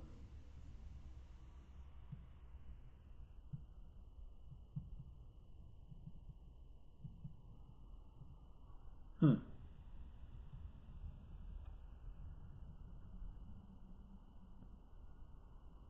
Okay, let me go back to that other one.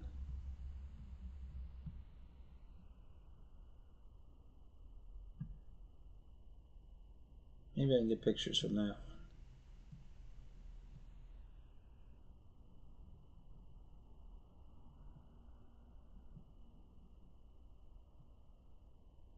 Here. Let's see what this looks like.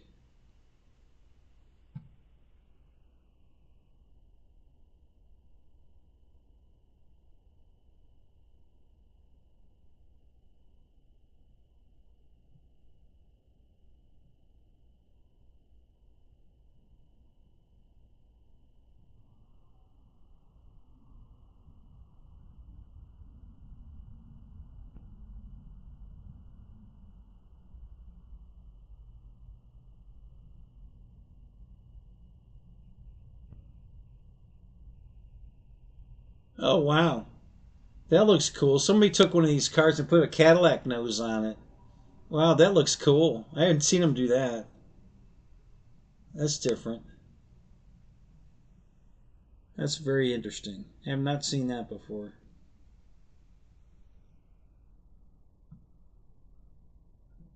Candy red, too. That's pretty. Alright, so where... I've got the back end of the car. Where's the... I guess that's probably it right there.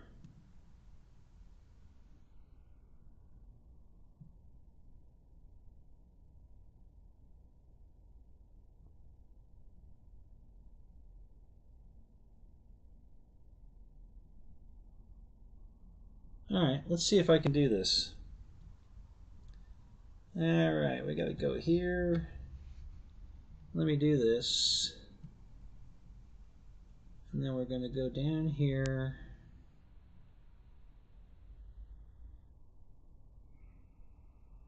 Oh, man, I gotta create one. Hang on.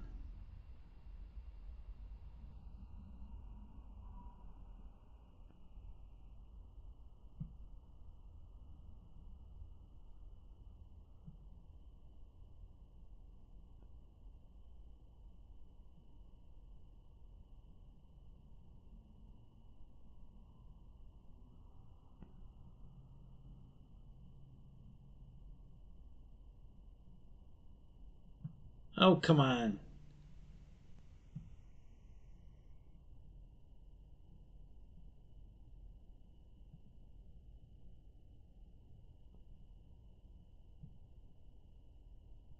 You were working the other night. What happened? What's going on?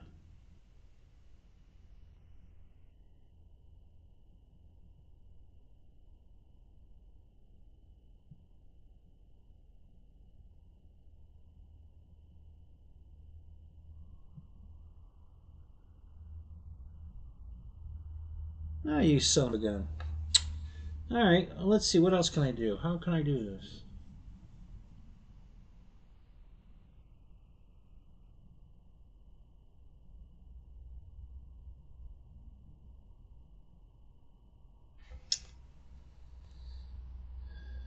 Uh...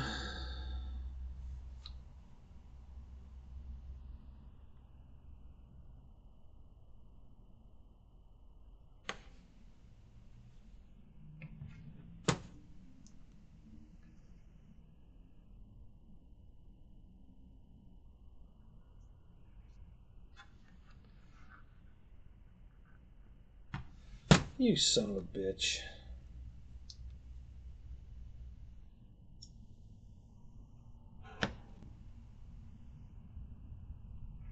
Okay.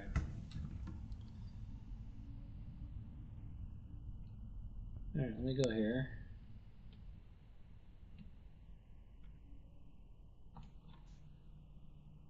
Okay, let me open.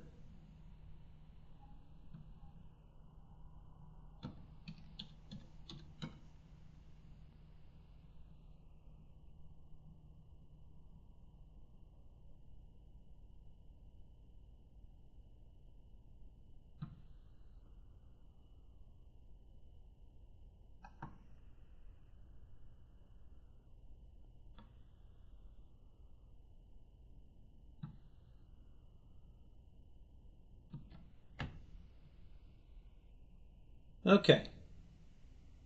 All right, let me all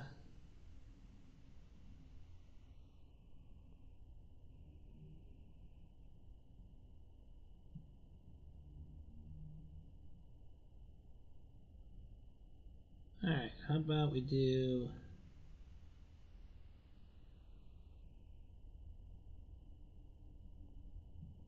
that.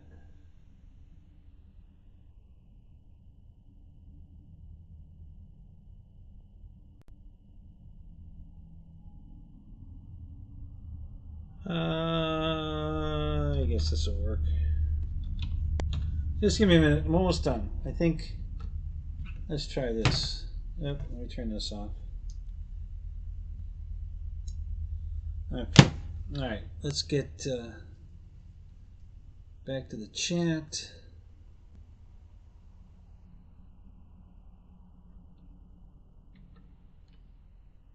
Okay, and then we're gonna go here to.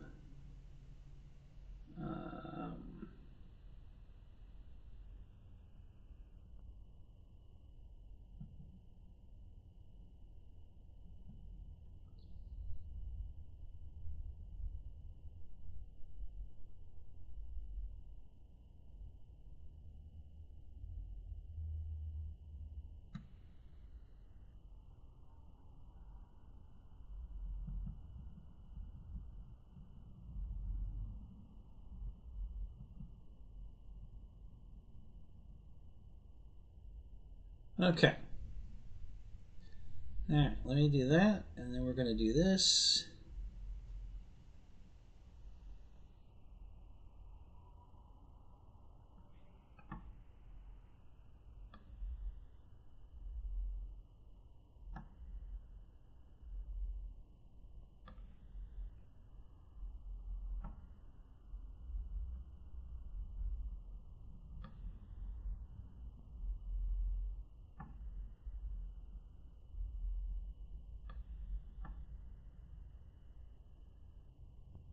Okay. All right. How about that? Let me catch up on the. That's it. Drag race guys. Yeah. So we can't see you.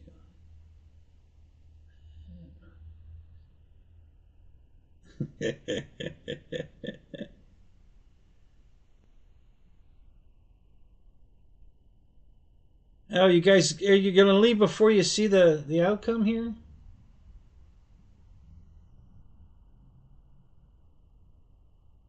So how does that one look, Roy? You still hate that thing, really? Does that doesn't look good at all?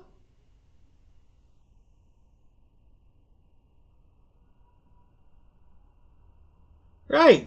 Well, that's the plan. It's going to look like that. It doesn't look like that now, but that's what it's going to look like. It's the same car. It's exactly the same car. I mean, there's nothing different. You know, that's it. It just the guy wrapped it in black and then put that purple psychedelic you know outer space graphic on it that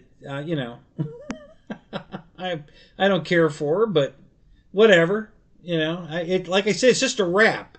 It's just you peel it off. I can just peel it. The car's white underneath, but wheels on the wrong side.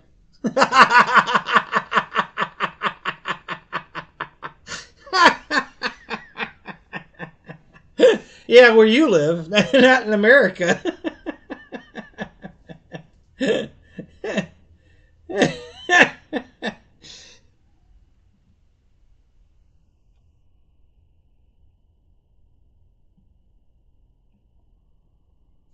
I have even better pictures than that one.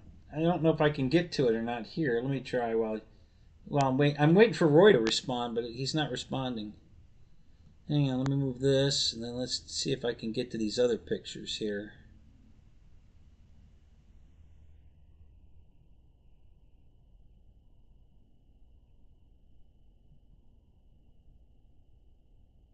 Oops. Oops.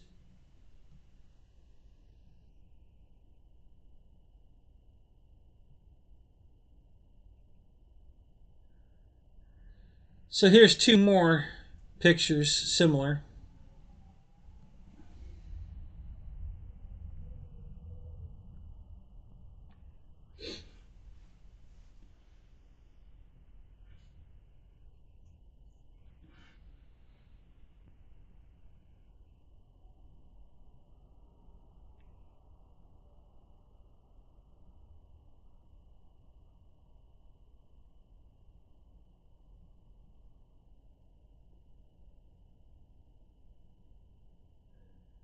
Oh my God! What did Roy bail on us? Where'd you go, Roy?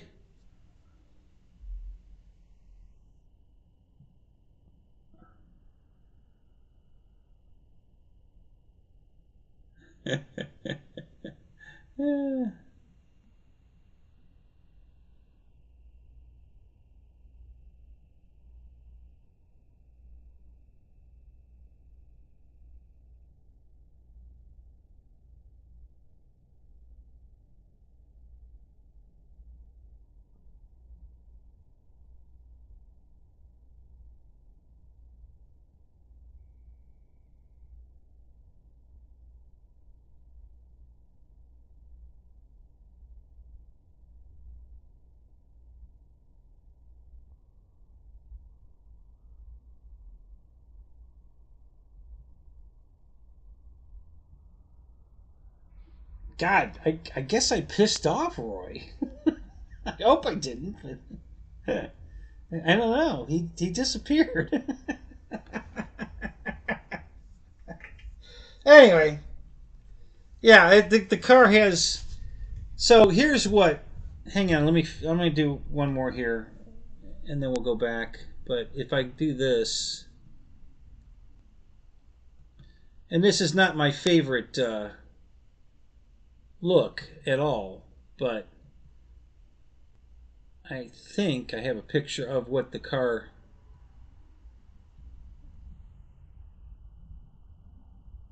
No, I have a. Well, I have a kind of, but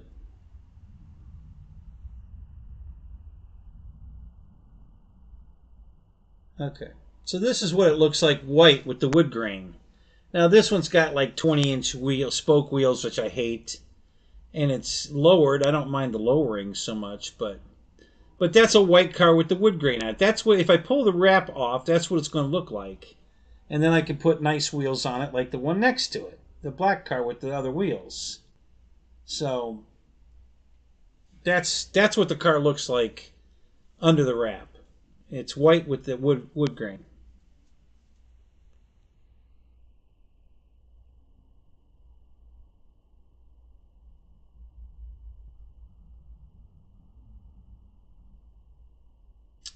He had to drop the boys off at the pool. Okay. Hey, where'd you go? I can't believe he left. God, is he that mad? Did he hate the car that much? I think he would have liked the new version, you know.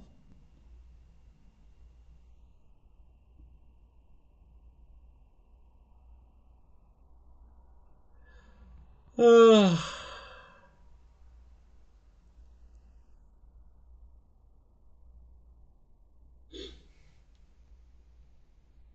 I'm gonna try something else here for a second. I'm just curious if it's still out there. Um,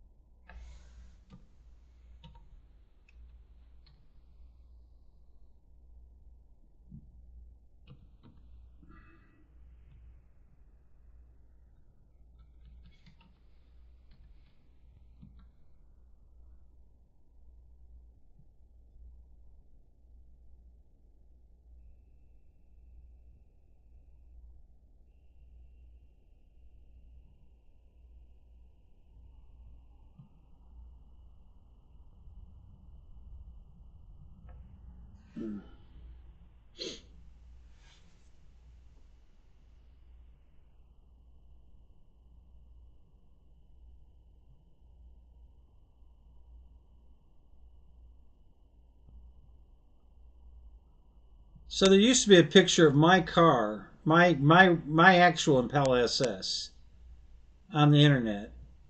If you did it, image. If you look for a '96 Impala SS and clicked on image, there's a picture of my car out there. And I don't know how it got out there. I mean, I didn't put it out there, but somebody did. And everybody thinks it's Tim Allen's car. And I laugh. I say, no, that's my car. And they go, well, how do you know it's your car? Because if you look in the background, it's parked at a Checkers. I was at a Checkers car show with the car. That's my car. It's not Tim Allen's car. That's my car. It's got Tim Allen's rims on it. I bought the rims because I liked the rims that Tim Allen put on his car.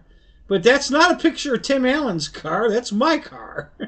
It's at the Checkers drive-in. There's a picture of John Moss's car. Now, I know John didn't put that out here.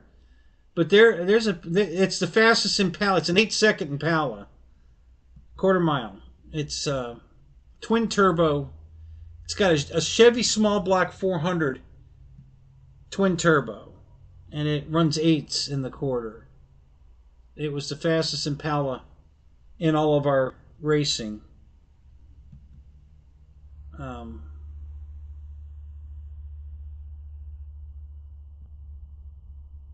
Yeah, I don't see it yet. It might still be out here.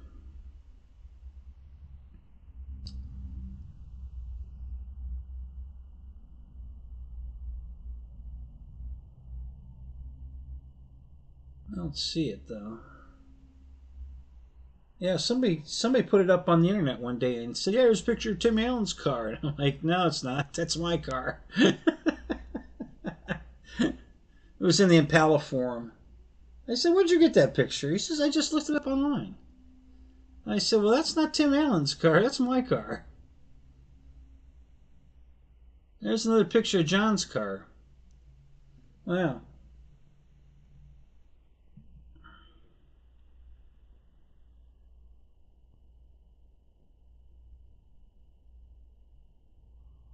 So apparently, I posted it on the Impala forum, and somebody cut it, pasted it off of the Impala forum, put it somewhere. I don't know I don't know how it ended up in the images here, unless I don't know. Maybe they got it off the forum where I posted it. I don't know. I don't know how it got out here though, but I didn't put it someplace so it would turn up in this image look. But there it is, it turned up. That's not here now. I don't see it.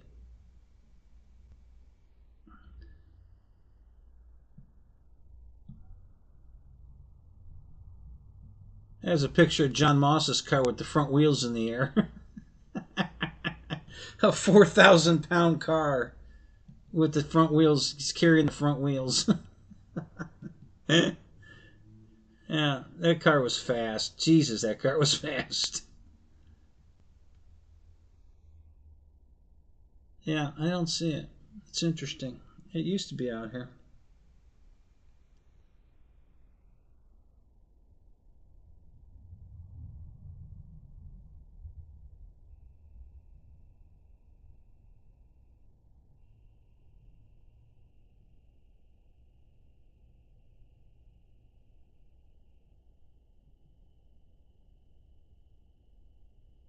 I'm surprised none of my pictures of me autocrossing the car are out here. I would have thought those would have showed up.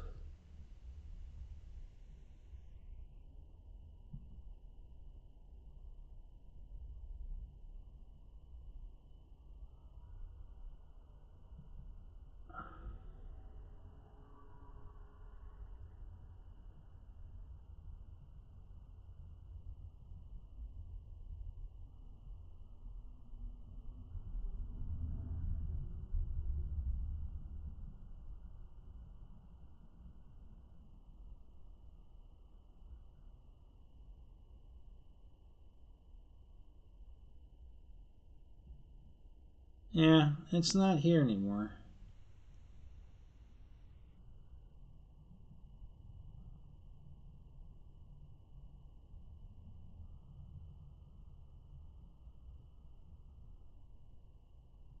Alright, let me do something else here. Let me try something.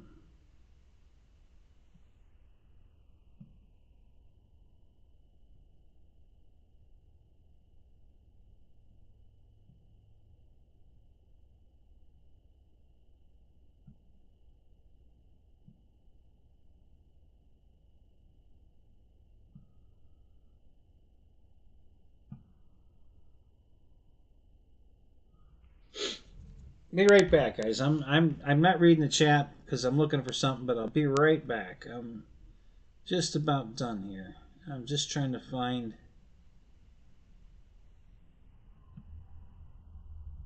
My problem with Facebook is I don't know how to use it. So people post photos on my page and all kinds of stuff, and I have no idea how they do it, and I have no idea how to get to it.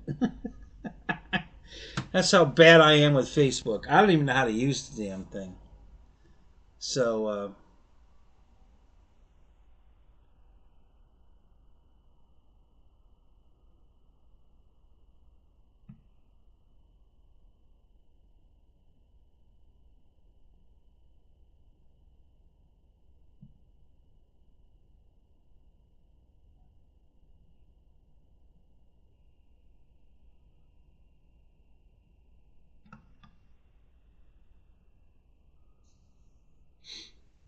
so I might have a picture of my car on Facebook.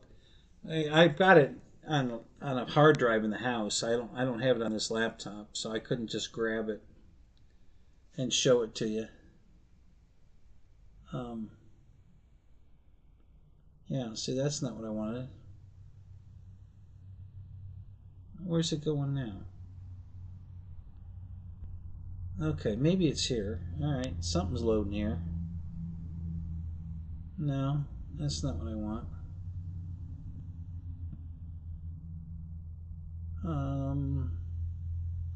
Photos. Let's go there.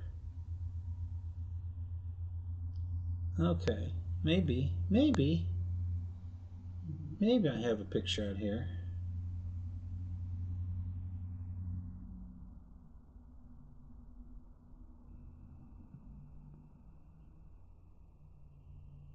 There's a picture of my two-tone. Yeah, no, it's not out here. There's a bunch of pictures other people posted on my. I don't know how people can post pictures to my page, but that's what they did. I don't know how they do that. Yeah. Like I said, I don't know shit about Facebook. I don't know how this fucking thing works. But anyway, all right. So let me get back to the chat here.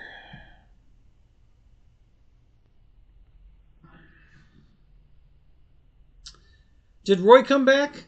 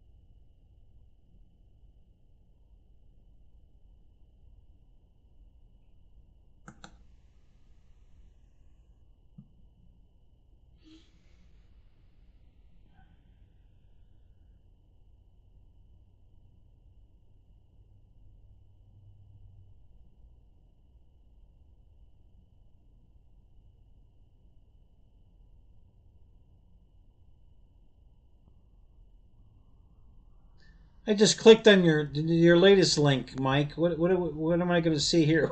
It's still trying to open. What's this going to be?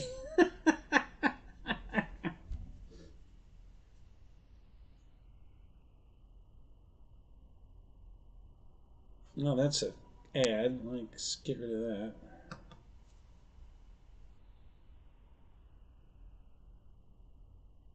Oh, and a McLaren. Yeah, that's pretty. Oh, yeah.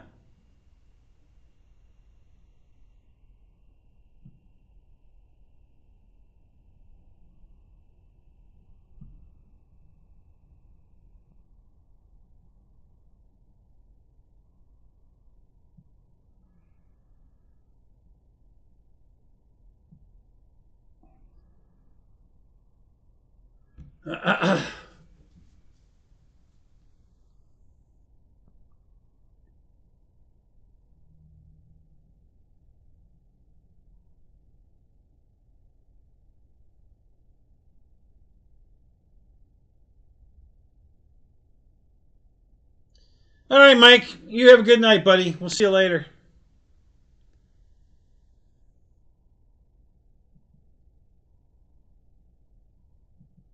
Are you currently driving one of those McLarens, Mike? Is that what you're trying to tell me?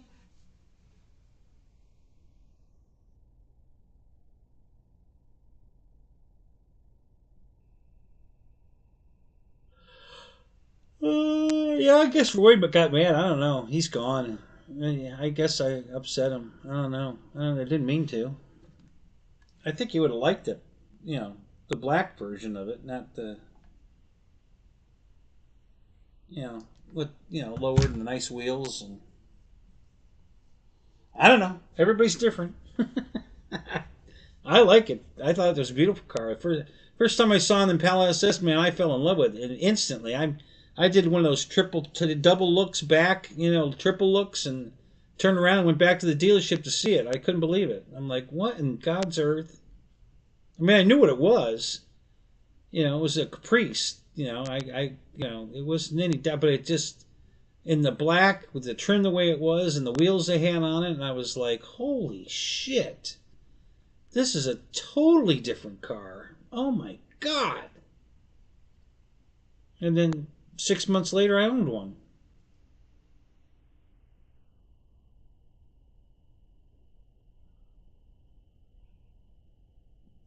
In McLaren orange. God, I wonder what. I'll have to go look that up. I wonder what that looks like. What model is that? The McLaren what?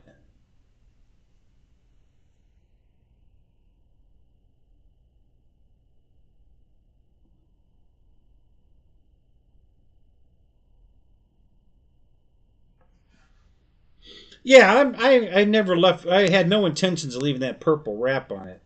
I might just remove the purple and just leave the car all black. I don't know what I'm going to do with it yet. Um, that's the least of my worries right now. But yeah.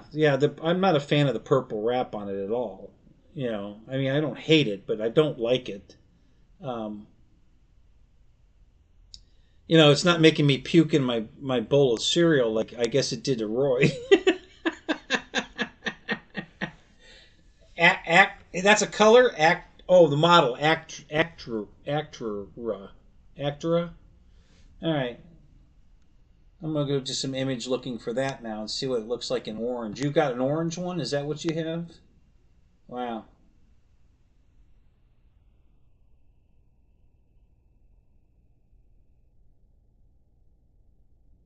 Um, I guess we can use this. Screw that.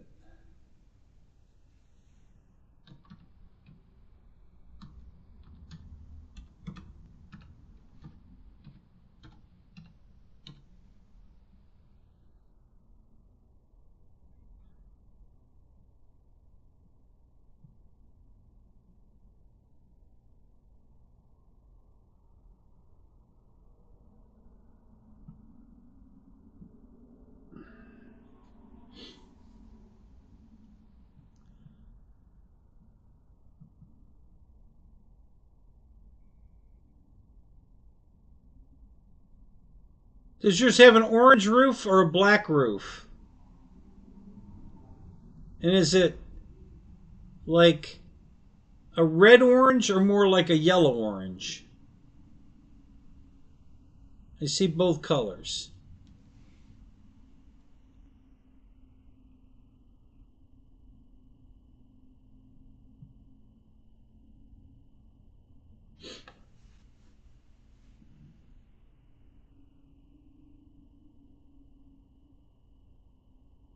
Yeah, but yours, you said yours is orange, right?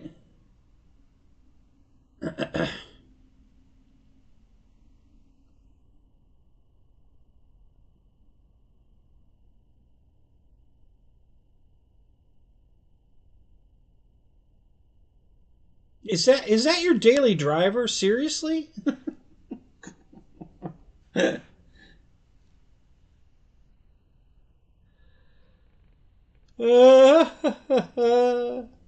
Hey, do you watch Matt Armstrong's videos?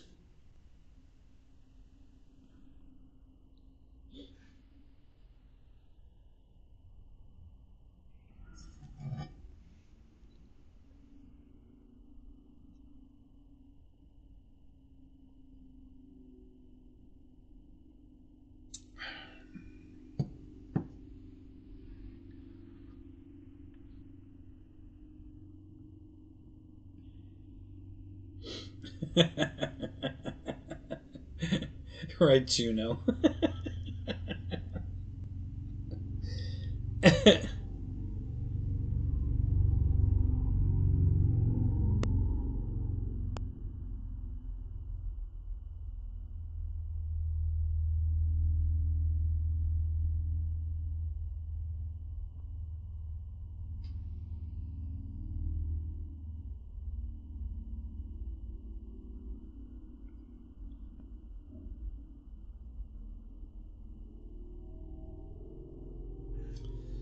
Okay, Mike's putting up another video, another link. Let's look what this one is.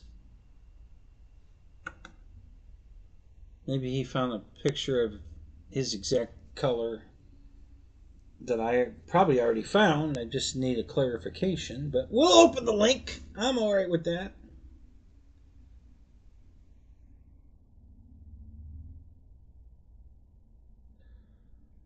Oh, yeah, there you go. That's beautiful.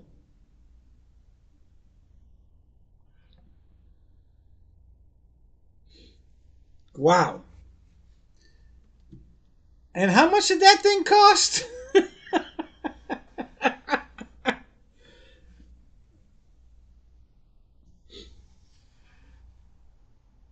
Oh my God, Mike, that's crazy. Is that your daily driver, really? Or is that your weekend fun car?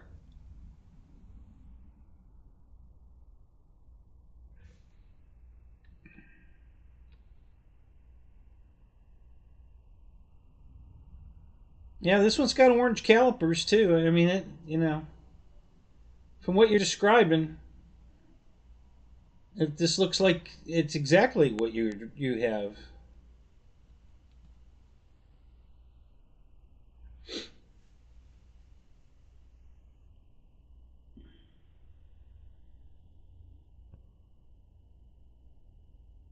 A house? Does that mean you're living in it?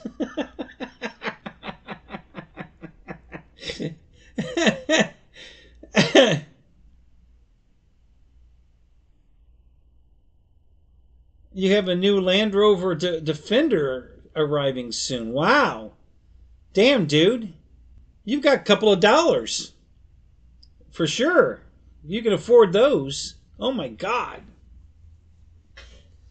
Wow. You want to adopt somebody?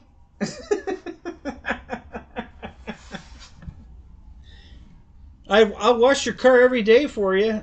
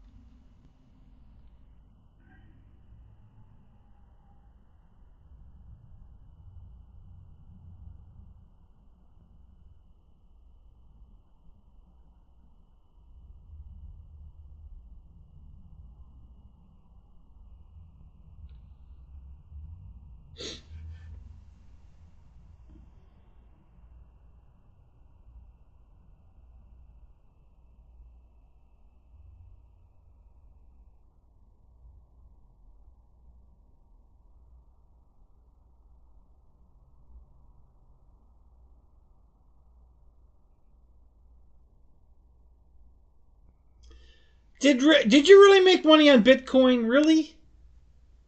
God, that thing scares me to death.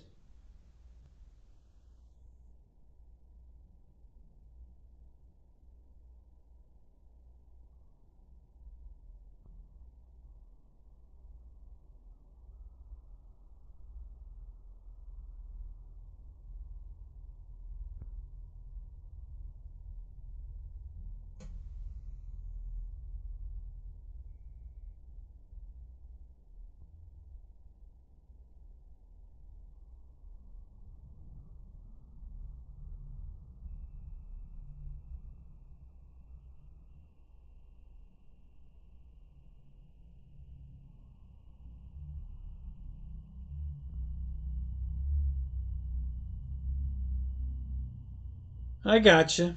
Yeah, that's a good investment. Buying property is always a good investment.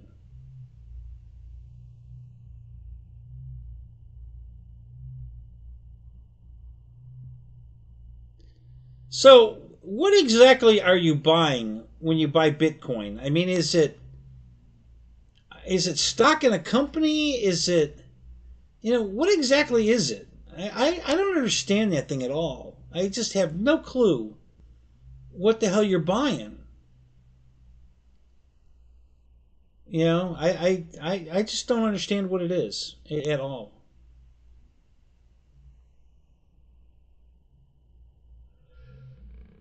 Uh,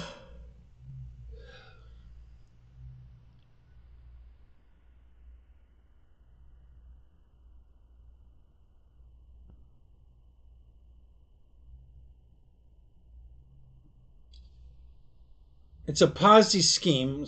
Okay, so how did you make money on it when everybody else is losing their ass? You know somebody? You a part of the in crowd? What? I mean, I don't understand. How the hell is?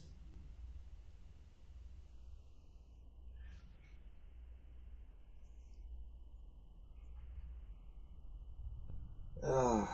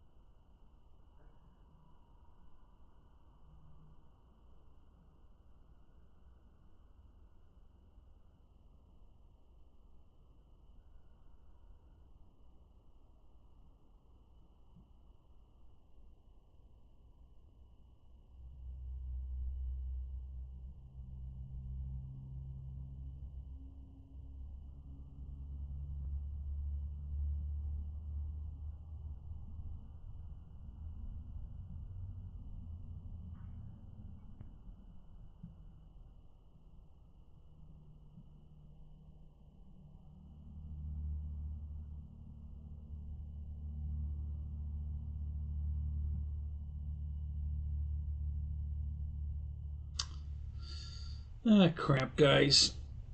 I was looking for,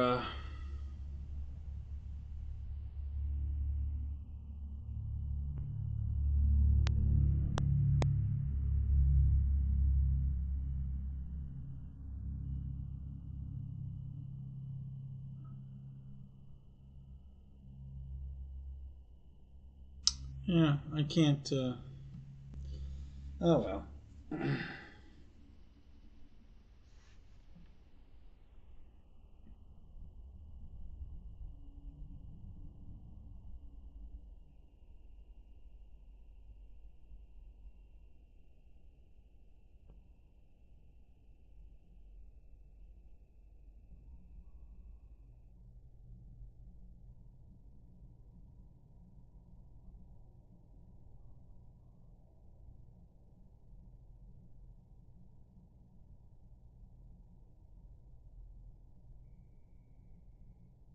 Yeah, the part I don't understand, Mike, I don't know what a Bitcoin is. Is it what exactly are you buying and selling? Is it a business? Is it tangible property? I don't know what it is.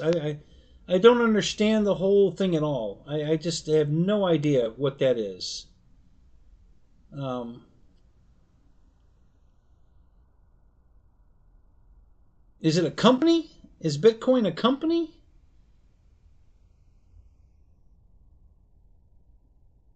I was under the impression it's online money. Like I don't know. I have no idea what it is. I mean I know I've heard of it, and I know Mark from Shark Tank was big into Bitcoin too, but I don't know what it is. I have no idea what it is. I wouldn't even know how to look up what Bitcoin's worth now. I guess I could Google it, but I mean, I don't know a thing about it. I mean, I'm about as ignorant as you can get about what this is. I haven't got a clue.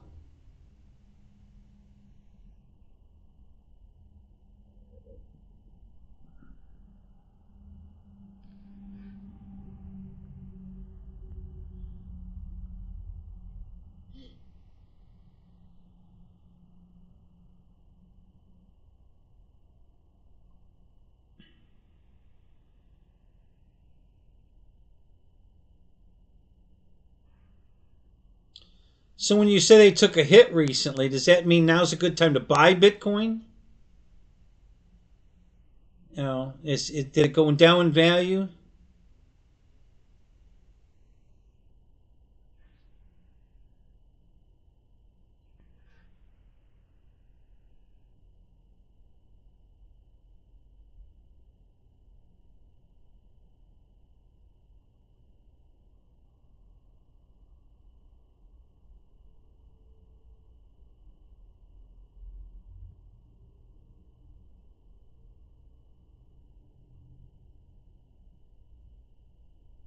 So 90 grand buys you. Yeah, I'm probably using the wrong terminology here, but 90 grand would buy you one. Uh,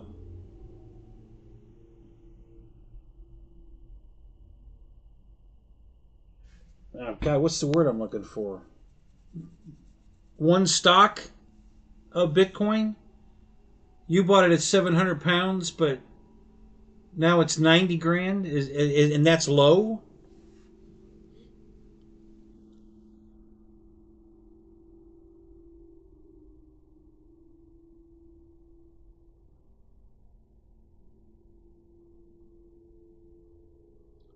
So it used to be at 130 grand,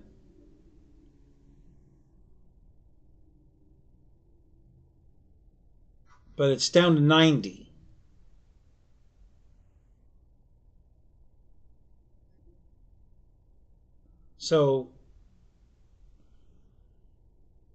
So I need 90 grand to buy one share. That's the word I was thinking of.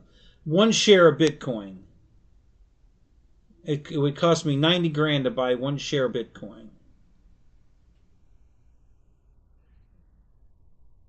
And then I sit on it until it goes up and then I sell it.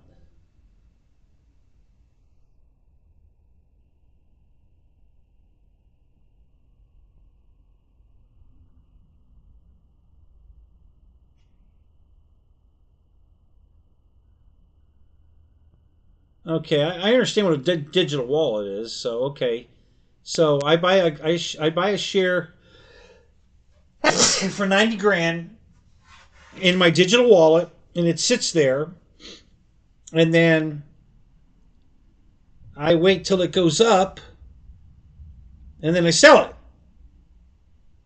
and I make a profit.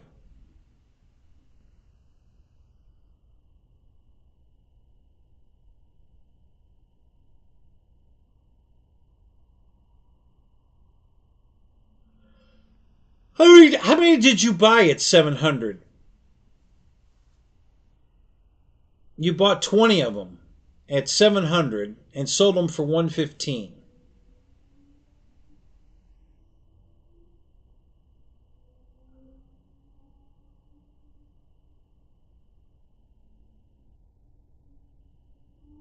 So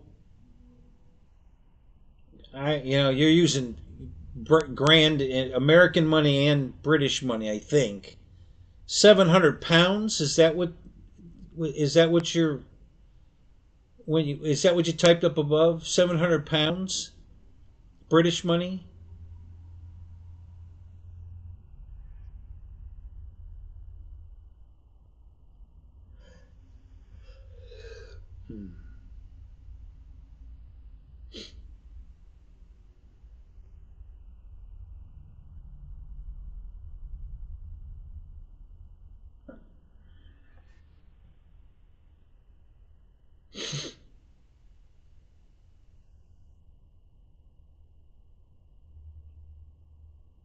So you bought 25 shares, or is that 251 shares?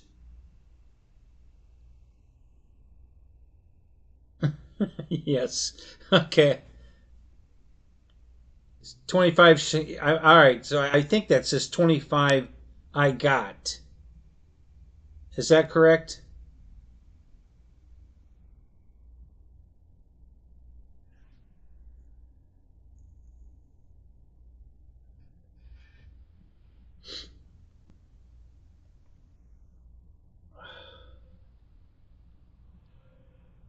Oh God.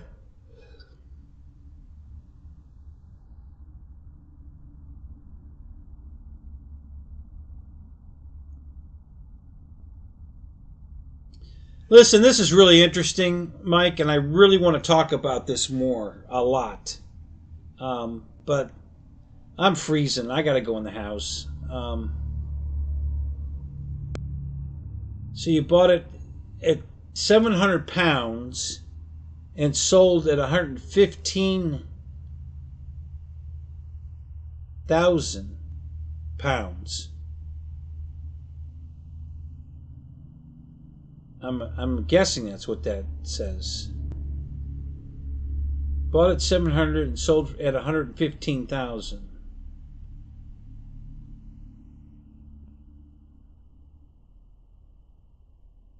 Yeah. Like I said, I really want to understand this, and I want to talk to you in depth about this. So, but I'm going to go in. You wanted to go take a shower anyway and get your day started, and but we're going to talk about this for sure. I really want to. I want to know. I'm very interested in this. So so I'm going to call it. You guys have a great night. Um, Yeah, that's fine. We'll talk, Mike. I really want to talk about this. So you know. So anyway, you have a great day. I'm gonna go get some sleep because my day doesn't start for another 6 or 8 hours. So we'll see you guys later. All right. You guys have a great night, and I'll talk to you later. Good night, Ed. Good night, there, Juno. Thanks for coming, buddy. We'll see you.